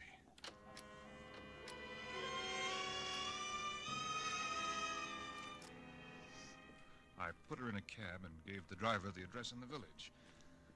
Then I went to the place where I was afraid to go. Yet it was the one place I had to go. Cultist. Yes, sir? Well, aren't you Mr. Carrington's butler? Yes, sir. I'm a Clark is the pariah. name, sir. I think because I I've shot been, one. I was in Mr. Carrington's service for 40 years. But why do you ask? Well, don't you recognize me? I don't believe so, sir. Of course, there were so many of you here today. Put from on the my silly newspapers. hat. But I was here even You know earlier. I mean no harm. I'm John Blake. Oh, then you're the gentleman who murdered Mr. Carrington, according to the newspapers. Well, why do you say according to the newspapers? I don't believe you killed Mr. Carrington, sir. You don't? Why not? Why, he didn't even know you, sir. Well, maybe he only got acquainted with me this morning when I came to kill him. If he had made an appointment with you, sir, I would have known. But didn't you let me in to see him? Oh, no, sir. Thanks. He answered the door himself when his visitor arrived. I see. Is Mr. Carrington's nephew here? Mr. Gunn? Yes, sir. But he left word not to be disturbed. He did he? Clark, did Mr. Carrington have a gun? Yes, sir. Would you trust me with it if it might help catch the murderer? I guarantee it'll catch him. Won't you step in? Thank you. I was very fond of Mr. Carrington, sir. He kept the gun here in the hall near the door. Oh, here it is, sir. I'm an old man myself, and perhaps I'm foolish to even... Now, don't you worry. Just take me to see Mr. Gunn. Oh, but I can't do that, sir. Ah, Oh, pardon me, sir. Yes, Mr. Gunn? who are you talking to, Clark? Is that the attorney? No, sir. It's a young... Wait a minute. I know that voice. I'm sorry, Clark. Who the devil? You? Yes, me. Mr. Gunn, or should I say Dr. Gunn? Clark, leave the room. Yes, sir. Oh. This is all a terrible mistake. You bet it is. And I want to hear why the nephew of the man I'm supposed to have murdered is also the psychiatrist who convinced me I was crazy and ought to surrender to the police. Well, Don't move. Don't point that gun at me, please. I'm expecting a phone call from the attorney about the will. Then I'm sure we can straighten this thing out. I'll give you money. We'll straighten it out now without money. You killed your uncle, didn't you? No. I was with Clark. He can tell you. Don't answer that. Clark will answer it then, on the extension. And he knows I'm Then here. let Clark answer. But I'm going to get the truth out of you before you have a chance to talk to anyone. I meant you no harm. Not much. You just wanted me to take your seat. You told me the whole thing when you were posing as the psychiatrist, didn't you? You told me the truth, making me think it couldn't Don't have hurt been like me. that. The only Sorry. thing you didn't tell me was about the person who killed your uncle and helped frame me. I beg your pardon. Oh. Don't move, Gunn. If it's so urgent, I'll take it for you. Yes? Roger, I'm calling you from our usual Okay, interesting. So, I think because I killed some hostiles in front of them, Yes, I'm slightly less horrible. Ooh, okay, well, still enough that they're gonna shoot me. I was sort of in the way, I suppose. Keep your nerve up. I'm coming over, Roger. Good. I'll be there in 5 minutes. Ooh. Stall him when he arrives. Goodbye, Roger.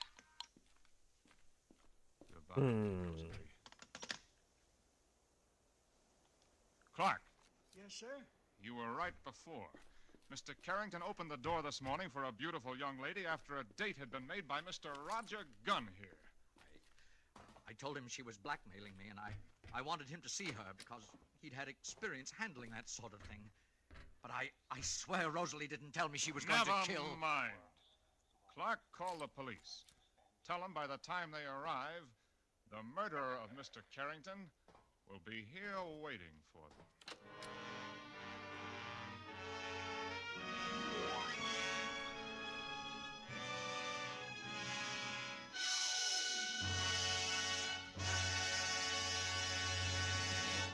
Thank you, Gregory Peck, for a great suspense show.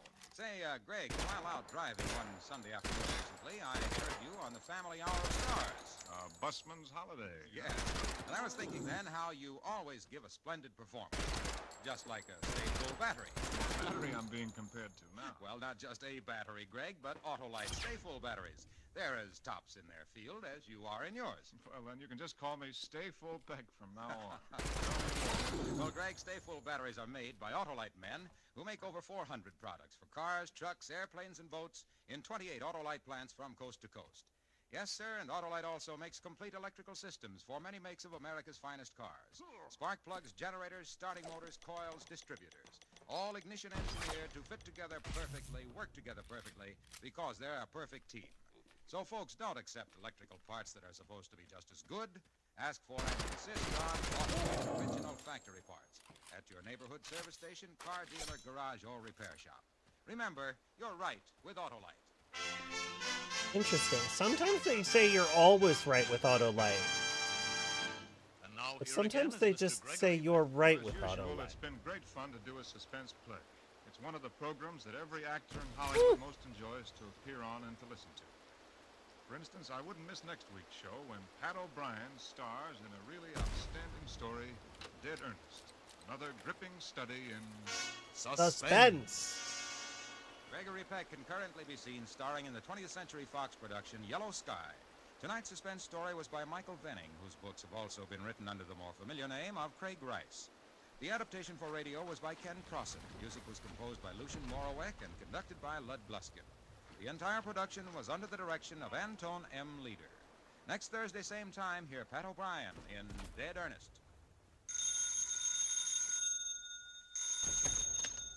You can buy Autolite electrical parts, Autolite resistor spark plugs, Autolite stay-full batteries at your neighborhood Autolite dealer. Switch to Autolite. Good night. We have the highest standard Oh. of living in the world. I don't think I've ever been in the here. American way. This is CBS, the Columbia Broadcasting System.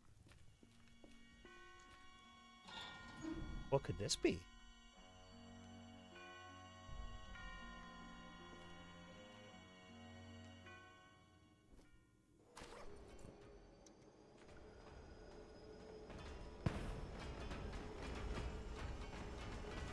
Oh, is this the angry... Now, Autolite and This its the angry 60,000 engine? dealers and service stations present Floating engine. Suspense. Tonight, Autolite brings you Pat O'Brien in Dead Earnest, one of the most famous of suspense plays, produced and directed by Anton M. Leader.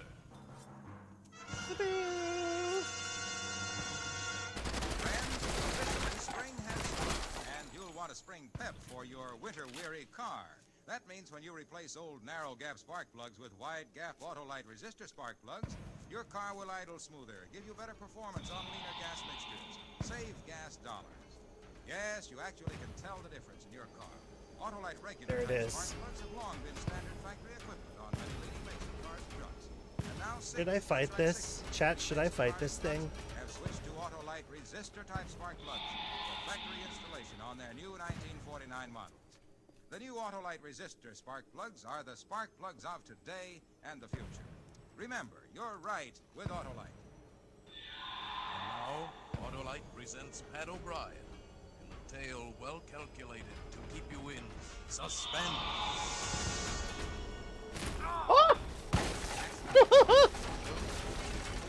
Oh my goodness.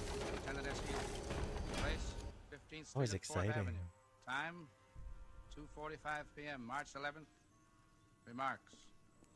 Ernest Bowers, age I have 34, no was idea crossing if the you can intersection fight as this. the signal light changed from green to red. Apparently not. The car, driven All by right. Pierre Ortobi, Then I'm made a not legal gonna. right turn from 15th Street into 4th Avenue. Just try not to fight the terrorists. He hit him! That wasn't much. Wow, look at those tire marks. Hey, the guy's out cold. He's bleeding. Bring that down a little. Oh no, it's fine. I was gonna do it anyway. Stand back now. Let's have a look. Is he hurt bad? I didn't see him. Honest, I didn't. I had the right of way. Yeah, he's passed out. One of you people call for an ambulance. Yeah, you there. Okay, move back, move back. Look, he's bleeding. He's bleeding here. I'll Bit probably- rough neighborhood. Yeah, a little bit. Jacket. Here, I'll hold him. Golly, he's limp. He feels just like he's dead.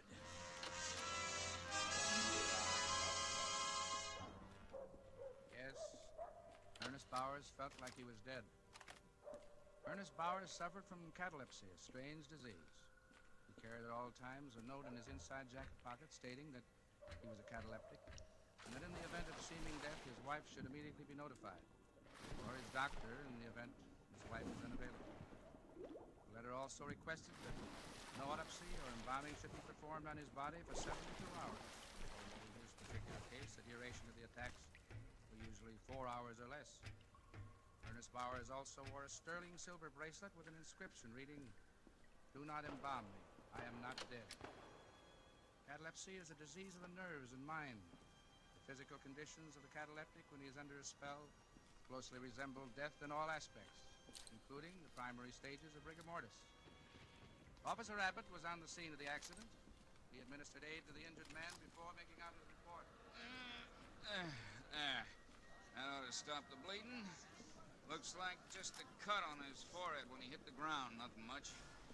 Now, what's your name? Toby. Oh, I didn't kill him, but Hey, you kids! What did those kids do? They picked up something off the street. Huh? Oh, here it comes. I hope he's all right. It doesn't look like he's bleeding. Oh my gosh, he ain't. I told you to get back. Come on now, ease back, all of you. What's the matter with you people? Now, come on, get it. Oh, I'm glad you're here, Doc. He's out cold. Okay. oh my goodness. I'll say he's out cold. Let's get him away. He's dead. Well, no, it didn't happen to know. Okay, we'll take him away. Get back, will you, officer? That's the third one today. Yeah, there. Hey, well, let's go. Whose coat was that he was wearing? I don't. You pick it up? No. Hey, officer. Wow. Where's Okay. Pitched animal fight, I guess. Gosh, it's gone. Okay, never mind. All right, let's go.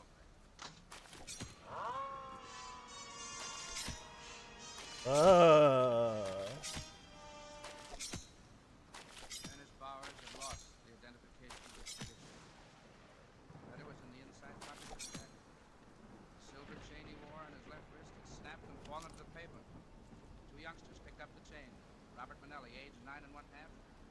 stoner. 8. Your father shot, Bob. Well, it sure is a nice chain.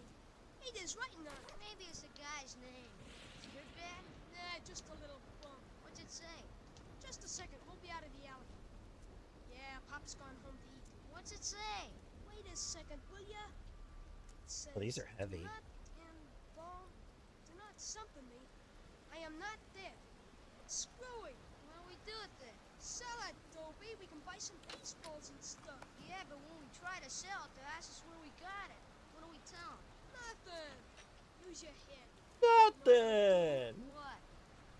Use Pop's welding torch. We'll melt it down. Well, he told us not to use it. Pop ain't here, is he? No. Oh, come on. Oh, kids There it these is. days. Put it on there. Okay? Yeah.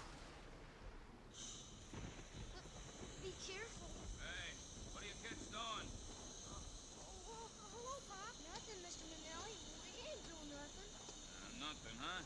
Thought I told you kids not to go near that torch. Well, we want to melt this down. Give me that. Ah, what's this all about? We found this chain, Papa, and we want to melt it down and sell it. Whose is it? We don't know. This is a dead end? Oh, it is. No, we don't. There's nothing wrong, Pop. We just found it. See, it's ours. Do not follow me. Not dead. What's that? It's screwy. What did you find? In the street. Honest, Papa. Ask Tommy. All right, go on, get out of here. How about melting it down, Pop? We can sell it and buy some baseballs. All right, keep back.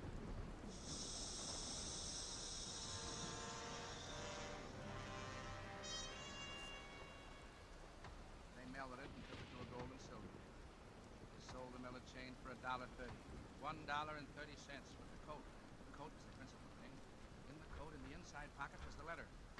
The information about Ernest Bauer's condition was in that letter. The instructions that could save his life. The coat was picked up from the street by honest Jerry Murdoch. There's a big sign at the corner of 15th Street.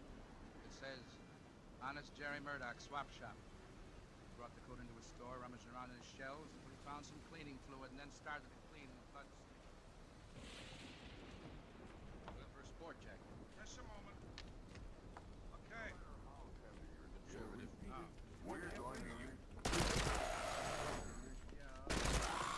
that order. Pick out what you want. How much you want to spend? Hey, absurd bird. These cost more. How much? From 8 to 12. They don't look so hot for $8. From 8 to 12. Say, wait a minute. I'm just putting a new one in stock over here by the counter. Looks all right. What size is it? I don't know. Here, try it on.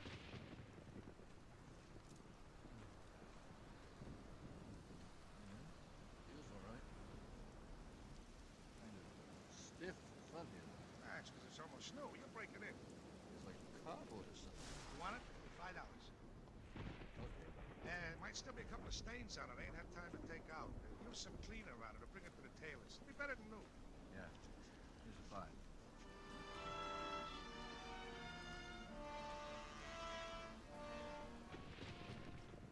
Look at this amazing demonstration. Correct.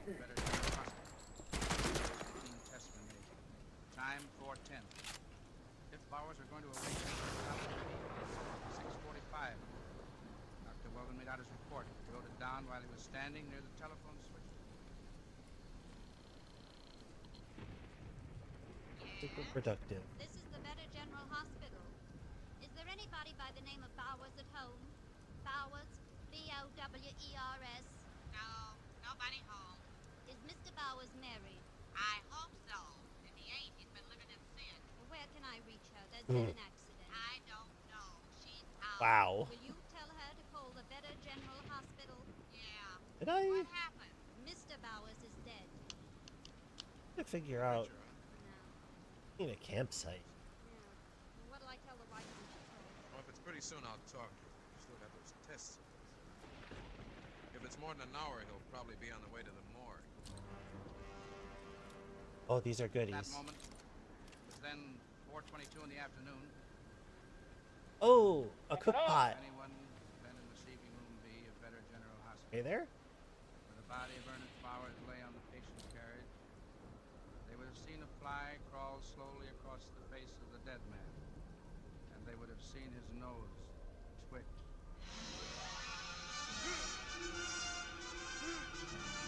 Oh.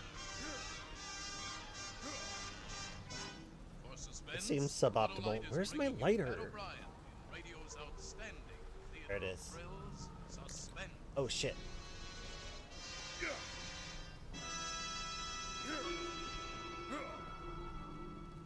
Doesn't seem to be doing anything. Well, Hap, you should get outdoors. You need a change. The way a car with those worn-out plugs needs wide gap Autolite resistor spark plugs. For your winter-weary car, replace old narrow-gap spark plugs with wide Icy gap soup. Autolite resistor spark plugs. A car idles smoother, gives better performance on leaner gas mixtures, actually saves gas dollars. What's more, wide gap Autolite resistor spark plugs cut down spark plug interference with radio and television reception. I gotta get rid of it. We should all get rid of winter. Get rid of old narrow-gap spark plugs. Everybody should install a set of wide-gap Autolite resistor spark plugs. Everybody else. Ah, but only Autolite offers smart car and truck owners everywhere the spark plugs. They're ignition engineered to meet the highest standards of automotive engineers. Remember, folks, you're always right with Autolite. And now, Autolite brings back to our Hollywood soundstage Pat O'Brien as Lieutenant Billy in Dead. A tale well calculated to keep you in suspense. Accident report continued. Henry Prince had within his power the opportunity to save the life of Ernest Bowers. He had purchased the coat in which was a letter that could save him. He left a second-hand Aw, nuts. purchased at the grocery store. Time, 2 minutes after 5.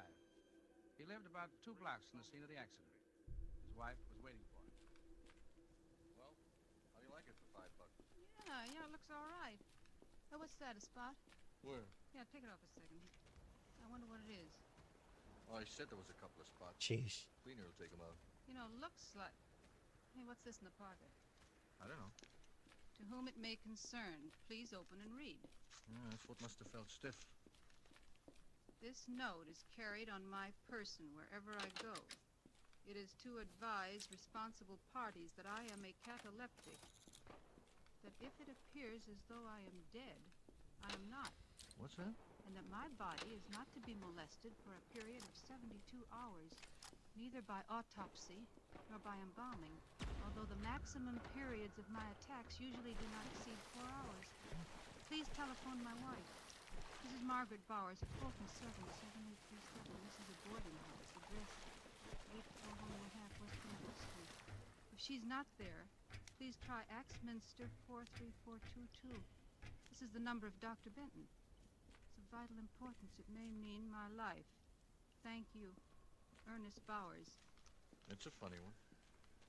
Where'd you get the coat, Henry? Honest, Jerry Murdoch's. Wonder what we can do. Nothing. Probably been forgotten already. Somebody sold him the coat and forgot to take the letter out. Well, it doesn't sound like something a guy'd forget. Devil with It might be important. Hey, look at that, Henry. Those spots, they look like blood. Yeah, too dark. Yeah, that's the color blood turns. I'm going to telephone that number. Go ahead. I think you're wasting your time. Open. Hey.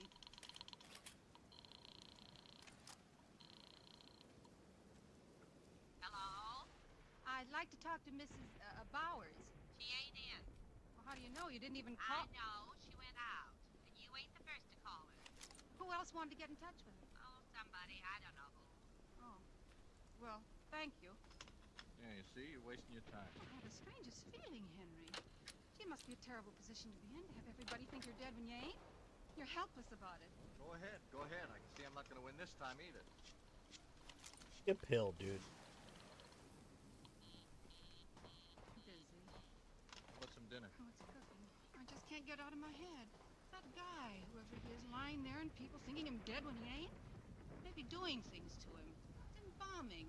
They do that at the morgue. Preparing his body for burial. I think they take all the blood out of his veins. Well, that would kill him if he wasn't already dead. Couldn't kill him no deader.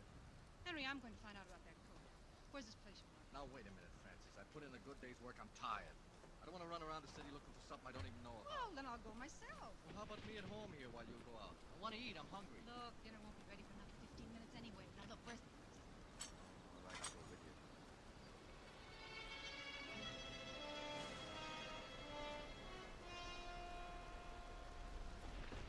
Oh. Well, he ain't here. Locked up. Signs say 10 minutes. Yeah, but those guys put up signs like that if they're going away for an hour. Well, we'll wait a few Oh, minutes. come on, Francis. Look, you wait here. I'm going in the cigar store to tell them. Once you make up your mind to something, nothing can change it. Unless it's an invitation to a poker game. Very, very funny. Look, you wait here.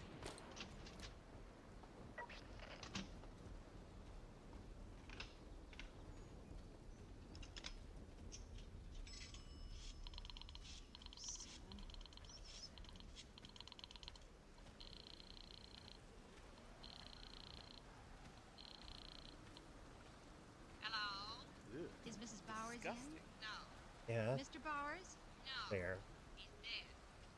He is? That's what they tell me. Well, wait a minute. That's what they tell me? Damn, what?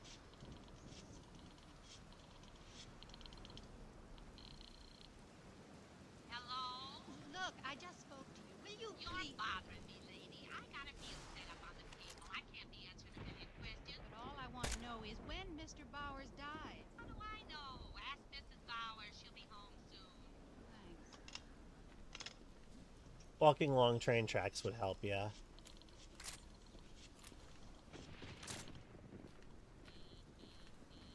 Darn.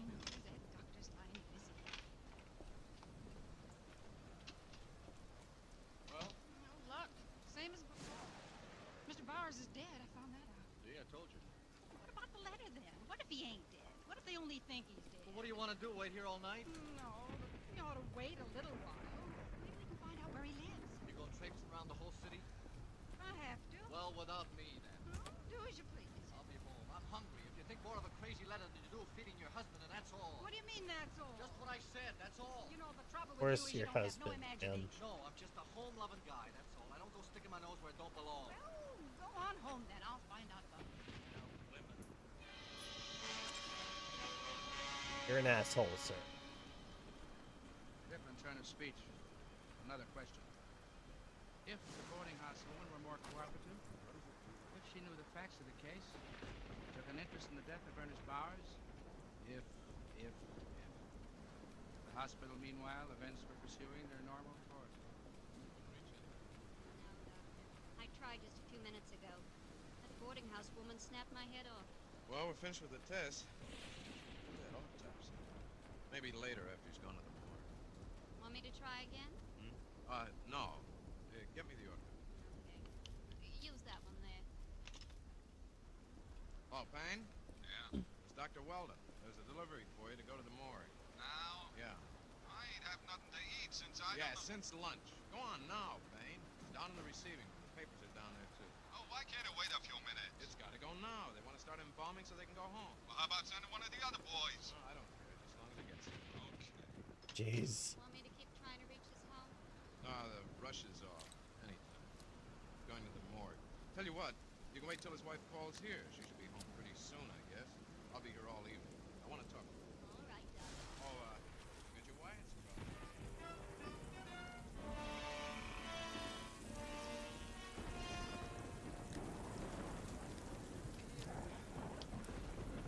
Oh, Mr. Murdoch. Yeah? Oh, I'm glad you came back. Ben, what can I do for you?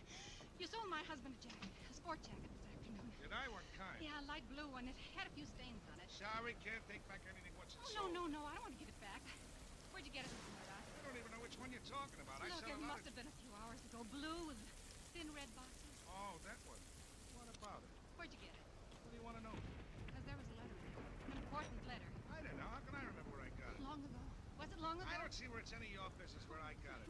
Important. I've been trying to reach the numbers. The doctor's number's always busy. And his wife, she isn't even home I yet. don't know what you're talking about. Now, please, I'm busy. I got lots to do. But you gotta tell me.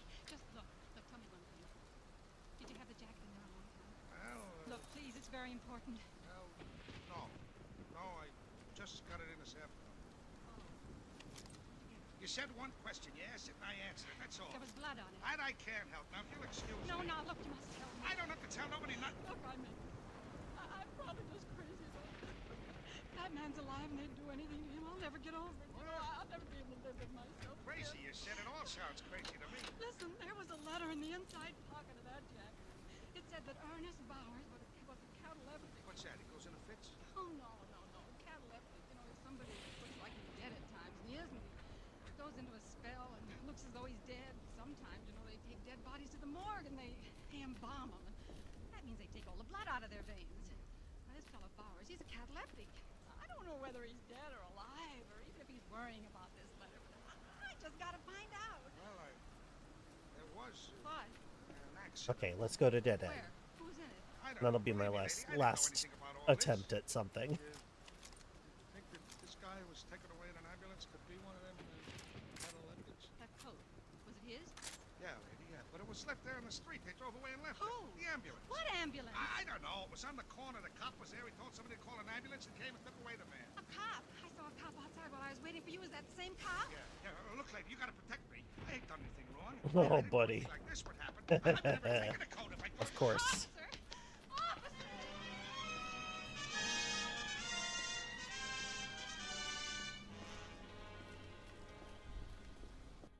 Ernest Bowers lay on a slab in the morgue. If he were alive, probabilities were that he would regain consciousness before 6:45. Then the two embalmers on duty at the time had decided to get a bite to eat. And the phone rang. Empty. We're going out to eat. Yeah, I know another one just came in. We got it here. Yeah, well, what's the rush? No, we just want to get a cup of coffee and then we'll get on. Look, is it our fault if it comes in just when we want to have a huh? We can go home after? Well, that puts a different complexion on it. Okay, yeah. What time is it, Al? 6:30. Hey, Doc says if 6:30. we on this one now, we can go home. Let's start in. Okay. Young guy, ain't he? I was speaking to the wife about that yesterday. I'm pretty sure that catalepsy leaves you with vital signs. More people die, older and older. Yeah, it looks like we can open through the neck.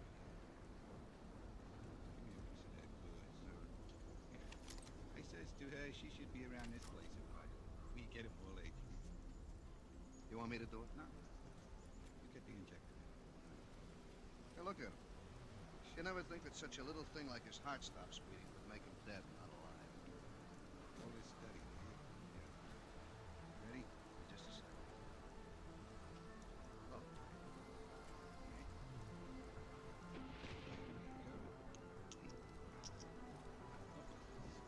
What's the matter? Hey, glasses. They're clouding up. Take them off. Just clean them. Also, like, once you're dead, you don't bleed.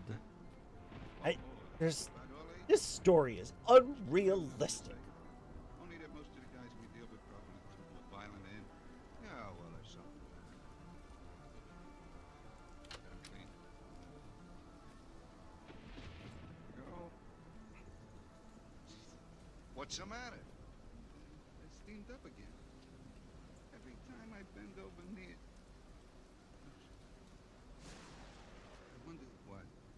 It must be my imagination. What? This is so stupid. I could have sworn this guy.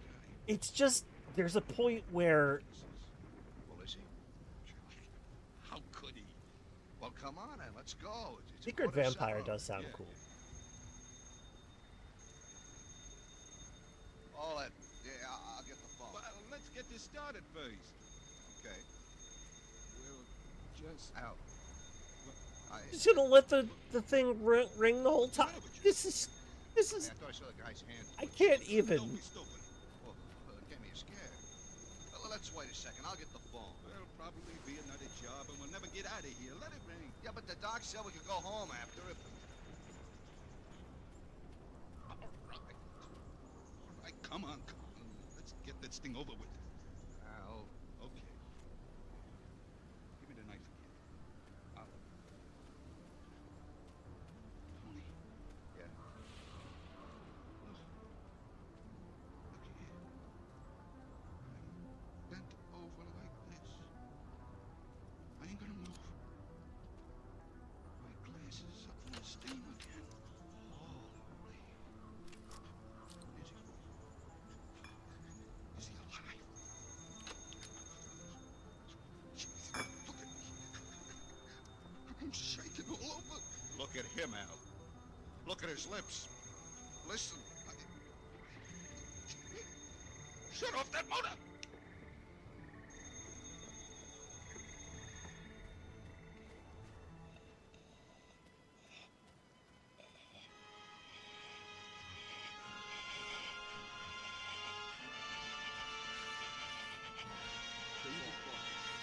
Uh-oh.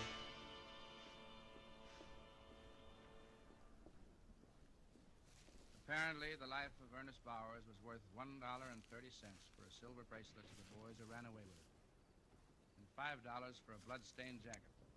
Children are Honest evil. Jerry Murdoch. Should be Their petty thefts brought a man to in the brink prison. of death. Oh, there's just one more episode, which perhaps doesn't belong in an accident report, but which I'd like to include. After regaining full consciousness, Ernest Bowers put in a telephone call from the morgue.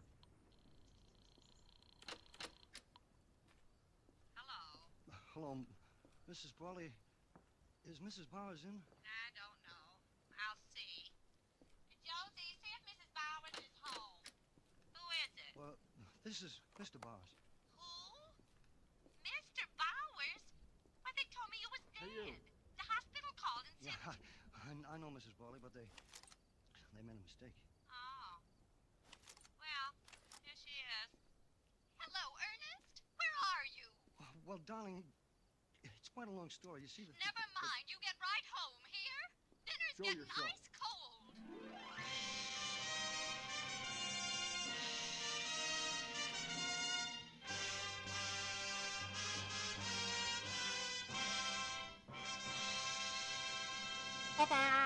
Thank you, Pat O'Brien, for a great suspense show. Now, here is Harlow Wilcox. I still got my coat in my head, Marlowe. Well, Hap, why don't you swap it for something useful? I'd like to. The way folks are swapping winter chills for springtime thrills, replacing old barrel cap spark plugs with white cap Autolite resistor spark plugs. Autolite resistor spark plugs Yeah? are made by Autolite men who make over 400 products for cars, trucks, airplanes, and boats in 28 Autolite plants from coast to coast. And Autolite also makes complete electrical systems for many makes of America's finest cars. Batteries, spark plugs, generators, starting motors, coils, distributors. All ignition engineered to fit together perfectly, work together perfectly, because they're a perfect team. So, folks, don't accept electrical parts that are supposed to be as good. Ask for and insist on Autolite, original factory parts, at your neighborhood service station, car dealer, garage, or repair shop. Remember, you're always right with Autolite.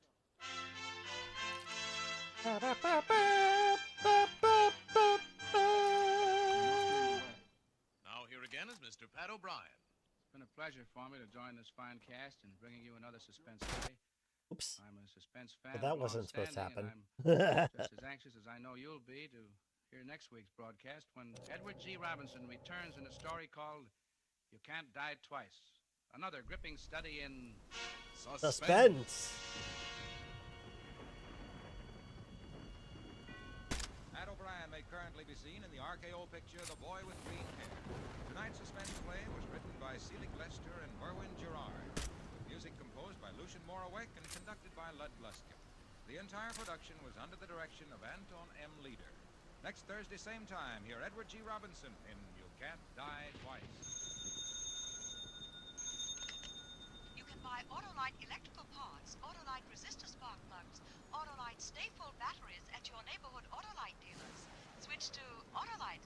Good night. Good night. Here's great news. Suspense on television may be seen in many parts of the country every Tuesday night. This is CBS, the Columbia Broadcasting System. And that's going to be it for today's stream. Thank you for hanging out with me. I'm going to see who else is on. Man, who's I appreciate you coming for another thrilling episode of Silverfish and Suspense. Will I manage to be a little bit more productive next time? I don't know. Maybe.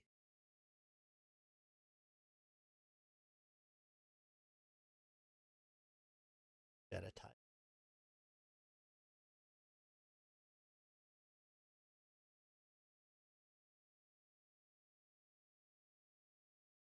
Well, for